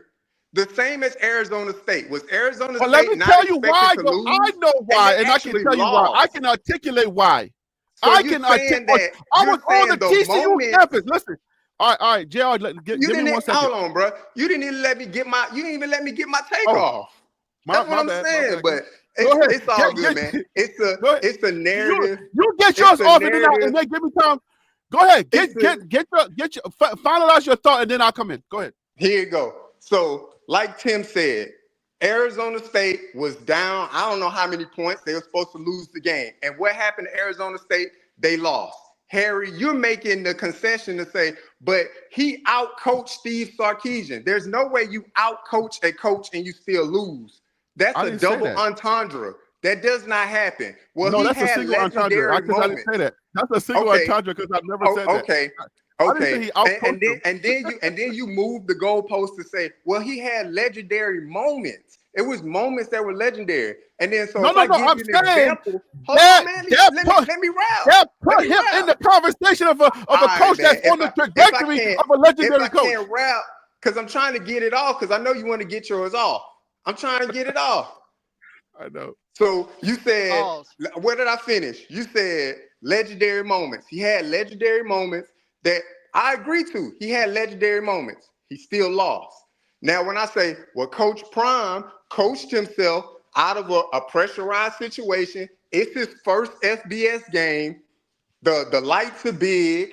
He's a 21-point underdog on the road in the state of Texas, where he's beloved. He went in there. He outcoached TCU. No, he didn't outcoach TCU. The players just did it.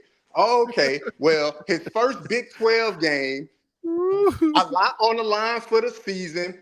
If they lose this game, now they're already starting off the Big 12 0-1. They're down. They got to throw a Hail Mary pass to get into overtime for Travis Hunter to cause a turnover to win the game in overtime. Oh, no, that's the players. That has nothing to do with the coach. That has nothing to do with the coach. Harry, that's crazy to me. Cam Scatterboo ran crazy over Texas. Cam Scatterboo ran crazy over Texas. But Kenny Dillingham get the credit for that? Cam Scatterboo threw the 60-yard bomb down the field, and the guy caught it. Cam Scatterboo broke 6-7 tackles at one time. But Kenny Dillingham get the credit, and he lost? That's crazy to me, Harry.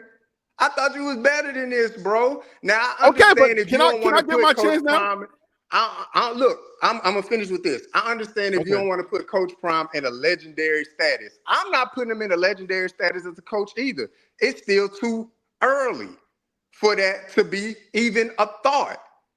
Now, do I think he has good coaching qualities? Yeah, he got good coaching qualities. Do I think there's tremendous room for him to grow as a coach? Absolutely.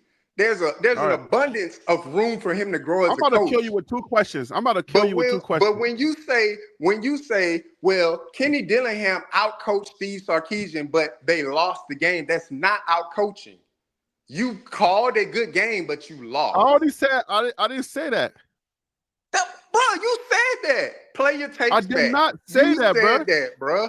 Look at the comments. You said that, bro. I didn't say he outcoached him. I said he was Kenny Dillingham coached great in that game. I didn't say he outcoached him.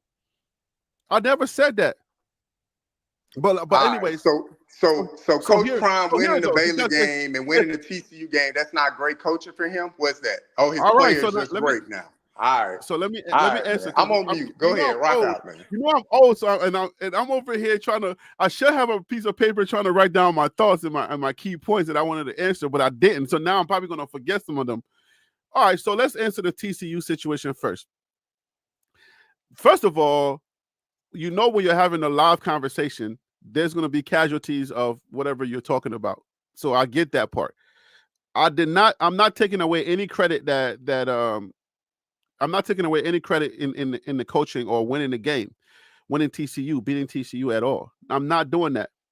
But you have to please consider the fact that for the TCU game, nobody knew Colorado. Everybody was discounting Colorado. I'm on the campus. I'm in Fort Worth, right? I think that's where they played at. I'm in Texas. I'm on the campus and I'm arguing with the players. I got a video that I haven't released yet. I'm arguing with the fan base, and I'm telling them, I said, listen, guys, y'all do not know Colorado. You guys are listening to pundits. You're not understanding who Shador is, who Travis is. Y'all don't know these players. Y'all are just listening to everything they're saying. You're on talk. They're talking about talking points. Shador's coming from he's coming from Jackson State, and he don't know how to pass. He's not going to translate. I said, y'all are not even considering the fact that you don't know this team. And then I said, you're not even considering the fact that you don't even have the same team. Your TCU team is not the same team that went to the championship. It's not even the same team. So I'm telling them that. I said, listen, y'all got to pay attention. Y'all are missing the point. Stop listening to these national heads that all they have to do is they get 30 seconds, not on like these shows that we can go all day, right?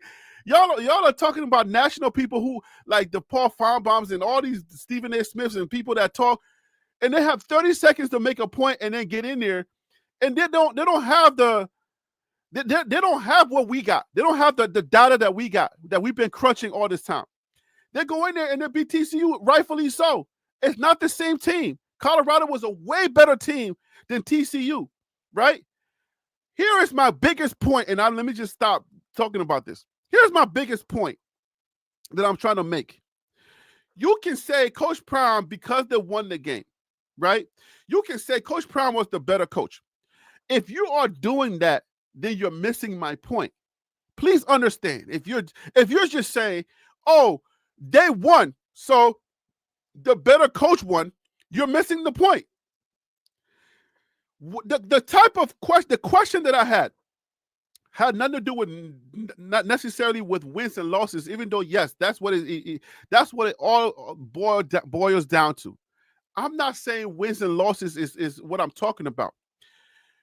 If Coach Prime was to coach the heck out of a game, if you ask college football think tanks, like people who don't care about nothing, they're just boring and they talk college football, who is the better coach, Coach Prime or Kenny Dillingham? Hey, chat, put it in the chat.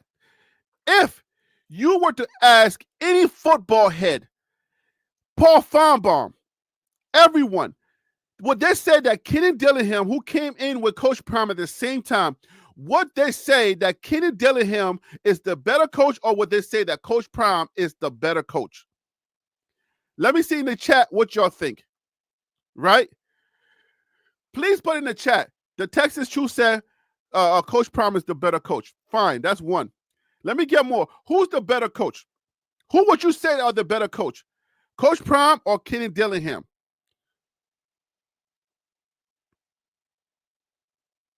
Paul Farnbaum is delusional. Paul Farnbaum has been talking sports for over 50 years. So delusion, I don't know. I don't know if it's 50 years, but he's been talking for a long time. So if he talks the truth, then he's delusional, right? There are things where I have defended Prime against Paul Farnbaum, especially I made a video, especially I got a lot of views actually. I got like $300 off of that video. But Paul Farnbaum talking about Prime being like more of an actor, right? Paul Farnbaum being more of an actor than or a celebrity than what's the name? I talk about that. But when it comes to football, like when we're talking about football talk, if we're saying coaching, the moments that makes a coach, the moments that you can say, oh, wow, this coach has really, like, okay, you know what? I can just chuck it up to this. We'll see this year, right? Because now you don't have a Travis Hunter and you don't have a Shador. So we'll see this year. Coach Prime, his legacy as a coach, Coach Prime, his talking points, his narrative as a football coach is going to be defined by what he does this year. We're gonna leave it. We're gonna leave it at that, because if you can't coach your way out of this year, now that you don't have Travis Hunter and you don't have Shador, then the jury's gonna be out as a coach, as a coach. Not as, did Colorado do well? No, it's not that. Cool. It's not like Coach Prime is not a good guy. I'll say this, Harry. So if Kenny Dillingham don't finish well this year, he needed to get another Cam Scatterboo to do it. That's what I'm saying. I'm like, I don't understand the narrative. Okay, then let me ask you a question. That you're trying to present, man. Okay, fine. So I'll ask you this question: was it Tom Brady, or what's the name? Well, his coach. I don't know why I can't think of his name right now. Bill Belichick. Bill Belichick at UNC. Was it Brady or was it Belichick? It was both. What do you mean? Was it Brady or was it? It was both. They both won championships. Both. Did Belichick ever win anything without Brady? No, but what does that matter? You don't see the threat? You think Tom Brady willed the Tampa Bay Buccaneers to the championship? Did they not have the #1 defense that year? Like, football is a team sport. You don't see the coach players. Bruce Arians was still a hell of a coach. So I'm not understanding what you're saying. Like, that's crazy. Does Bill Belichick? So without Brady, they didn't have a team. You're saying? I'm saying it was both, because without Bill Belichick, there's no way that New England comes back from 28-3. There's no way that happens without Bill Belichick. Okay, so fine. So then, if you have Shador, I don't understand what you're saying. So then, who did K-State have, where you have a Heisman and a first-round draft pick, where K-State beats you? K-State beat them. That's a part of sports. It's a part of sport, Harry. Like, I'm gonna take a wild guess. So you're telling me. Hold on. Answer this question. So if all right, so let's put it this way. And this is, I know I'm messing people up. I know y'all. I'm the biggest hater. I know. y'all don't get it. Y'all don't get what I'm trying to do here. All right. So if you take Shador and you take Travis Hunter and give him to Dillingham, do they have a better season under Dillingham? Who knows? What does their defense look like? What does special teams look like? What does the whole team look like? Who knows, Harry? Who knows? You can say we could put Shador with Dillingham and Shador throws for less yards. We can say you put Travis with Dillingham and he doesn't get over 1,000 yards. We can say you put Travis with Kenny Dillingham and he doesn't win the Heisman. Who knows that, Harry? I'm just saying. That's come on, bro. Like, what are we doing, man? If it's a real coach, what are we doing? If it's a real coach, hold on. Look, if you put those two Heisman candidates under a real coach, they have different results.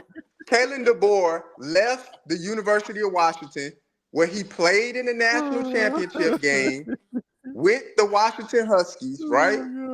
Or no, I think he lost before he got to the national championship, whatever. But he he coached at the University of Washington, and then he went to the University of Alabama, and Nick Saban handed him the keys to the Lamborghini.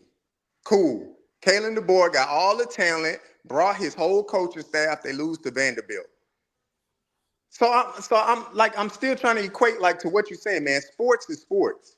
You can be the favorite and still lose. What you're telling me right now, you're saying sports is sports, right? Yeah. But there are certain coaches that if you put them with certain players, there are different results because of the coaching acumen. That's not true, man. That's not true. Look at Ryan Day. Look at Ryan Day. He won the national championship. He lost to Jerome Moore.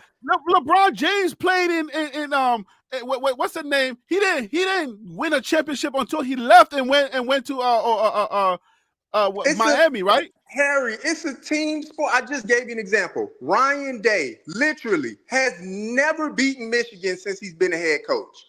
He's lost to Michigan every single year. But this year he won a national championship. Is Sharon Moore, the coach at Michigan, a better coach than Ryan Day? No, nobody would say that. Nobody's going to say Sharon Moore is a better coach than Ryan Day. But yet, Sharon Moore beat him. He beat him.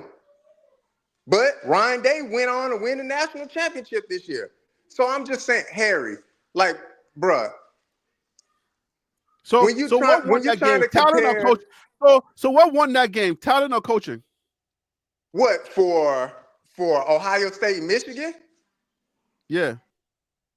Grit, determination, synergy of the team, effort from Michigan, the want to, the will, all of that stuff. Everything that you hear Coach Prime say, you gotta want it, you gotta have it, determination, grit. He's preaching all the stuff to the players, bro. Isn't it the coach that prepares? Is it not the coach that prepares his guys to be in that moment? Is it not the coach that prepares his guys? Every coach preaches that, man. Every coach says that. Every coach that I ever Coach played Brown for, preaches that, but he's never ready. He can preach that all day, but he's never ready for the big moment. From youth all the way up to me playing college ball. Every coach will say the same thing, bro. There's difference between preaching that and getting your guys motivated to play in the big game. And every time Coach Brown played in a big game, he's never ready. When you get out on the court, sometimes your jump shot ain't falling. When you get out on the field, sometimes everything that the person worked on in practice, it just ain't working on the field. That's sport, Harry. That's a part of sport, man. And 4 times Coach Prime has gone there and it hasn't worked for some reason. You talking about you giving 4 examples when it hasn't worked, and I gave you 4 examples when it did work. And you saying, well, those games don't matter. They mattered. When they were important games. Every game is important, Harry. Yes. Every game. He won 9 important games. He won 9 important games. All right, man. I don't know where you're going with this, man. But what do you mean? It is what it is, man. I beg to differ, man. I beg to differ, man. Coach Brown won 9 important games. Okay, that's crazy, man. That's but when crazy. that comes, look, Coach Brown won 9 important games, but I guarantee you, the games that are going to stick with people. The games that people are gonna say this is the game that defined Coach Prime. I would say that Baylor game defined Coach Prime. But what I was looking for, and let's just bring this to a close because we're about to go over. We're going into that 4-hour thing again. The conversation I was having, all right, and the reason why I brought this up is because I feel like we need to understand the type of coach that Coach Prime is trying to be. I feel like we don't know that if that's been defined yet, or it's only been defined by Shedeur and Travis. We're yet to see we need one season of him without Shedeur and Travis, right? So people understand moments that define players and moment that define coaches. All right. Even though Dillingham did not win that Texas game, a lot of people are going to say that game defined what type of a coach that Dillingham is. I'll tell them people they crazy here. That's what I would tell them. I'll tell them they're crazy. People would say that game defined, that game put him on the national map as a coach. One game doesn't define your moment. You don't agree? You don't agree that game defined on a national stage? I don't agree, because again, Ryan Day has lost to Michigan every single year he's been the head coach at Ohio State. You don't believe in moments in sports? The people in Ohio State could care. Well, let me not say they care less, because they take that rivalry very serious. But I guarantee you could ask a fan up there and they'll be like, I'll lose to Michigan again if that means we win the national championship. Like, what defines you don't believe in moments in sports, bro? You don't believe in moments in sports that define a university or define a team? Harry, nobody care about the moments if you ain't winning, Harry. Nobody care. You gotta win. Of course we care. Of course we care. What are you talking about? That's what sports is all about. Yes, you gotta win, but wins is not everything. You gotta win. Who remembers? Wins is not everything. There are moments that define. I guarantee you, even though they didn't win. Who remembers the 40-point game Carmelo Anthony scored the first redeemed team, but they didn't win. They won the bronze. Who remembers that? You remember winning, Harry. Winning. If Coach Prime doesn't win, there are moments. Okay, there are moments where either a boxer lost a match, but we say, okay, he lost, but that moment defined him, right? Cool. There are moments. There are moments where we can say, even though the person did not win, but that defined their grit, that defined who they are, that defined who they're going to be in the future. There are moments in sports where we can say this moment as a coach defined Kenny Dillingham. If he keeps winning, Harry. But that's what I'm saying. But I'm talking about, winning is everything. But I'm trying to tell you, but there are moments that say this guy, even though he lost this game, this was a defining moment for this guy. But what I'm saying to you, that only matters if you win. Because Kenny Dillingham, not just win that game, but I'm saying winning, period. Because if Kenny Dillingham, brings his team back, makes the playoff again, then we say that's another notch. But that's what I'm saying. We gotta start putting notches on Coach Prime's belt. His belt is missing a lot of notches. It's what I'm trying to tell you. You're only looking at it one way, Harry, and that's cap, bro.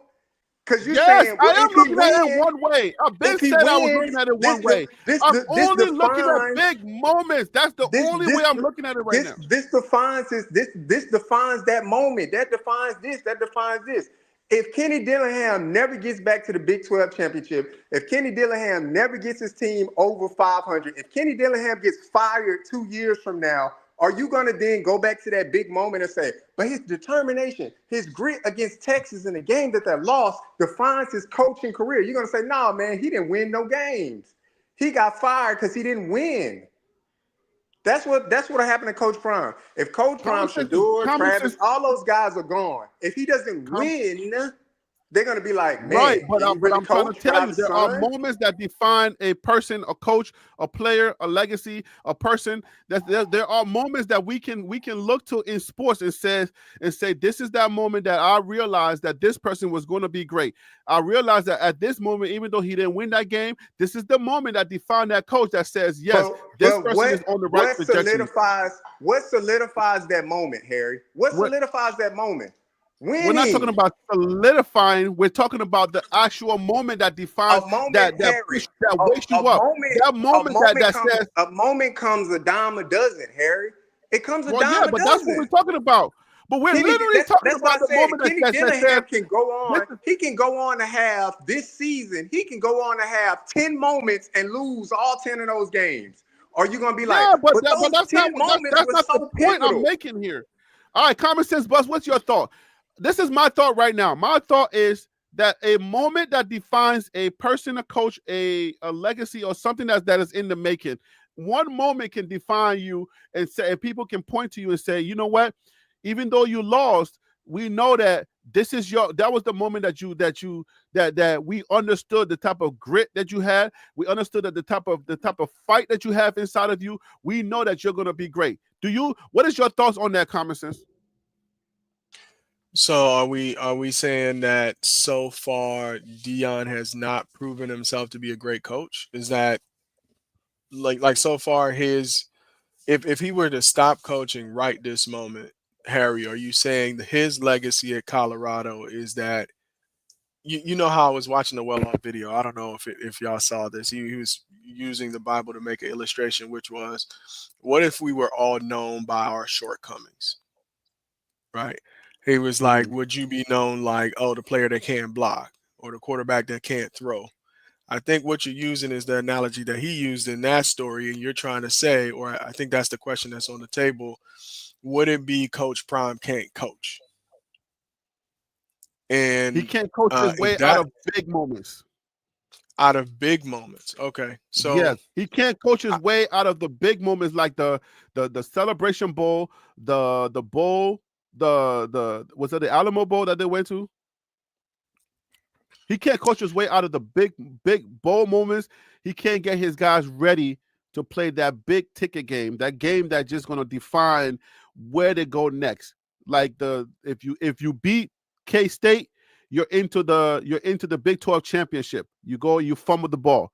If the two Celebration Bowls you couldn't win, the Alamo Bowl you can't win it. Those moments is what I'm talking about. That defines that people say it defines you. Like, this is the thing that really got us to say, you know what, this guy is this guy. That guy is him.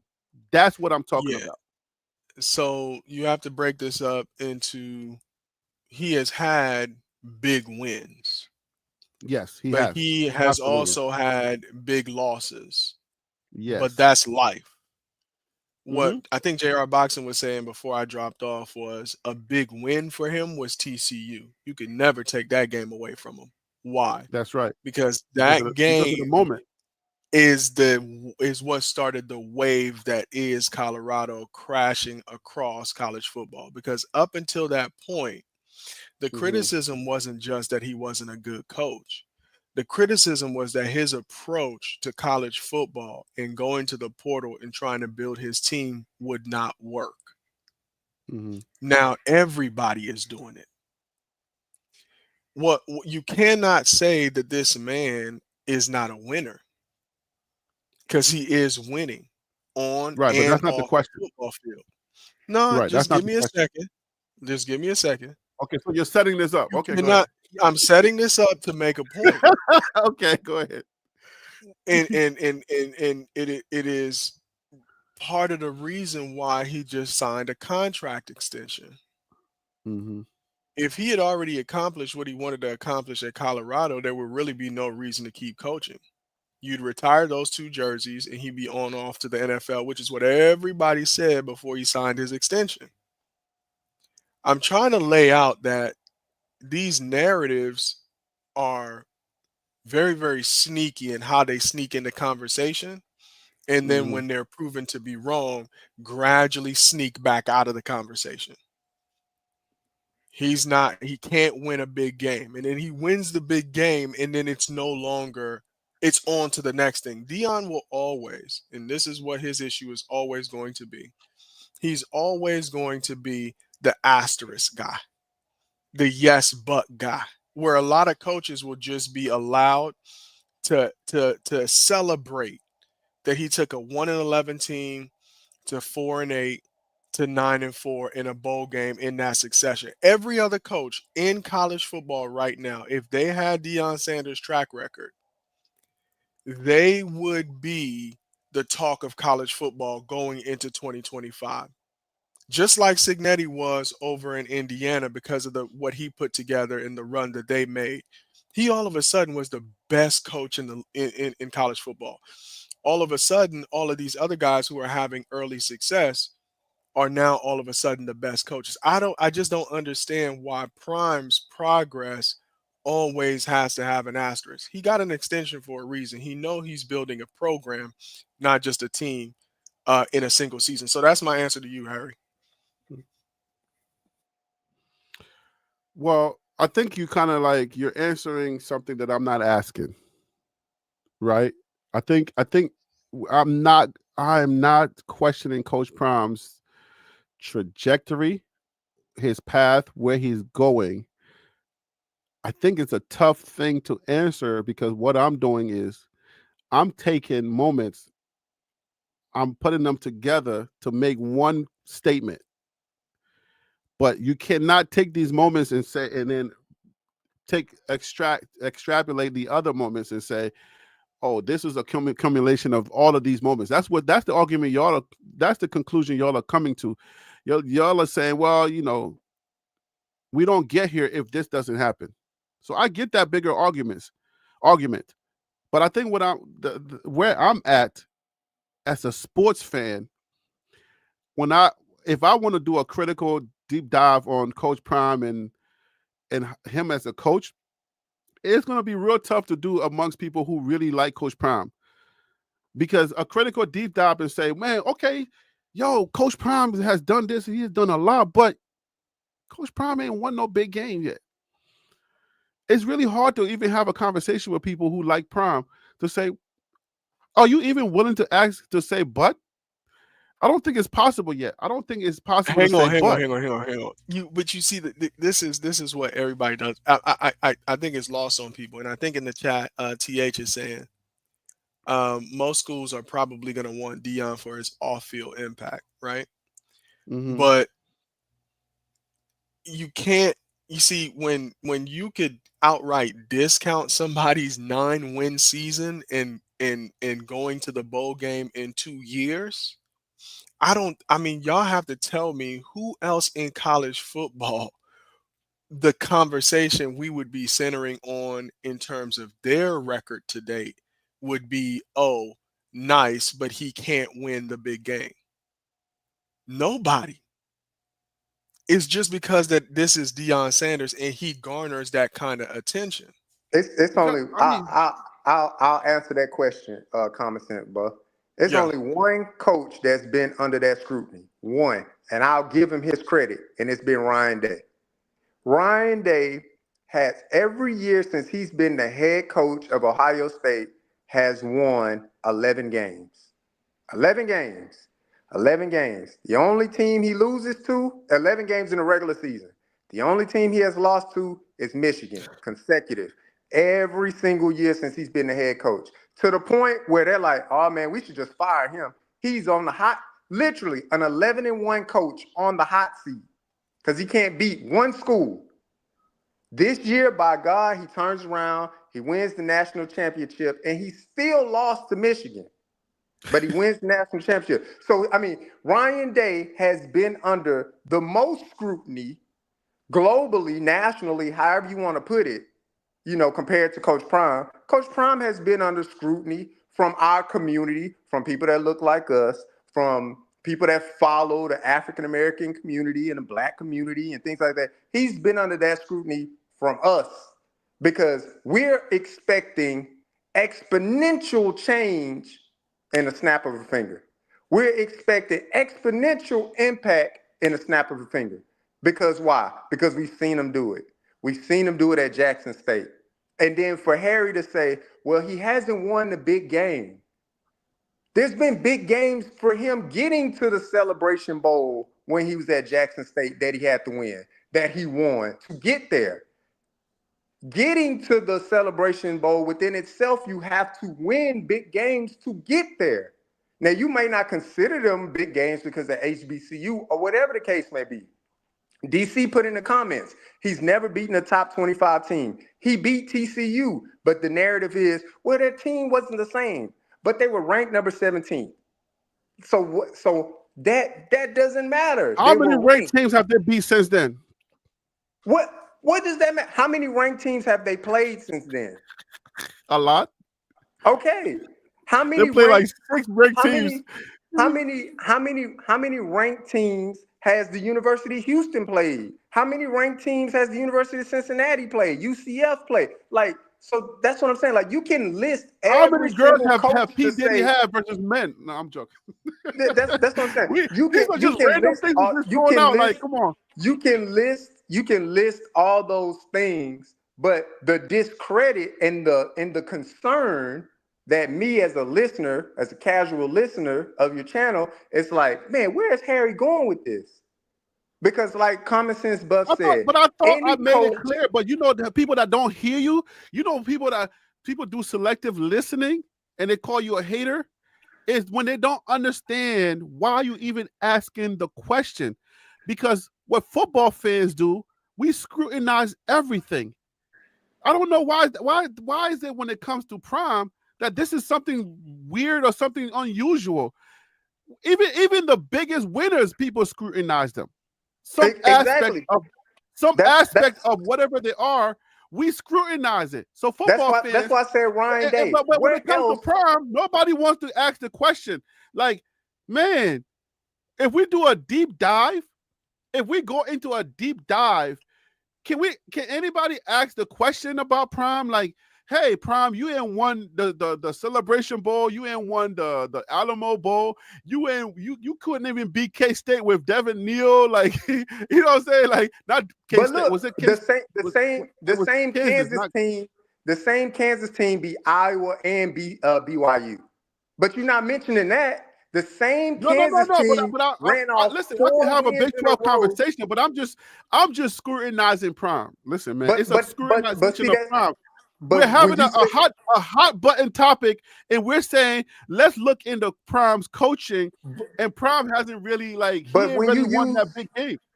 When you use those nuances, Harry, when you say, well, he couldn't even beat Kansas. Well, BYU didn't beat Kansas, and BYU had a chance to go to the Big 12 championship. Who else had a chance to go to they beat Iowa State. Kansas State had a chance to go to the Big 12 championship, but Kansas State lost to Houston.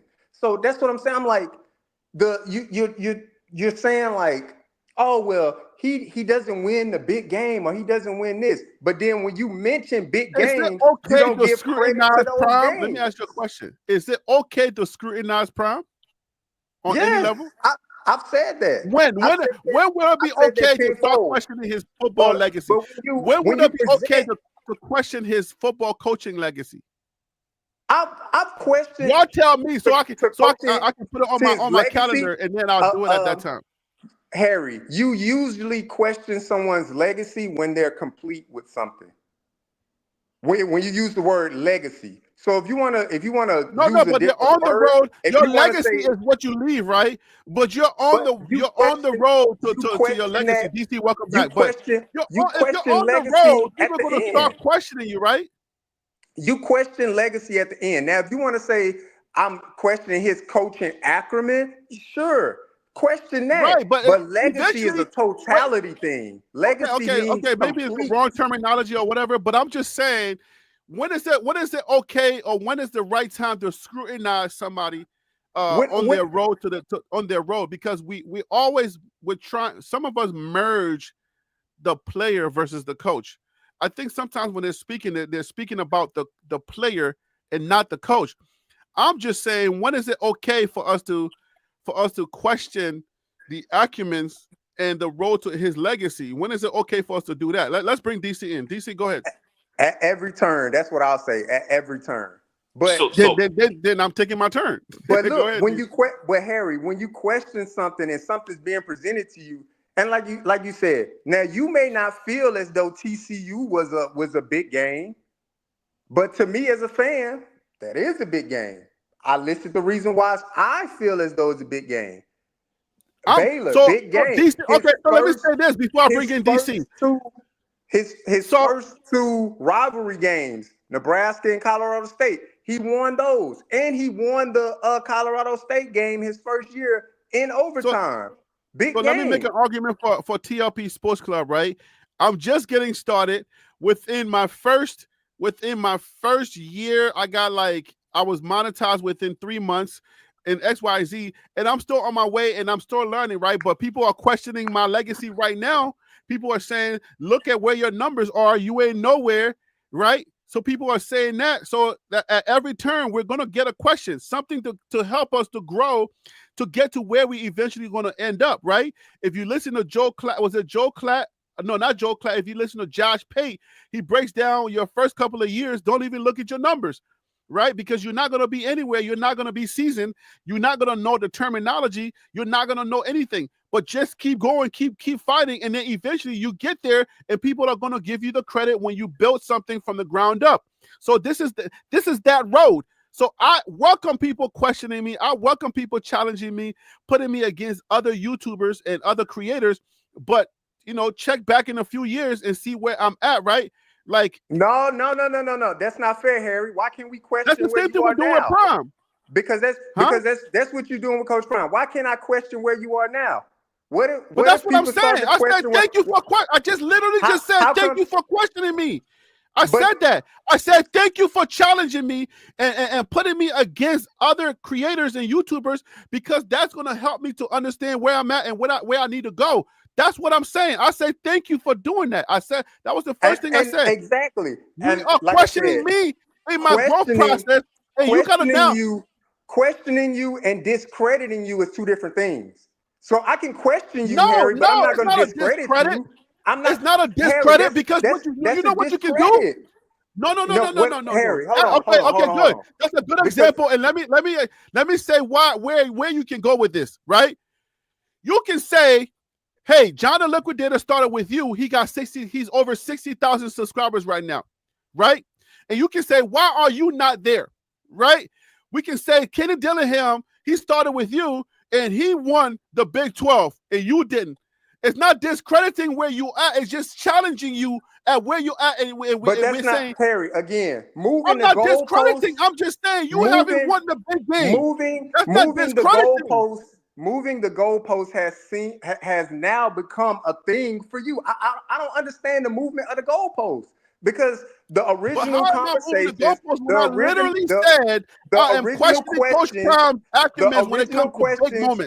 the original questions, you said Coach Prime can't win in the big moments. And then when I name big moments, you say, oh, well, I don't consider those big moments. Well, why don't you consider those big moments? I literally listed the four big moments. It's not a celebration bowl victory, or it's not this victory, or it's not that. But Kenny Dillingham, he didn't win that college football playoff game, but you're saying that's a big moment. So I don't understand. Kenny Dillingham won the Big 12 when nobody expected him to win the Big 12.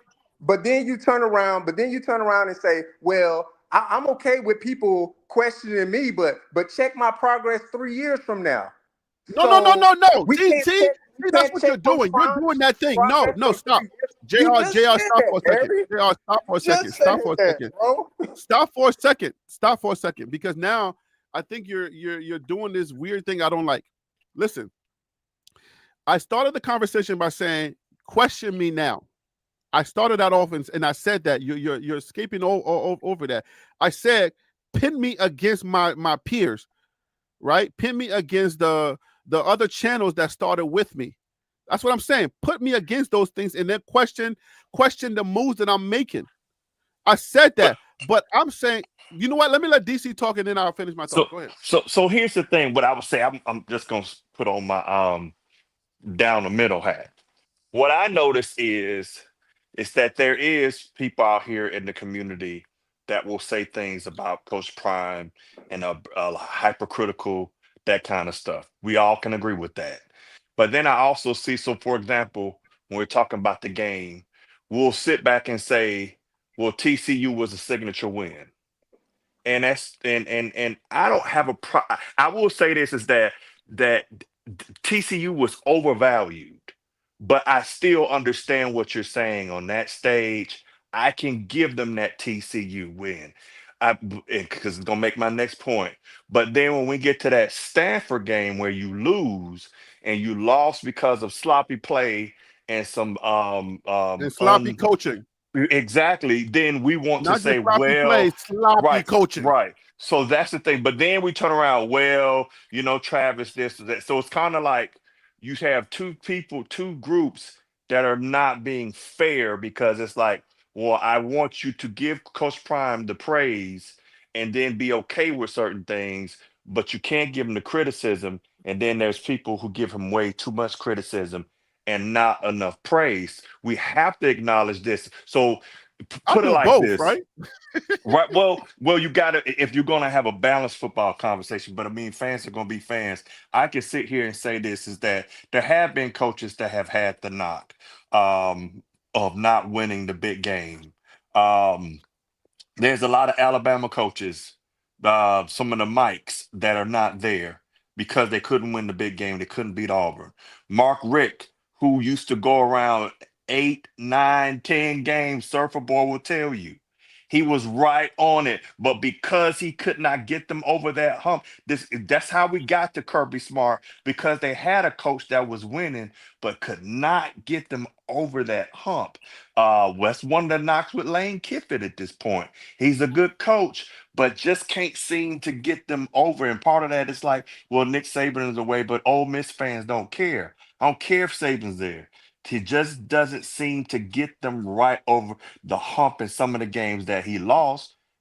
There's a coach that was not too bad, Brian Harsin, not at Auburn anymore. Why? Because he couldn't be there. So we're saying is kind of the same thing a little bit with the like the little elements from the jersey retirements that we're not trying to visit. It's that normally in the protocol, this wouldn't work. And I would say this: again, I'm not saying Coach Prime is a bad coach. I think Coach Prime is a good coach, becoming a great coach, but that elite coach, that's going to remain to be seen, because a lot of that's going to have to be of time. But I would say this: it's that and I'm willing to give him that time. But what I would say this is Me that too. I would say this. Don't seem And like it, Harry. I'm gonna say this though, and we'll keep it a bucket. By the way, Hey, I got a show to run. Okay, hold so on, come on now. hold on, I just gotta one poke a second. few bears. Right, and hold on 1 second. I saw the tennis channel in there. What's up, Willie? It's great to What see up, you in tennis? the chat. What up, Willie? It is Hold Big on, great man. to Willie's see you guy. in the chat. Is that the real tennis channel though? Because I don't know. I don't Hey, think that's talk the real about one. legacy. So I this is think what you that's call legacy. As soon as a man pop up in the chat, people start going crazy. That's his legacy love right there. Willie. We love Willie. Is that the real We tennis love Willie, channel? but That's my Willie real I question. hope it disappeared is. because we had a little scuffle and Willie disappeared. Willie couldn't handle Yes, the heat. but we need you, Willie. No, I'm just messing with you, Willie. But we love you, Oh Willie. Don't go God. nowhere, man. And pull up, please. But the Yeah, point pull being up, is Willie. that If you're about that life, Willie, pull up. yes, please pull up. But I will say this: is that Oh check this man. out. I will Hey, we say do this. everything here in love. I hope y'all know. Okay. Now I am gonna say this though. What most that the stuff that Prime fans will tolerate and love, most schools would not do that. Most schools, like you can see, several coaches that got gone in Florida because they couldn't. So we got to acknowledge that is that the love for Prime is like, hey, we're willing to overlook stuff. Most of these fan bases that these top 10, historically top 10, 15 programs, like that lost to BYU, you think Georgia fans would have accepted that? Absolutely But these not not. DC. Come on, man. That's They would not have disingenuous. accepted it. That's disingenuous. We're not talking about Georgia fans. We're talking But about Colorado. But that's what I'm saying is that Colorado fans, which I You love, gotta lower the y'all are bar when it willing comes to to, Colorado because y'all are Colorado's willing not there to, yet. right? Because you have a thing where you'll over cheer certain things like everybody's a dog. But then when you get ready to say, hey, yo, that BYU game, y'all got scrubbed up. There's nothing. The dogs Or turn let's to say, cats and puppies. right. Or we'll sit back and say, man, they said that USCF was going to dog Colorado. That was said, right? And Colorado came out there and stomped them. They shocked me. That was probably can we all agree? That probably was the most complete game they had played all year. Is that not true? Yeah, that's true. I was That's there. I was true. in the stands. They I saw it. fantastic game. But wait, there's more. But then when we sit back and look at Ravioli ain't gonna do nothing. Nebraska finna go down just like they did last year. We beat them, and then the game was over, man. As soon as the bus pulled up, that game was donezo. But So is see, that see not how quarter? Is that not football? Is that not football? But DC? JR. Is that not sport? That's what happens in sport. It DC. can, but just look at this. On one game, Colorado was killing it. I mean, it made me go, good God, that put like this.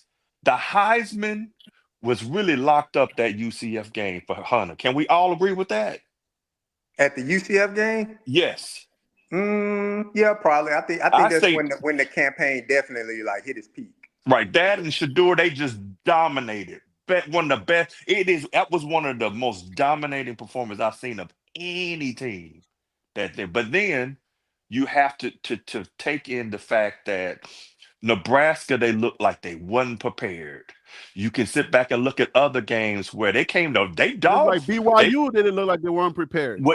That's the other one that looked like this team just basically. Hey, wasn't that my whole point? That when it comes to these big moments, Coach Brown doesn't seem like he's prepared.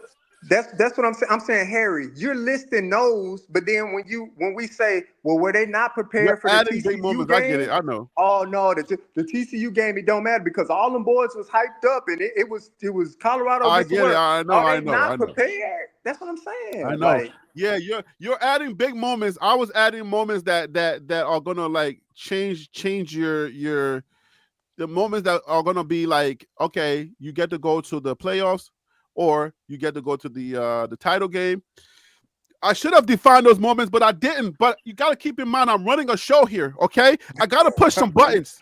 Man, if I don't push no buttons, how are we going to have a great conversation for people to tune in? That's what I said about. That's why I mentioned Ohio State coach Ryan Day, 11-1, and they was ready to push him out the door. Well, he can't be Michigan, so we just gonna push him out the door. All right, cool. Well, who you bringing in that's gonna go at least 11-1 then? Like, now you're right. You're right on that. You see what I'm saying? Right. But then he wins the national championship, and then all's good. Now they win the national championship, and then what if they lose to Michigan next year? Yet. Who's going to win the national championship first, Coach Prime or Kenan Dillingham? Who knows? I don't know. No, give me your opinion. Yes, you do. How can I give you an opinion on something I don't know, man? Shoot from the hip. I don't care. Which coach do I like more? I like Coach Prime more, but I don't know if he's gonna win it before Kenny Dillingham. DC, based on DC, I'm gonna get you into trouble. Based on acumens, who do you see winning a national championship first, Coach Prime or Kenny Dillingham? Based on acumens. Who do I think has the coaching chops? Don't start a no. Don't repeat the question. No. Listen to what I'm saying. Based on acumen, who do you see winning? There's nuances to that. People like start this. stuttering. Listen what I'm saying. Negroes start stuttering. Based on acumen, who do you see? Okay, listen. Here it is. Dillingham is absolutely a better. He is better X and O coach. However, I do have to say this. If anybody out there that I would never underestimate, and that is going to be Deion Sanders. I would not underestimate because that dude can put a rabbit out of his hat. I've seen him do as a player. So one thing I would say is that the thing about Dillingham is he's going to have to coach his talent up. Prime can do something and wind up getting the right players in the right place and win it. So when I have to be honest, if it's all about if both teams have equal talent, then and it's all about X's and O's, that's Dillingham. But somebody is able to recruit and get that all-star player that can do it. I have to give it to Prime. But I gave you a nuance. I said based on coaching acumen, and you came up with your own nuance. Right, but you have, but see, the thing is, it's not always X or If all those. things equal, all right, consider all things equal. And let me just handle a little bit of business real quick. Successful MD. Thank you for the super chat. I think I either get I think I get $1 out of that. I don't know if it's half or 60%, but anyways, thank you for the super chat. You are paying for this long chat that we're having. Is like we're into the 4 hours now. Like saying the Chiefs are not ready for the Eagles. I don't know what the correlation is. So sorry for that. He using the correlation of what you said. Like the Chiefs are not ready for the Eagles. Yeah, like Andy Reid didn't have them ready to play the Eagles in the Super Bowl. Andy Reid had them ready. They just got beat. That's a part of the game. Oh, okay. They got beat. So yeah, okay. So I see what you're saying. Okay. All right, but we've seen Prime look like Homer Simpson hiding in the bushes. So we know how that goes. Right, but college football, if y'all notice this, notice the recruiting rankings for high school are generally the same, or what if you look at it, the top 25 is going to look almost the same as the recruiting ranking. College football is 90% talent. You don't have the talent, I don't care how good your X's and O's. You're going to reach capacity. You might exceed it a little bit. But so that's why you can hold never see your legacy, and I gotta go to the legacy bag. I gotta go to the legacy bag, bro. Let's go to the legacy bag. You've seen. I don't know about if you remember some games where the talent talent was not equal on the field, but legendary coaches were made in the decisions that they made, and they pulled out some phenomenal wins that the coaching world, like the college football world, seeped into the general public. Because what's the Alamo? What was the what was the game that made everybody say, "Oh my gosh"? What was that? Wasn't it the original Alamo Bowl? The reason how the movie was made? Was that what it was? There's something about the Alamo or something like that. What was the movie? Wasn't the movie made about the Alamo Bowl? Do y'all remember that? I don't know. Mm-mm. But no. There has been games where the talent was not equal, and coaches have pulled out miracles. There have been miraculous games where you're like, there's no way this coach should have got his boys to win. I can tell you that Boise State was known for that. Boise State. Go ahead. I can tell you who didn't do it. Kenny Dillingham. He beat Texas, Harry. I can tell yes, at least you're consistent. Miraculous moment. He lost.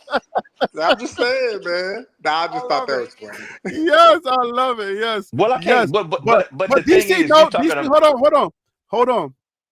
DC, hold on. Common Sense Buff, are you still here? This is a very serious question. I'm still with you. Okay. All right. Based on coaching acumens. And only coaching acumens. That is the only nuance you can answer this question on. Based on coaching acumens, who wins a national title first, Coach Prime or Kenny Dillingham? I would say Coach Prime. Okay. I would say you explain. Yeah, I would say it based on his ability to recruit. So I don't think. I mean, maybe he's like 2 classes away. Let me ask you the question because I'm new. Is recruiting part of coaching acumen? Yes, you got to be able to get them there. Absolutely. Okay, good. But and you got to be able to retain them. Okay, good. Okay, so that's coaching acumen. Yeah, I think you have to build your team up. So good. All right, go ahead. Yeah, I think that's why he's going to win in the long term. I mean, can you imagine a 3rd or 4th year Jordan Seaton, a 2nd or 3rd year Julian Lewis, or Omarion Miller as a senior if he stays. I mean, you're going to have a very, very competent and possibly complete football team that you would have built from scratch in their 2nd, 3rd, or 4th year playing together. That's going to be a problem. Prime is not getting scrubs in Colorado. If they stay, because we know money's getting serious now. So if they stay, Hey, I'm gonna Yeah, tell you, Harry. you'll stay if you're gonna be a first rounder. And if I'm gonna say Colorado it. built a team of mostly first and second round NFL players, listen, Colorado is NFL academy. You don't go there unless you have prospects of making it to the NFL. The first 2 seasons is where he had guys where like he and even in his own words got to struggle and try to kill themselves on pro day to try to make it. In 2 years, Prime is gonna have a team like Alabama or Georgia or Whoa, Florida. whoa, whoa, whoa, whoa! Did you fall out A your chair and majority. hit your head? Did you fall out of your chair, CSP? Do I need to call 911? Are you okay? But hold on, let him finish his thought. Hey, I'm messing land with you. your Go plane because ahead. I don't I'm know just where you were messing going with with you. that. I'm just Land your messing plane with you. Go ahead. because you about to step into some really cassava leaf right now. I'm telling you. Go ahead, lady. Lay your plane first. Let me see where you were going with this because you got some smelly African food that tastes good. But go ahead. It tastes good right All now, right. but it's real smelly right now. All right. See, the point I'm trying to make is Okay. Everybody thinks that these teams have this gigantic moat that is protecting them from somebody climbing over the castle walls and taking what they got in the SEC or maybe even in the Big Ten. Like there's this prevailing narrative, and I think that's what we all human beings have to be very, very careful with is the narrative that we come to believe as like fact. If you don't think these coaches are afraid of what Coach Prime is doing in Colorado and the players that he's going to be able to traditionally just sign on that dotted line and go to these blue blood colleges, that he's going to build a team similar in the Big 12, I guess maybe we're just not seeing the writing on the walls. Now maybe I'm jumping the gun, and that has to be proven. I You got agree. Tim's attention. Right. I might be jumping the gun, and you guys might say, "Hey, look, he's got a long way from that." Okay, maybe, but to That's what you tell wanted to me, say with your Alabama comment. That you said that this is Coach Prime is building an Alabama team in 2 years. That's what you all wanted right. to say, So my Liberian brother. I'm in You sure? Ohio, and I Because these understand. hyenas are ready to eat. I'm in Ohio, and I understand what it means to be the Ohio State University. Right, a lot comes with that. Right, there's a reason why that team is in the top 5 every single year. I get it. But what I'm saying is, when you try to say who's going to win a college football championship first, the reason why I'm saying that it's going to be Deion first when compared to Kenny Dillingham is because of what Deion is going to build from a roster standpoint. The So kind of you're kids that would equating what he's traditionally. building to a Alabama. I just want you to clear this up because Nah, these I just hyenas. you Tim know is how back. people. DC's ready. Listen, I don't know if you you didn't clear that up for us, for at least for me. all right. I know there's certain trigger words, right? Like Alabama. That's a trigger word for some people. You know what I'm saying? As soon as you see it, they see red, unless you say Saban is the king, right? So I apologize Woo! that I used the word that triggers Oh, somebody. you're backing Right? off on this. Oh man, you're No, backing no, no, no. down. Dad, I, on it. I don't, no. Man, I was I ready don't. to unleash DC. Yeah. I don't need those problems. I can hear him cleaning his rifle right now. All right. So okay. Hey, DC, get him anyways. I don't care. Hold on, DC, go get him, please. Say what you gotta say. Even though he's backing down like Trump and the tariffs, just go ahead and get him anyway. But CSB has a point. Now I would say this. I don't think for a second that Kirby Smart or or Sarkeesian or none of those folks are shaking in their boots over Prime. I think there are some. Now, don't get me wrong, I do think some, but I don't think Lane Kiffin, I don't think any of those folks are sitting there saying because of their I think that I do agree though. What makes Coach Prime dangerous is his ability to get players. But I will tell you this, CSB, and to everybody, if Colorado turns around and does not turns around because you're 9-4, it's not bad. It's not a bad season at all. And the reason why Colorado works is because the fans, which mainly the BWBs, are willing to be patient with him. But I will tell you this: He has to go 9 games this year. Well, 8, at least 8. You go 5 and 7, this becomes a whole different conversation. I think that Coach Prime can do it. My concern, just keeping it 100, is that your Jordan seasons and your Jujus and stuff like that, Ohio State finna come for you. Michigan's going to come for you. They're going to come and try to poach you. And if you're not in that championship game or somewhere in that being the Big 12, the other team's probably going to start picking you off. Because Prime is good, but y'all have to understand when you got Ohio State that will pay $4 million for a receiver, and they turn around and say, "Hey, Big C, I know what you're doing over there. Prime is great. And you're gonna go number 1." But let me ask you this though, because the thing that caught me is not that you said about Alabama. Everybody's trying to be like us, and I understand that. I'm messing with you, but I gotta ask you this right now for the next draft, not when Seton comes out, the next draft, because he'll be a first rounder. Who on that team is a first round pick?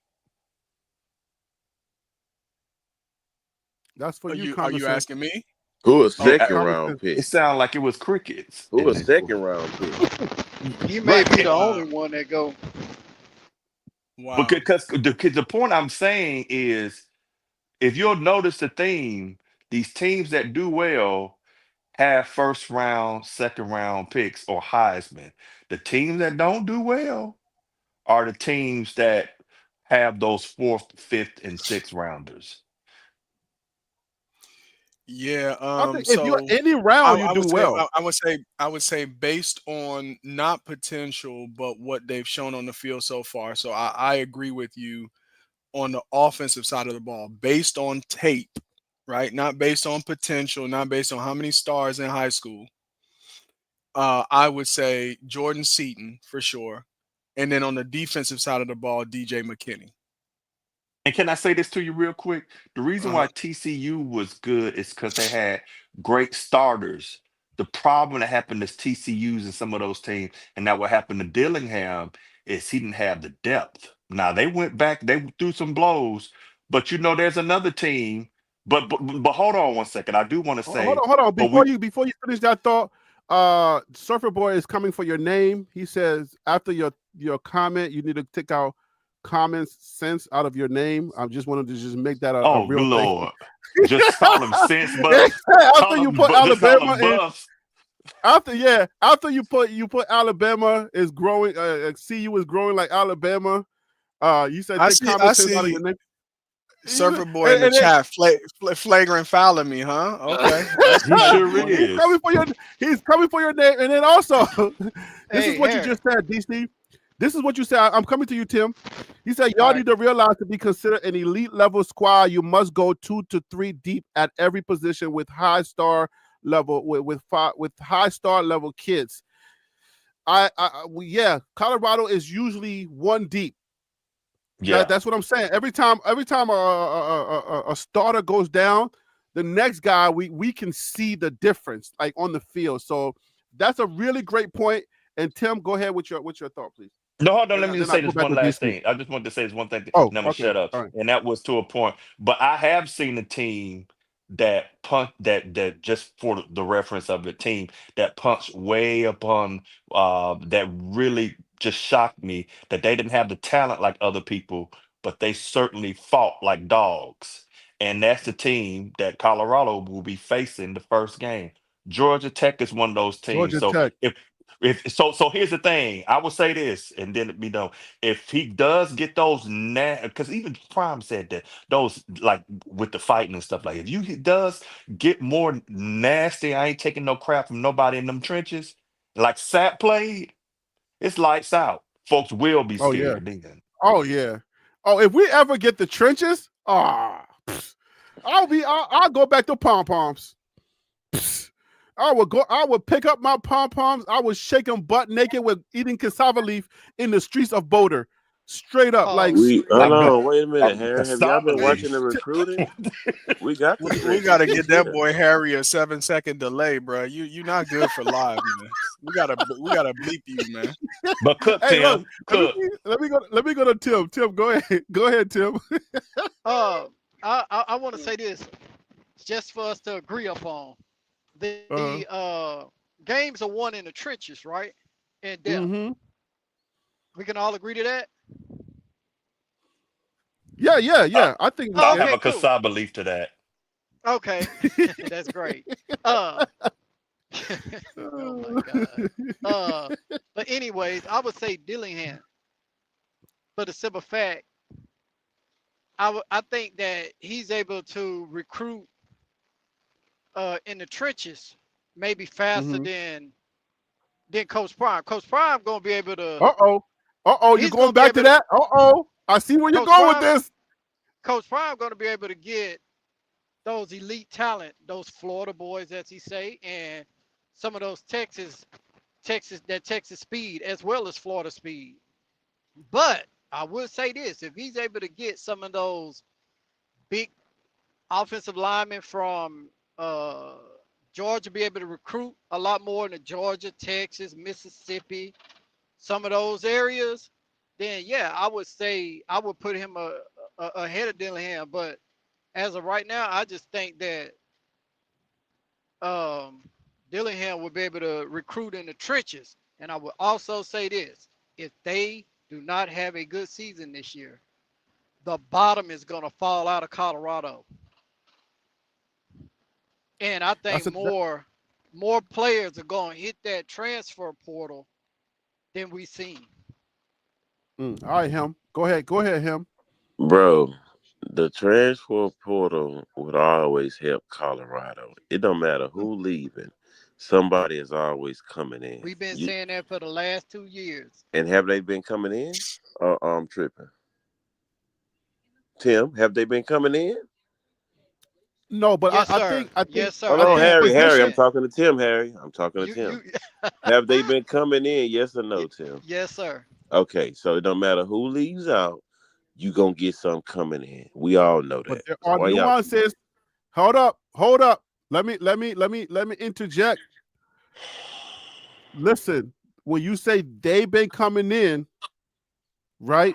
We're only judging it based on Shador and Travis, the years that they were there. We gotta wait now because we still getting handled in the trenches.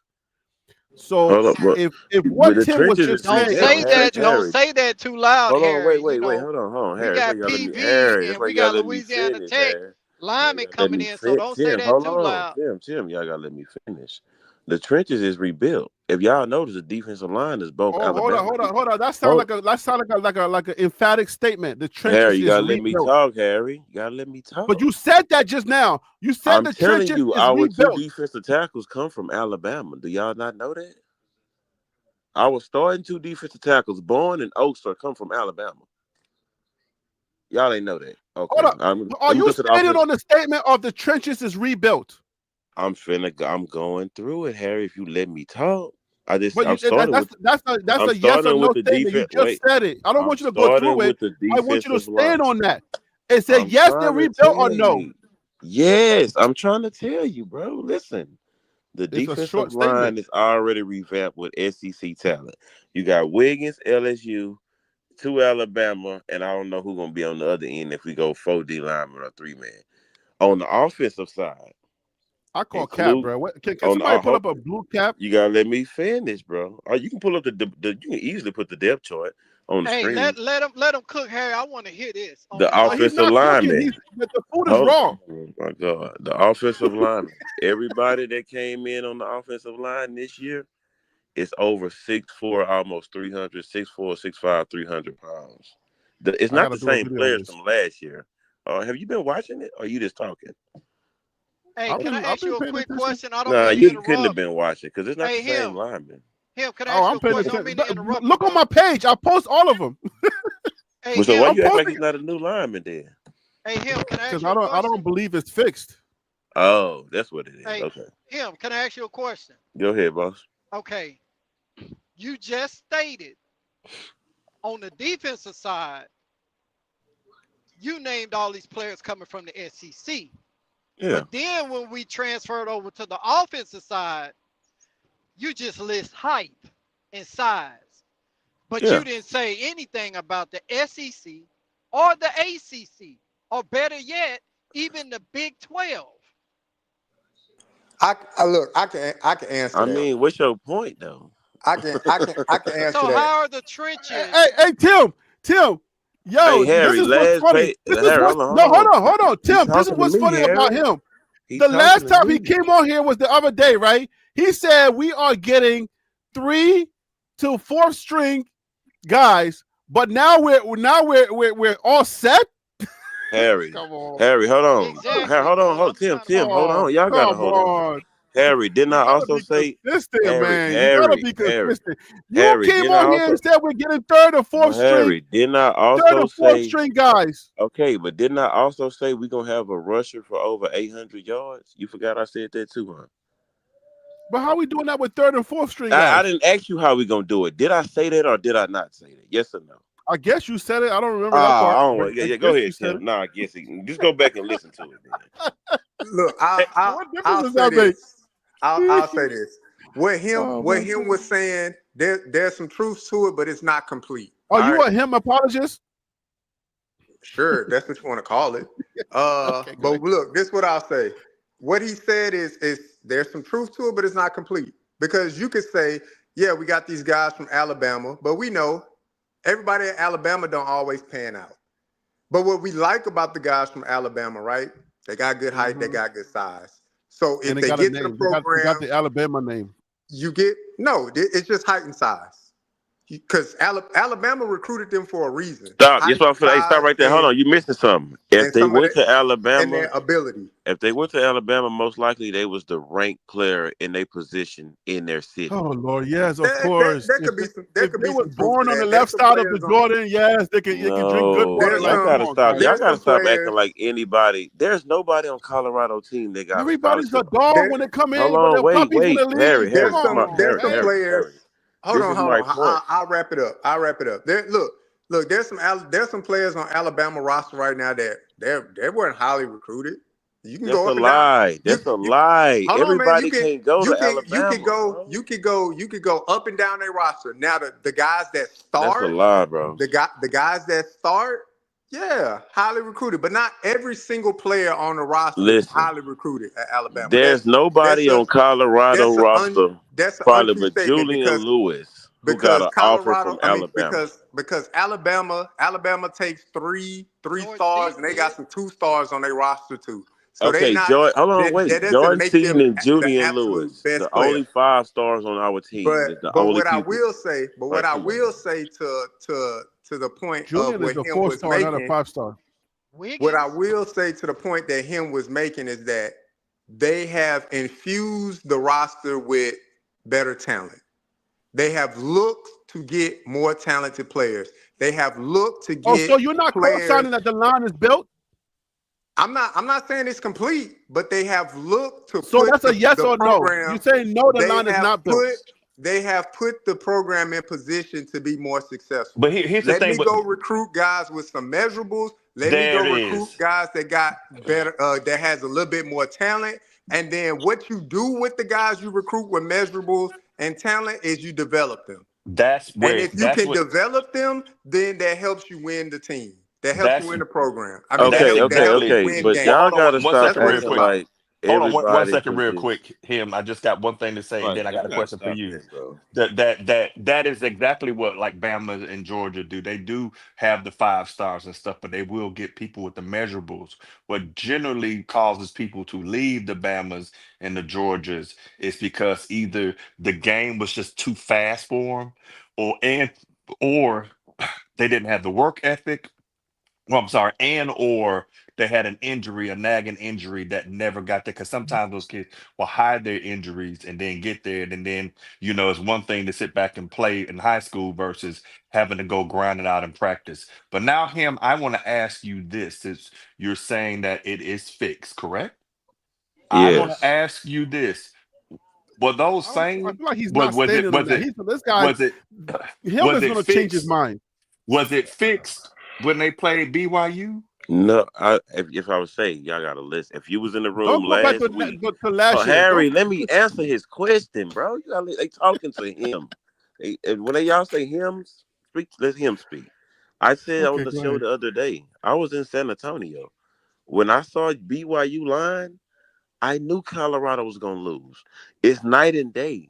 It's JV and varsity, bro. I said that the other day, but that's neither here or there. What I'm trying to get through y'all head is, if I say they're gonna have a rusher for over 800 yards, ain't this kind of like fixing the offensive line? If you had a rusher, if you didn't have even a 600-yard rusher, 500 yard or whatever last year, that's fixing the line, ain't it? No, it's That not. also speaks speaks to me this that you are deprived from oxygen. Because they're not gonna have no 800. Who the 800-yard rush on the line? I'm not here to debate that. 800 yard. I'm Who's not the here to 800? debate. Wait a Who's minute. the 800-yard rusher though? That's all. If Dallin you're Hayden. saying it, Dallin Hayden. okay. Okay, I'm not here to debate that right now. The point I'm trying to make to you is, and y'all got to stop saying anybody can go to Alabama and LSU. That don't work like that. You got to be half-ass decent to even get a letter from them. They don't just go get anybody who's 6'8", 6. That do not work like that. So y'all Yeah, overstating that part. but okay. No, y'all got it's Let me put this super in hard to perspective with get to you. Alabama. Him. Let me tell you this. Cormani McLean is currently at Florida. That's an SEC school, right? Cormani McLean is there. We can use this as an example. So what you're saying is that everybody that goes to these programs, and I feel like we've had this conversation before because it sounds very familiar. You're saying that everybody that goes to these programs are elite talent. And when they are second or third strings and they come to Colorado, then we should say, oh, yes, we're getting an elite player. But that's not how this works. Because these players do not translate all the time. There's a reason why they're second and third strings. Harry. Because I'm not talking about. I'm talking about before they even play college Hold on. football. Let me land my plane. Let me land the plane, and then you can have it. Because we know from Cormani McLean and other 4 and 5 stars, even though you are 4 and 5 stars coming out of high school and you got the letter, that doesn't mean that you have the discipline. That doesn't mean that you have the wherewithal to put in the work that is needed to actually make it at that level. So yes, if there were 4 and 5 star going to Alabama, going to Georgia, it doesn't mean that they're always going to pan out if they leave and they come to Colorado or whatever. It doesn't always work that way. So that's what I'm saying. Like, you got to be very careful when you say that. First of all, let me just get this on the record. Colorado's line is not fixed. You will be back here. Say, being like, yo, Burr, I'm sorry. Just like you were with the, I'm always going to say the Nebraska game when I told you that Dylan Raiola was that dude. And you was like, oh, no. You're going to be back here when the season starts, and you're going to be like, dang, I was wrong. That line Harry, sucks. that's a false narrative that you think you want. We didn't lose to Nebraska. Hold on, Harry. We didn't lose to Nebraska. We didn't lose to Nebraska because of Dylan Raiola, though. If you're not scared, if you're not about that life, you will be back here when you start seeing Colorado's line not protected. First of all, we didn't lose to Nebraska because of Dylan Raiola. Why you keep I didn't say we did. Okay, I didn't say. You act like he was a big. We said that Dylan Raiola was a decent quarterback, and we should be. He a decent quarterback, but we lost to them because they have 2 NFL caliber defensive tackles. But you still got to score, though. Only reason why they didn't score in the second half, and we threw a pick 6. So because they was basically sitting on the bench, scrolling through Facebook because the game was over. No. Wait. We threw a pick 6, and they didn't score in the second half. So for you to act like Dylan Raiola just put up 35 points, that's not how that happened, bro. Like y'all gotta watch the game and stop. I did watch the game. They didn't touch Dylan Raiola. Dylan Raiola moved the ball. I didn't say that, I know that, but hold on one second, him. Raiola, I'm not gonna say he's the reason that they won the game, but did he play a vital part in them winning? Absolutely yes. Okay, they didn't touch him. Duh. They have a real offensive line. Did he move the ball down the field at will on? No, he did not. No, he did not. You go how back many and yards? watch Okay, how many yards he had?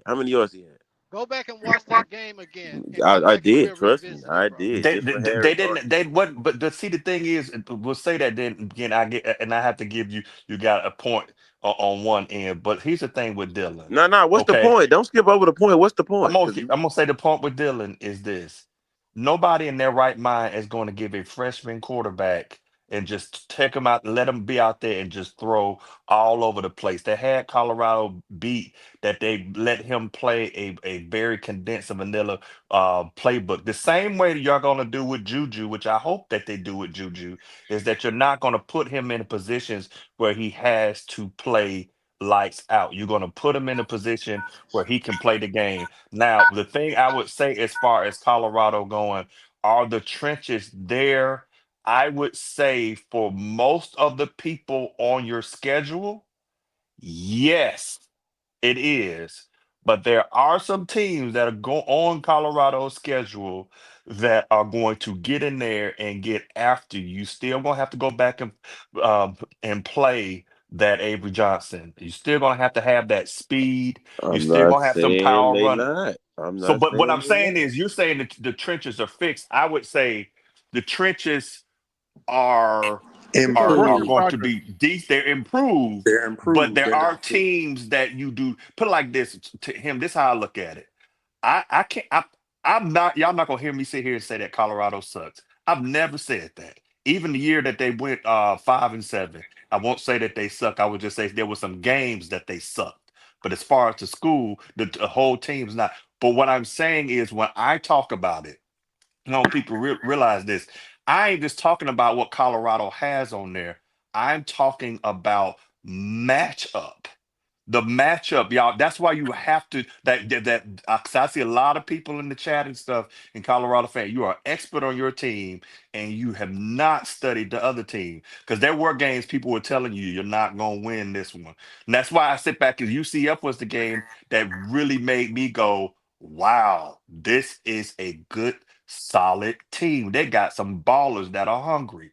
But what I'm saying to you is, go back and look at this schedule you got coming up, because you got some teams that can match up well with you. That's all. Oh, I already said they going 7-5. I already said that.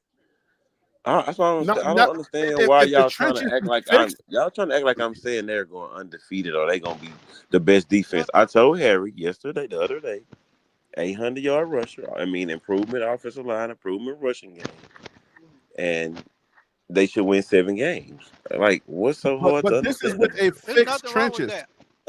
Hey, it's not a fixed trenches. Let me tell you something, Harry. The best thing that Colorado could have done was go get Kalen Salter because he's a dual threat. He's Now, not going to start, hold bro. on. What? He's not going to Anyways, start. back to what I was saying. Kansas is Then you not going to going start. 6-6. No, he's not going to Then start. you going Who six They're and gonna not. six. They're start? not Who winning gonna That's 7 start games over crazy. with him? Juju. So who's Hold supposed on. No, bro. Come on now. Come who's You on do supposed now. to not They're start? not realize winning 7 games with what in Juju. the world is If wrong with him if today? Julian Lewis don't start, he will be in the portal in the winter. No, Trust he will not. No, he me. Nah, will No, he man. not. won't. All Yeah, right. No, he will you're not. not And winning 7 games with Juju. I promise you. Now why look, Juju would is I But no you you can different win? win 6 Raiola. games with I Raiola. I You I'll can get win 6 games with Raiola, but you can't win 6 games with Hey, with. him. Let me ask you Because something, man. Juju is not Raiola. Juju is smaller. Oh, Juju is not built like a Raiola. Juju get knocked around. I got a game. I got his final game on my channel. Go watch that game. Juju gets Juju is knocked the best around. quarterback in the state of Georgia, bro. him. Hey, but check I'll this Go give out. watch He him his this. was. final game. Go watch that that Hey, final Harry. game that he lost. Go watch that game. He was getting You knocked can watch around. the If you door think of, final game. no, What they tell you? Hey, Harry. I What they will tell say you? to his defense that Juju was hurt in that championship game, oh, okay. so he Well, if he wasn't was hurt, then 100%. He wasn't okay. 100%. But I will say this to him: the best thing that they could have done was go get Kalen Salter, because if they have to just depend on a pocket quarterback with that mediocre line that they picked up over the offseason, then they won't make it to no 7 games. You heard it first right here from my mouth. You They Yeah, said won't no, make mediocre it, and line. I'm not bashful of saying it. How we that's going to? about Hey, How we that's going about from fix accurate. to mediocre line? That's April about 18, accurate. 80. I Well, remember then April cook JR. 18, But I mean, cook JR 2025. with it. Cook with it. April Look, 18, 2025. Y'all remember this day? I'll give him this. I'll say this. Look, I think Juju gonna start? No. I think Caden Salter's gonna start. I think that's why they pursued him in the portal so heavily. Do I think Juju could leave if he didn't? Possibly, definitely can. I mean, you got Nico that was making $2.4 million at Tennessee, starting, had everything in the palm of his hand, and he decided to leave. So this is the era of football that we live in. So I won't argue the fact to say if Juju gonna stay or not, because this is the era of football we in.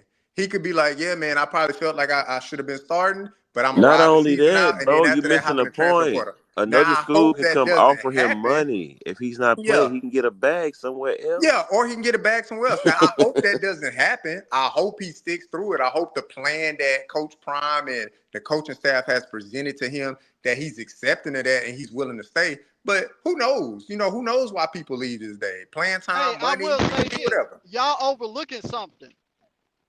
Both of y'all are overlooking something in that statement. And that's his dad. Yeah.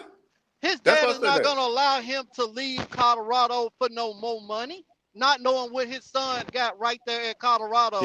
That's going to get him, hold on one second, that's going to get him to the next level. His dad went on Twitter and stated this. Hey, I am so blessed that my son can get this type of training that's going to get him to the next level. His dad ain't looking about the bag.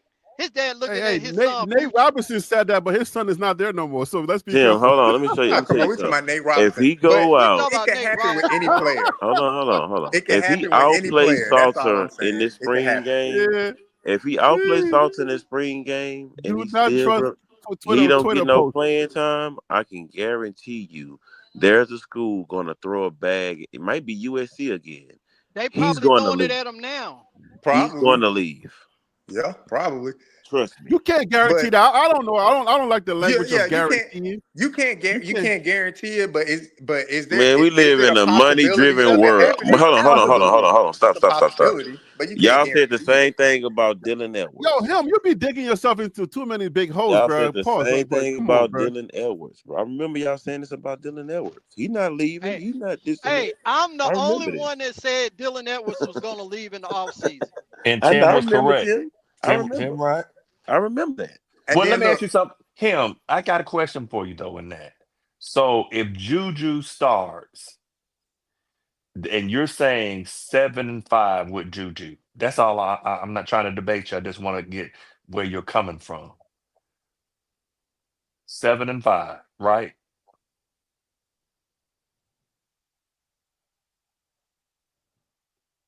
Hello. He must have. I don't know. He must have fell off. He probably got Not stuck. with no Louisiana I can hear you, Tech bro. Prairie View. Oh. Yeah, I'm asking. Are you saying that? So if Juju starts, you're saying that what do you think the record would be? Are you just sticking to 7-5? Well, he said 7-5 and said Juju would start. So yeah, 7-5. Well, whoever to start, they don't have that much. The receiver talent is not the same as last year. So 7 wins based off rushing and defense. Yeah. I ain't gonna let you walk that back, him. It ain't whoever started. You said Juju. No, Juju starting, but I'm saying by the end of the season, if one get benched, one get hurt, whatever, they still should have 7 wins. Do y'all think they're gonna do quarterback by committee? No, it's too easy to leave in the portal for money. They can't risk it. See, the thing about Salter well, doesn't that help retention? If you have packages for each quarterback. The thing about Salter can be a redshirt senior and have another year. He can still play another year. And he's going to get in the portal. You're right. Well, one of them will get in That'd be crazy. Exactly. Well, somebody leaving. They not go both sit on. And look, if I'll tell you this, if Juju just outright beat Caden Salter, then it is what it is at that point. If they decide to start Juju over Salter and red shirt Salter, there's no way Salter stays. Absolutely, he'll just hop in the port. It wouldn't make sense to be behind a freshman in your senior year. That wouldn't make sense. You got to leave. Yeah, you essentially wasted a year. Yeah, and they're gonna sit there And they're literally going to blitz Juju every single play. So I really hope that those running backs are able to, if that's the case, pick up a blitz. Because while I do think Juju is an extremely accurate player, I just think that when you start dealing with all the other stuff that comes, because even Travis Hunter was talking about some of the stuff in the Nebraska game where the lights and the whole ambiance of that game of playing in Lincoln, it was just it was a lot. He said, I ain't gonna lie, it was just, it was like, wow, it's not the same. But I'm saying with a freshman quarterback, the first couple of games. Now the thing is, once they get past Georgia Tech, they got what, Wyoming, Delaware, Wyoming, that kind of stuff. That'll allow him to at least get the playbook and get everything in there. I just don't think you stick a I I'm gonna let y'all talk. I gotta chew on that one because that would be like, why would you bring Salter in there and not start him off? Why would you not make it like an Arch Manning situation? Yeah, Hey, with that that makes type more of I'm sense. just line that saying, they like, got, five. Look, former 5-star wide receiver Jonte Cook is visiting Arizona State. So Prom is cooked. You talking about Promise Cook, saying former 5-star wide receiver Jonte Cook. He couldn't get on the field at Texas. He went to Washington and robbed his teammates. Washington kicked him out of the program. Oh my Harry, what are you God. talking about, man? Get out of here. Yo, That I was means just that hey, means he a And first look, and I rounder. was That sounds just like a trying to first poke the rounder to bear, me. man. Look, I'm trying to poke the I bear from ride for the you. young Calm down. YN because he's from Texas. I ride for the young YN. But at the same time, come on, bro. He hey, can't get right. He cannot. If he can't get right. if he goes to Arizona State, Prom is cooked. Right? Is that how you feel? He go to Arizona Yeah, State, he might not even see the I'm field. I'm He just might poking not the even bear. see the field, man. He may be Hey, another Alton McCaskill. Shout out to Alton McCaskill. He went to Arizona State. He got in the game one time. JR, The why you do whole that, man? season, he got in the game one time. He had one carry for 7 yards. That was it. JR, why you do that, man? I'm saying, nah, I'm letting Harry know. JR, Uh, you Cook just is a flat big out name. you just Look, flat out went out there, clicked open your umbrella in broad no, daylight, because that man, was no, I did all not kind of do that, shade, man. bro. All kind of Nah, shade. man. I'm not doing Hey, that. I'm just hey, no, saying. but hey, I'm just saying hey, it's DC, levels to DC it, catch man. this though. DC catch this. This is what they don't do. They don't pay attention to their conversation. They don't know that I keep records, right? A second ago, we were just talking about players coming from the SEC or Alabama or Georgia, right? So if this guy was to come, if Jonte Cook was to come to Colorado, DC, what would they be saying? I would say the same thing. If Jonte Cook was to come to Colorado, he No, I'm not seeing asking the DC. field. I'm asking he DC a because he was. dog. He a dog. Nah, you ain't hearing that from Woof, me. woof, woof. We would be saying he's a You big ain't hearing dog. that from me, Woof. man. He's a big dog. He's a You big, ain't yo, hearing that from me. I let's be fair. Hey, but no, it's not only for you. It's not JR. It's not only for you. You're level-headed, okay? I ain't gonna hold you. You're one of the level-headed people I don't mind talking to when it comes, and you can defend Prom all day because I know when it comes to telling the truth, you will at least say, well, I don't know about the line being fixed. I'm saying, I don't know if it's fixed. I don't know if it's fixed.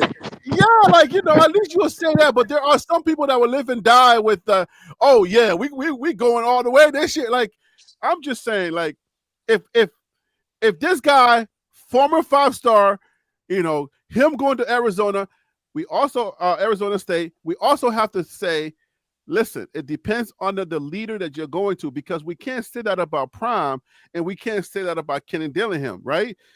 Because if Prime is getting these G5 players and whatnot, and he can shape them, because these same people that are in the chat that would say, oh, no, that person is bad. And even as you're saying right now, he's bad.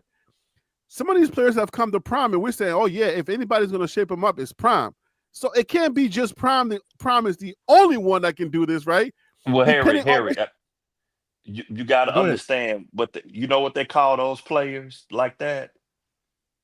They call them 3 to 5 stars. You know what 3 to 5 is? It's a reference to a prison term. So they call Hey, them 3 to 5. And That's basically, crazy, man. I'm just being honest. Y'all know that. Well, some of y'all may not have heard that, but they call them 3 to 5. yeah, In no, Alabama, they call no. them 3 to 5 stars because it's I like heard it. if they wasn't playing Listen, football, listen. they would be in jail. I'm just You being you- and honest you with you. and you and you know what I like about this conversation is because we will never see a 3 to 5 star at Colorado. But people Georgia don't got give him. Georgia yeah, got him. Bama Yeah. got him. Let's keep it people don't real. give prime. People don't again, this is what I'm talking about. Florida got him. And Miami got him. But go ahead, CSB. I'm just saying Miami these don't schools got out him, there, bro. they Stop got the man, they cap. got some 3 to 5 stars. Come on now, Miami everybody. Let's stacked a just keep it team for real. But go 1 ahead, year, bro. CSB. Miami Go has ahead, not been CSB. good only 1 year, bro. Don't do that. and this is what I'm talking about. So not only is he putting together a team that can win football games, he's not trying to win football games at all costs. You get schools, and you know, this is not people are going through things. It's not always the school's fault or whatever. But we know that Prime would be getting a different kind of criticism if it was his players that were transferring out of the portal, going to other teams with that reputation. Every player that leaves Colorado and goes somewhere else, at least last year's team and maybe from this year's team, if other people go, they're actually gaining an asset. They're not only getting a good football player, they're getting a man with the things that Deion Sanders teaches on his team. The expectations that they have, they're probably going to be getting a football player not only that can play football, but it is showing up with a 3.0 GPA with no criminal record. You're getting a 2-for-1 when you get one out of Colorado. Well, And I that's think that just was a an fact. average. I don't think all of them made it. I think it was an average. So we can't say I average. get that it is. I get that it's an average, but you don't know which part of the average that person fell on. That's true. Right. But as a team, you're not getting a problem. You see, there's a lot of coaches out here who are willing to win at all costs, and you can see that in their programs, but they don't get the criticism. So common sense. Can we Right. then just say Coach Prime is a good guy, but he's never going to win a natty? He's never gonna win a natty because Colorado is never gonna have enough talent. Why y'all don't know that? But I'm just saying, like, okay, so he's a good You guy. have to have talent to win a natty. Regular teams don't win the natty. Okay, so then doesn't talent come with some chips? No, it comes with alumni paying the top who are not players. 100%. Man, it comes with alumni paying the top players. You need at least from if I'm just going based off of the last team that won the natty, which was Ohio State, you need at least a $20 million roster. Yes, you do. That's winning you a do. Not only just last year, no. Michigan, Georgia, Alabama, all of those schools. Yeah, I'm just going based off the most recent fact. If you all the you champions. need a $20 million roster. So then JR Boston. So then here's the question: if you don't have the $20 million roster, or if you don't have the 20 mil to buy the roster, then isn't it plausible to say you should get some people with some chips and then work them out and then work out those chips? Nah, man. Look, Harry, are you willing to go against your morals for fame, for a million followers? Are you willing to go against your morals, your ethics, and your values for 1 million followers? Oh, but okay, Harry probably not, but most people are, yeah. Yeah, no. So Harry, let's qualify. Let's make sure that we willing understand to go what you're against saying. your principles for that, Harry? But we have sports examples. Let me give you one. Right? Do you remember Dennis Rodman and Phil? You remember? Yes. You remember Dennis Rodman and Phil? Yeah. Okay, Yeah. Dennis Rodman was a Detroit hothead who would fight in 2 seconds. Do you remember what Phil Jackson did with Dennis Rodman? Let him do whatever he wanted to do. That's what he let him do. No, that's not true. Yes, he did. You know what Dennis He Rodman didn't let him did? do whatever he wanted to do. Yes. Remember famously Jordan said in his documentary, he said, "Hey, coach, go ahead and get Rodman. I'll work with him." Right? Exactly. You get Rodman in the right situation under the right coach with the right mindset. He performs and he does what he has to do. Right. Harry. So every player that may have been in trouble in another situation doesn't mean that everybody looks at him and say, "Oh, that's a hothead." Did Dennis Rodman not get in trouble when he played with the Bulls? Yes. Look at his track But record. no, Look if at his you police remember, record. if you are OG He enough to wasn't a remember, model citizen with the hold Chicago on, but Bulls. hold What are we on, talking about? hold on. If you remember, if you're OG enough to remember, when the pundits and everybody was talking about Rodman, he was a non-touchable player. Don't touch that because he's too hot, right? But when he came, Dennis Rodman wasn't causing all kinds of trouble all over the place. No, Dennis Rodman was he was a good player for the system. Man. Was he really? Well, okay, so how much trouble did Dennis Rodman get in on the Bulls? I don't remember. Look, I don't have up his police report, but if you want to go factually check it, for you to comfortably say, man, he didn't get in trouble when he was with the Bulls. He didn't go against the team rules of the Bulls. He didn't do this. Michael Jordan said, I'm gonna wrap my arms around him and make sure I take. Come on, man. This man got on national TV, wore a dress, had a whole wedding reception in a dress. But now everybody's wearing a dress. So what's the problem? This man flew across the country while they were in the finals in Las Vegas, partying the night before. You don't think that went against team rules? They allowed him he's a trendsetter because now everybody's wearing a dress. So what's the difference? They allowed him to do what he wanted to do because Phil Jackson and Michael Jordan, they wanted to win at all costs. They didn't care what that meant. Michael Jordan you take a player like Butler. If you look at Butler, the same situation. There are players that people have already written off, deemed to be non-touchable, and you take a player like Butler, and they turn into where Butler at now? Is Butler still in Miami, or did Miami say, "Man, you can go home, bro. You can sit out, and we'll find a way to trade you"? And that's what they do. Because of his original sin. But Harry, here's the thing. We go back and look at that documentary on Florida with Urban Meyer and all the stuff that went behind the scenes. All kind of stuff with what was his name? The guy that wound up killing somebody and Aaron Hernandez. Yeah. And when you look at it, it was a lot of folks on that team. They were talking about they would get high before the game or different stuff like that. That's rare. I will tell you this straight up, and I agree with CSB, and I know where JR is going with this. Prime can't afford that type of problem. He cannot afford that issue. It just because now this is one of those things where other folks might get slack. They would give Prime zero slack if he recruited somebody like that and something went off. So unfortunately, he can't afford to take that gamble. I wish that people would give him enough grace where he could, but he can't do it. Arizona State can sit there and do it because they can do plausible deniability because Prime has a social aspect to what he's doing. He can't do it. Okay, so this is the point. This is the point that I was trying to make, and then we gotta do final thoughts. The point that I'm trying to make is, if somebody says this person is untouchable, doesn't mean that, oh my gosh, you're giving up your morals to try to bring somebody in to help them out. Because there are young men that are misled. They don't have direction. You're not strong enough. You're not strong enough a leader to try to give that player direction. I feel like Prime is. And if you're willing to bring that young man in and give him directions, then you can find a situation where you can win with somebody who everybody says do not touch. Because the second that the public says, hey, this person is a troublemaker, they're a high head, then everybody's like, oh my gosh, don't touch him, right? But you don't really know the situation. I think Prime even spoke on this, right? There are some young men that even Prime can't fix. But if you're gonna take that moral thing and say, okay, I'm not gonna touch him, you may be missing opportunities that are in there with some great players. The great player is in there, but somebody got to bring him out. Somebody's gonna Can I tell you a quick story real quick? Now, JR, have you ever heard of anybody in the military with felonies? Absolutely.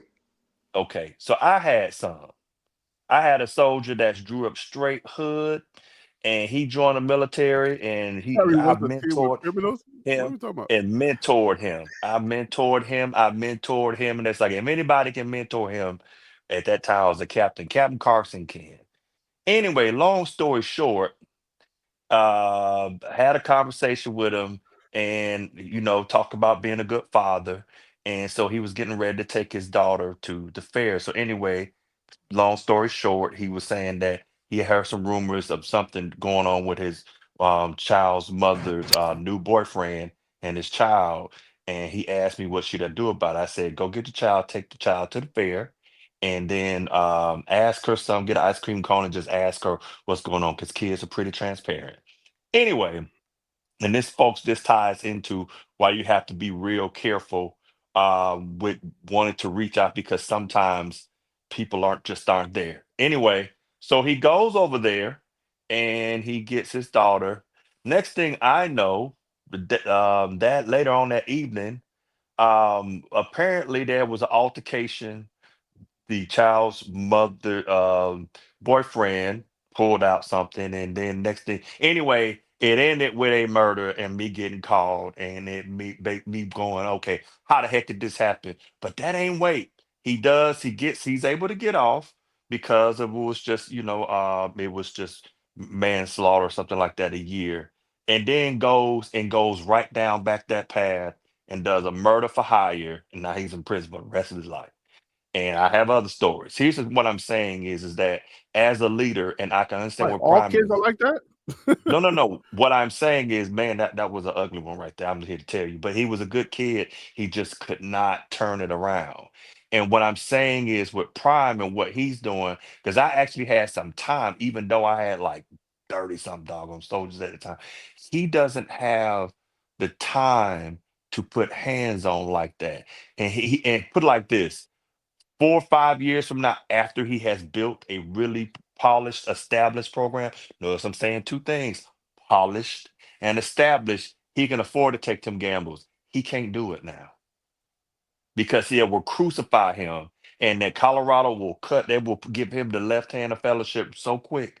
So we want him to do it. I'm just speaking to that aspect, but Prime can't. Hey, can I ask y'all a question on that? Yeah, yeah. Did he take a chance on the kid from Texas that was he had some off the field issues year one, but he didn't really play a lot. He was a linebacker. I can't think of his name. He ended up hitting the transfer portal, or he declared for the draft, I think. Yeah, I think his name was Juju. Yeah, I think they called Juju. him Juju. Yeah. Juju Linebacker. Yeah. didn't he took a chance on him though. Yeah. He takes some chances, but it's calculated chances. But Surf is saying his dad used to say that you're not winning a natty with a squad full of choir boys. I mean, we hearing stuff about Georgia. Georgia after the season, you will hear several people getting arrested and stuff like that. Hey, if you want to win, man, you're gonna have to take some chances. I don't know that this has to do with morals and whatnot. Because if we're talking about morals and standards and stuff like that, then you gotta like talk about like where does it come from? Is it because you're a Christian, because you're a Muslim, because you're certain, you know what I'm saying? Certain religions or however you live your life is going to carry different criteria. If you're a Christian, you ain't supposed to be having a bunch of rappers talking about killing people and slotting either. So I ain't trying to have that conversation unless y'all want to, and I'll be the one to go in there. So Don't do it, Harry. Don't do it. We okay. need you just to continue on. Let's just woo, Hey because you man, let's have already final know, thoughts before I man. come in. I don't want to step into another one, so let's have some final thoughts. DC, you go ahead and start, please.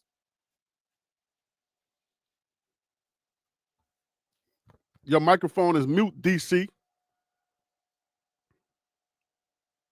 Okay, DC's not ready. JR Boxing, final thoughts, please.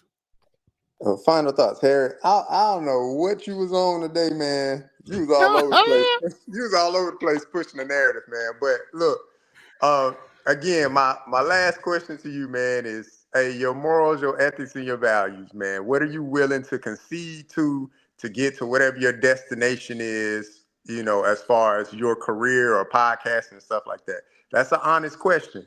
And that's a question for the last topic we was talking about when it comes to Coach Prime.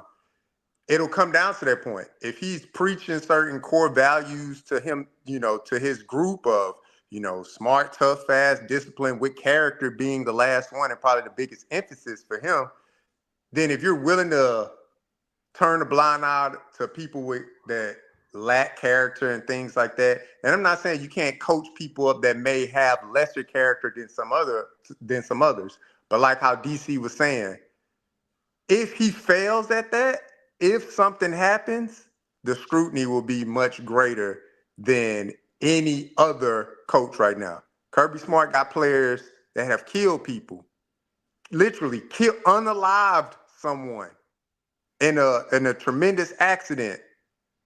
Business goes on for Kirby Smart. Could you imagine if that happened for Coach Prime? I yield the floor. They'll be calling it criminal U instead of Colorado U. It'll be CU for criminal. Yeah, I mean, I'm not suggesting that Prime should lax his moral clauses to win. I'm not saying that at all. I'm just saying, like, you gotta. Everybody's not the same. Every player that comes to your door that may have had a checkered past is not the same. I mean, DC went to the extreme, but you can actually look at a player and talk to a player and see whether they're redeemable. Some people are not redeemable. But anyways, DC, you got the floor. What's your final thoughts? Yeah, but those you have to keep them in a very sterilized environment till you can make some changes. That's kind of hard to do. But anyway, first I want to say welcome back to Tennis Channel. This is a blessing. I feel like singing hallelujah. That you know what, on Legendary moment. Good Friday was real good because Lord brought the Tennis Channel back. And I'm just thanking the Lord because they brought him a mighty long way. Thank you, Tennis Channel. Please call in and let us talk to you. I have to end it with some fun. Hey, I don't think that's Tennis Channel, man. I don't think that's him, man. I think that's a parody. I think somebody made a duplicate account, man. Yeah, somebody making fake accounts, man. Man, I don't think that's him, man. Somebody stole his handle. If it's not Willie, if that's his evil twin Willis, you know what? You are wrong. And but anyway, hopefully that is the real that hopefully that is the real Willie. With a real really, please stand up. Say that 5 times in a row. Thank God that I would say this. Man, these some fire conversations. I gotta say, the past a couple of days, and even on TLP, TLP is straight loves Prime, but we actually have some conversations where we go all in. So I think we need to keep these up. And the only thing I'm gonna end it with saying, when folks, hey, you can disagree, and if you disagree, bring the stuff up. But the haters and stuff like that, that doesn't make good football conversation. If you got something to say, just bring the points. We all in this together. We all trying to support each other. So again, great show. Hey, let's remember that I didn't get no text from Prime, but guess who got a text from Prime? JB. Okay. JB is a jealous, and y'all know what B stands for. I'm just playing. Anyway, continue. I'm just saying, I didn't get no text from Prime that says, "Yo, you all right, you all right, dog?" Nah. JB got a text, and y'all know how much harder JB goes than I do. I just be asking questions about football stuff. I don't be saying half of the stuff that JB says. And then he's growing exponentially. So I don't know where we're going with this. Anyways, if you're still here, final thoughts? Yeah, man. I just want to say quick 3 points. First point. Hold on 1 second. What you doing? You in the wild?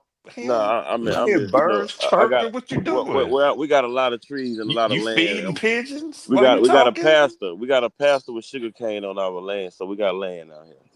Okay, go ahead. Okay. But was that a flex? Let me say this. Quick 3 points. Hey, yo, was that a flex? Nah, we're in the country. You come to Louisiana, land cheap.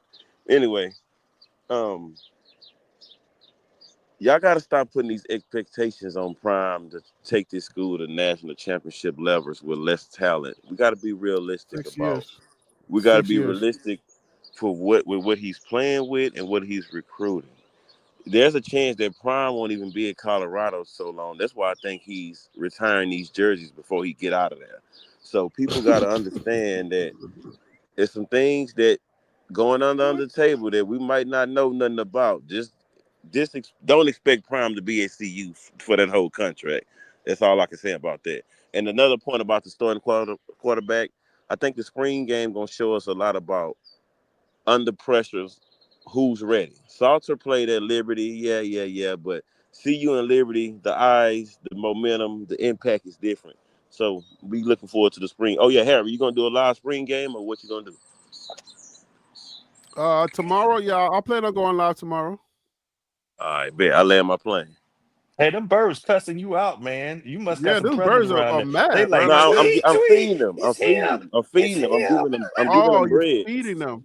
Yeah, I'm Okay, feeding. I'm about to say you got he put out. I was about to say either you got some that's favorable or you got a predator Nah, around because they birds are fight. They singing. fighting each other. You know, Okay, birds that be makes fighting a sense lot. then. Yeah, Yeah, they there we fight. go. Oh, There we okay. go. And Because in the DC's a nature, bird whisperer, so he knows. no, Oh when no, you I out got a BB gun right here. If I feel when like you no like to come down. side note, when you out in the wilderness and you hear animals acting like that, there's an issue somewhere. So that's the only reason I picked up on it. Yeah, that's the It's fact. like That's a fact. it's like a snake got one of them wrapped up, and they're all trying to free their Or somebody partner. near somebody nest. You know how that go. It's beef. Yeah. It's like that. All right. So common sense. We're both from Liberia. We know exactly what they're talking about birds and stuff. So what says you? What's your final thought? All good. Great conversation. Great to be back. Tennis channel hopefully is the real tennis channel, man. We need you back. Yeah, I just think that pom poms, tennis channel, man, he had a big old pom pom. But go ahead. Legacy. So I think regardless of whether or not you like Prime or don't like Prime, you think he's a good coach, you don't think he's a good coach. You think they got an elite roster, you don't think they got an elite roster. I think he's mid. Whatever you think, you're still gonna watch. He's mid as a coach. And that is the genius of what Coach Prime is when he was a player. Now that when he retired and went to television, and now that he's doing it in coaching. People doubted him when he was a player. He won at Atlanta. He went to San Francisco. He went to Dallas. He continued to win his whole career. He went to TV. I'm sure people doubted him. One of the most successful commentators on the NFL Network. He comes to coaching. People are still doubting him. I think year over year, we'll see whether or not 2024. You got a small violin somewhere? Players. No, I'm just saying. You said my closing statement, man. I'm trying to save y'all souls. In the chat. I'm trying to give y'all the gospel so you can hit your knees and repent. Yeah, so y'all can hit y'all knees and repent, man. It's some repenting need to happen, especially with Surfer Boy, man. He need a technical foul for how flagrant he been in the chat. But what I'm saying is the doubt is real. Some people believe, some people don't, but everybody's going to watch. And that's what I love about the Deion Sanders story. And I think he's continuing to write his story, and we're along for the ride. Can I play in that movie, the Deion Sanders story? I have a curl. Yeah, right? And stuff. Yeah. Yo, dang. Man, are you trying to resurrect your channel? I mean, what are we doing here? Hey, man. Yeah, we know who ain't getting a text from Boulder, man. I'm still trying to angle for one. I know. Hey, listen. Yeah, man, I ain't gonna get no text from Boulder. I think I'm totally fine. It's better that way. It's better that way because you don't want. I ain't gonna talk greasy about somebody that I really revere and stuff like that. I'm not talking greasy about Prime. I'm just bringing up conversations because they want this. We're talking about Prime, and as long as you're talking about them, it's all good. But yeah, man, like at the end of the day, man, everything we do here, we do it in love. So feel so real, paying for the chat, paying for the live. God is great. Beer is good. CU is mid. He always does it. He does it. Thank you for the super chat. Kind of. What the heck are you doing right here? Hey, quick question, Harry, to you and the panel. Is 7 wins a success or is that like an underachievement? That's an underachievement. That's an easy one. Y'all really think that? Heck yeah. That's an underachievement. So 9 wins with 2 top 10 picks. You lose those 2 and you come back and win 7, and that's not good? Yeah, that's not good, bro. Oh, that's not good. So your expectation is Prime should win 9 games every year. If it's not 9 games or more, then he's on the chopping block. Yeah, we got to be more realistic, Harry. I don't think he'll win 9 games again. honestly. But okay, that's another story. I mean, I don't hold that same sentiment because I really haven't done. I need to see tomorrow. I'll wait till tomorrow to see who's flying around that field. I'll be able to tell you more so to see who's flying around that field. Right now, I feel like it's going to be a rebuild season, and they're not going to do that well. But I can't call it yet. But I don't know that I don't know that at the end of the day that Prime is really like it's going to be like $10 million, seven wins, and how people are going to take that. You can't have $10 million with 7 wins.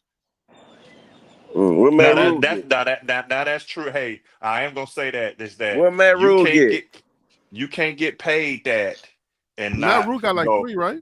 Hold on, Harry. We just looked at it. Dabo Sweeney was higher paid in Prime. Did they get 9? Did Clemson win 9 games this year?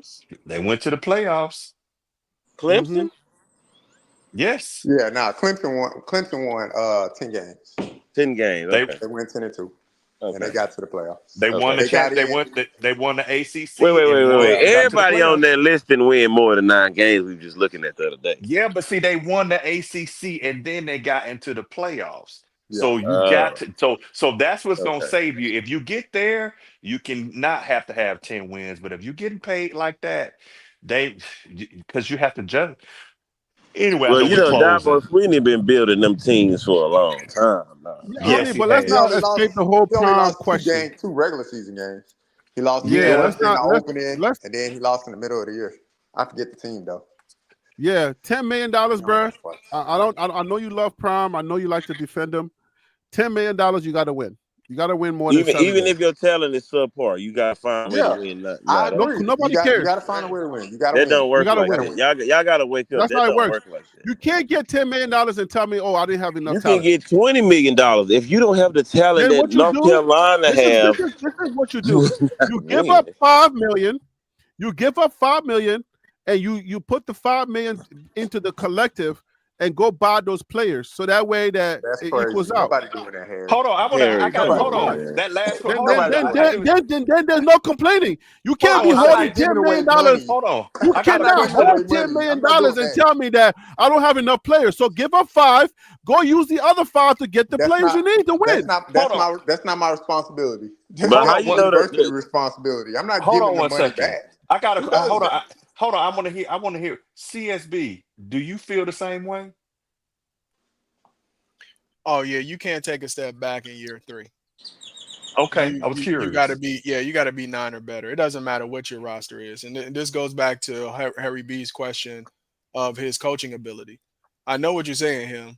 Right, it's unfair to have that expectation, but the multiple on Dion is whether or not he could coach a 7-5 team into a 9-4 team again. Even if on the field we see that this is a 7-5 team, coaching should pull out those extra 2 wins. Otherwise, then Harry now has a point. I got a point. Can I say this real quick? Hey, can I? I know we're closing out. I'm batting 100 on this channel.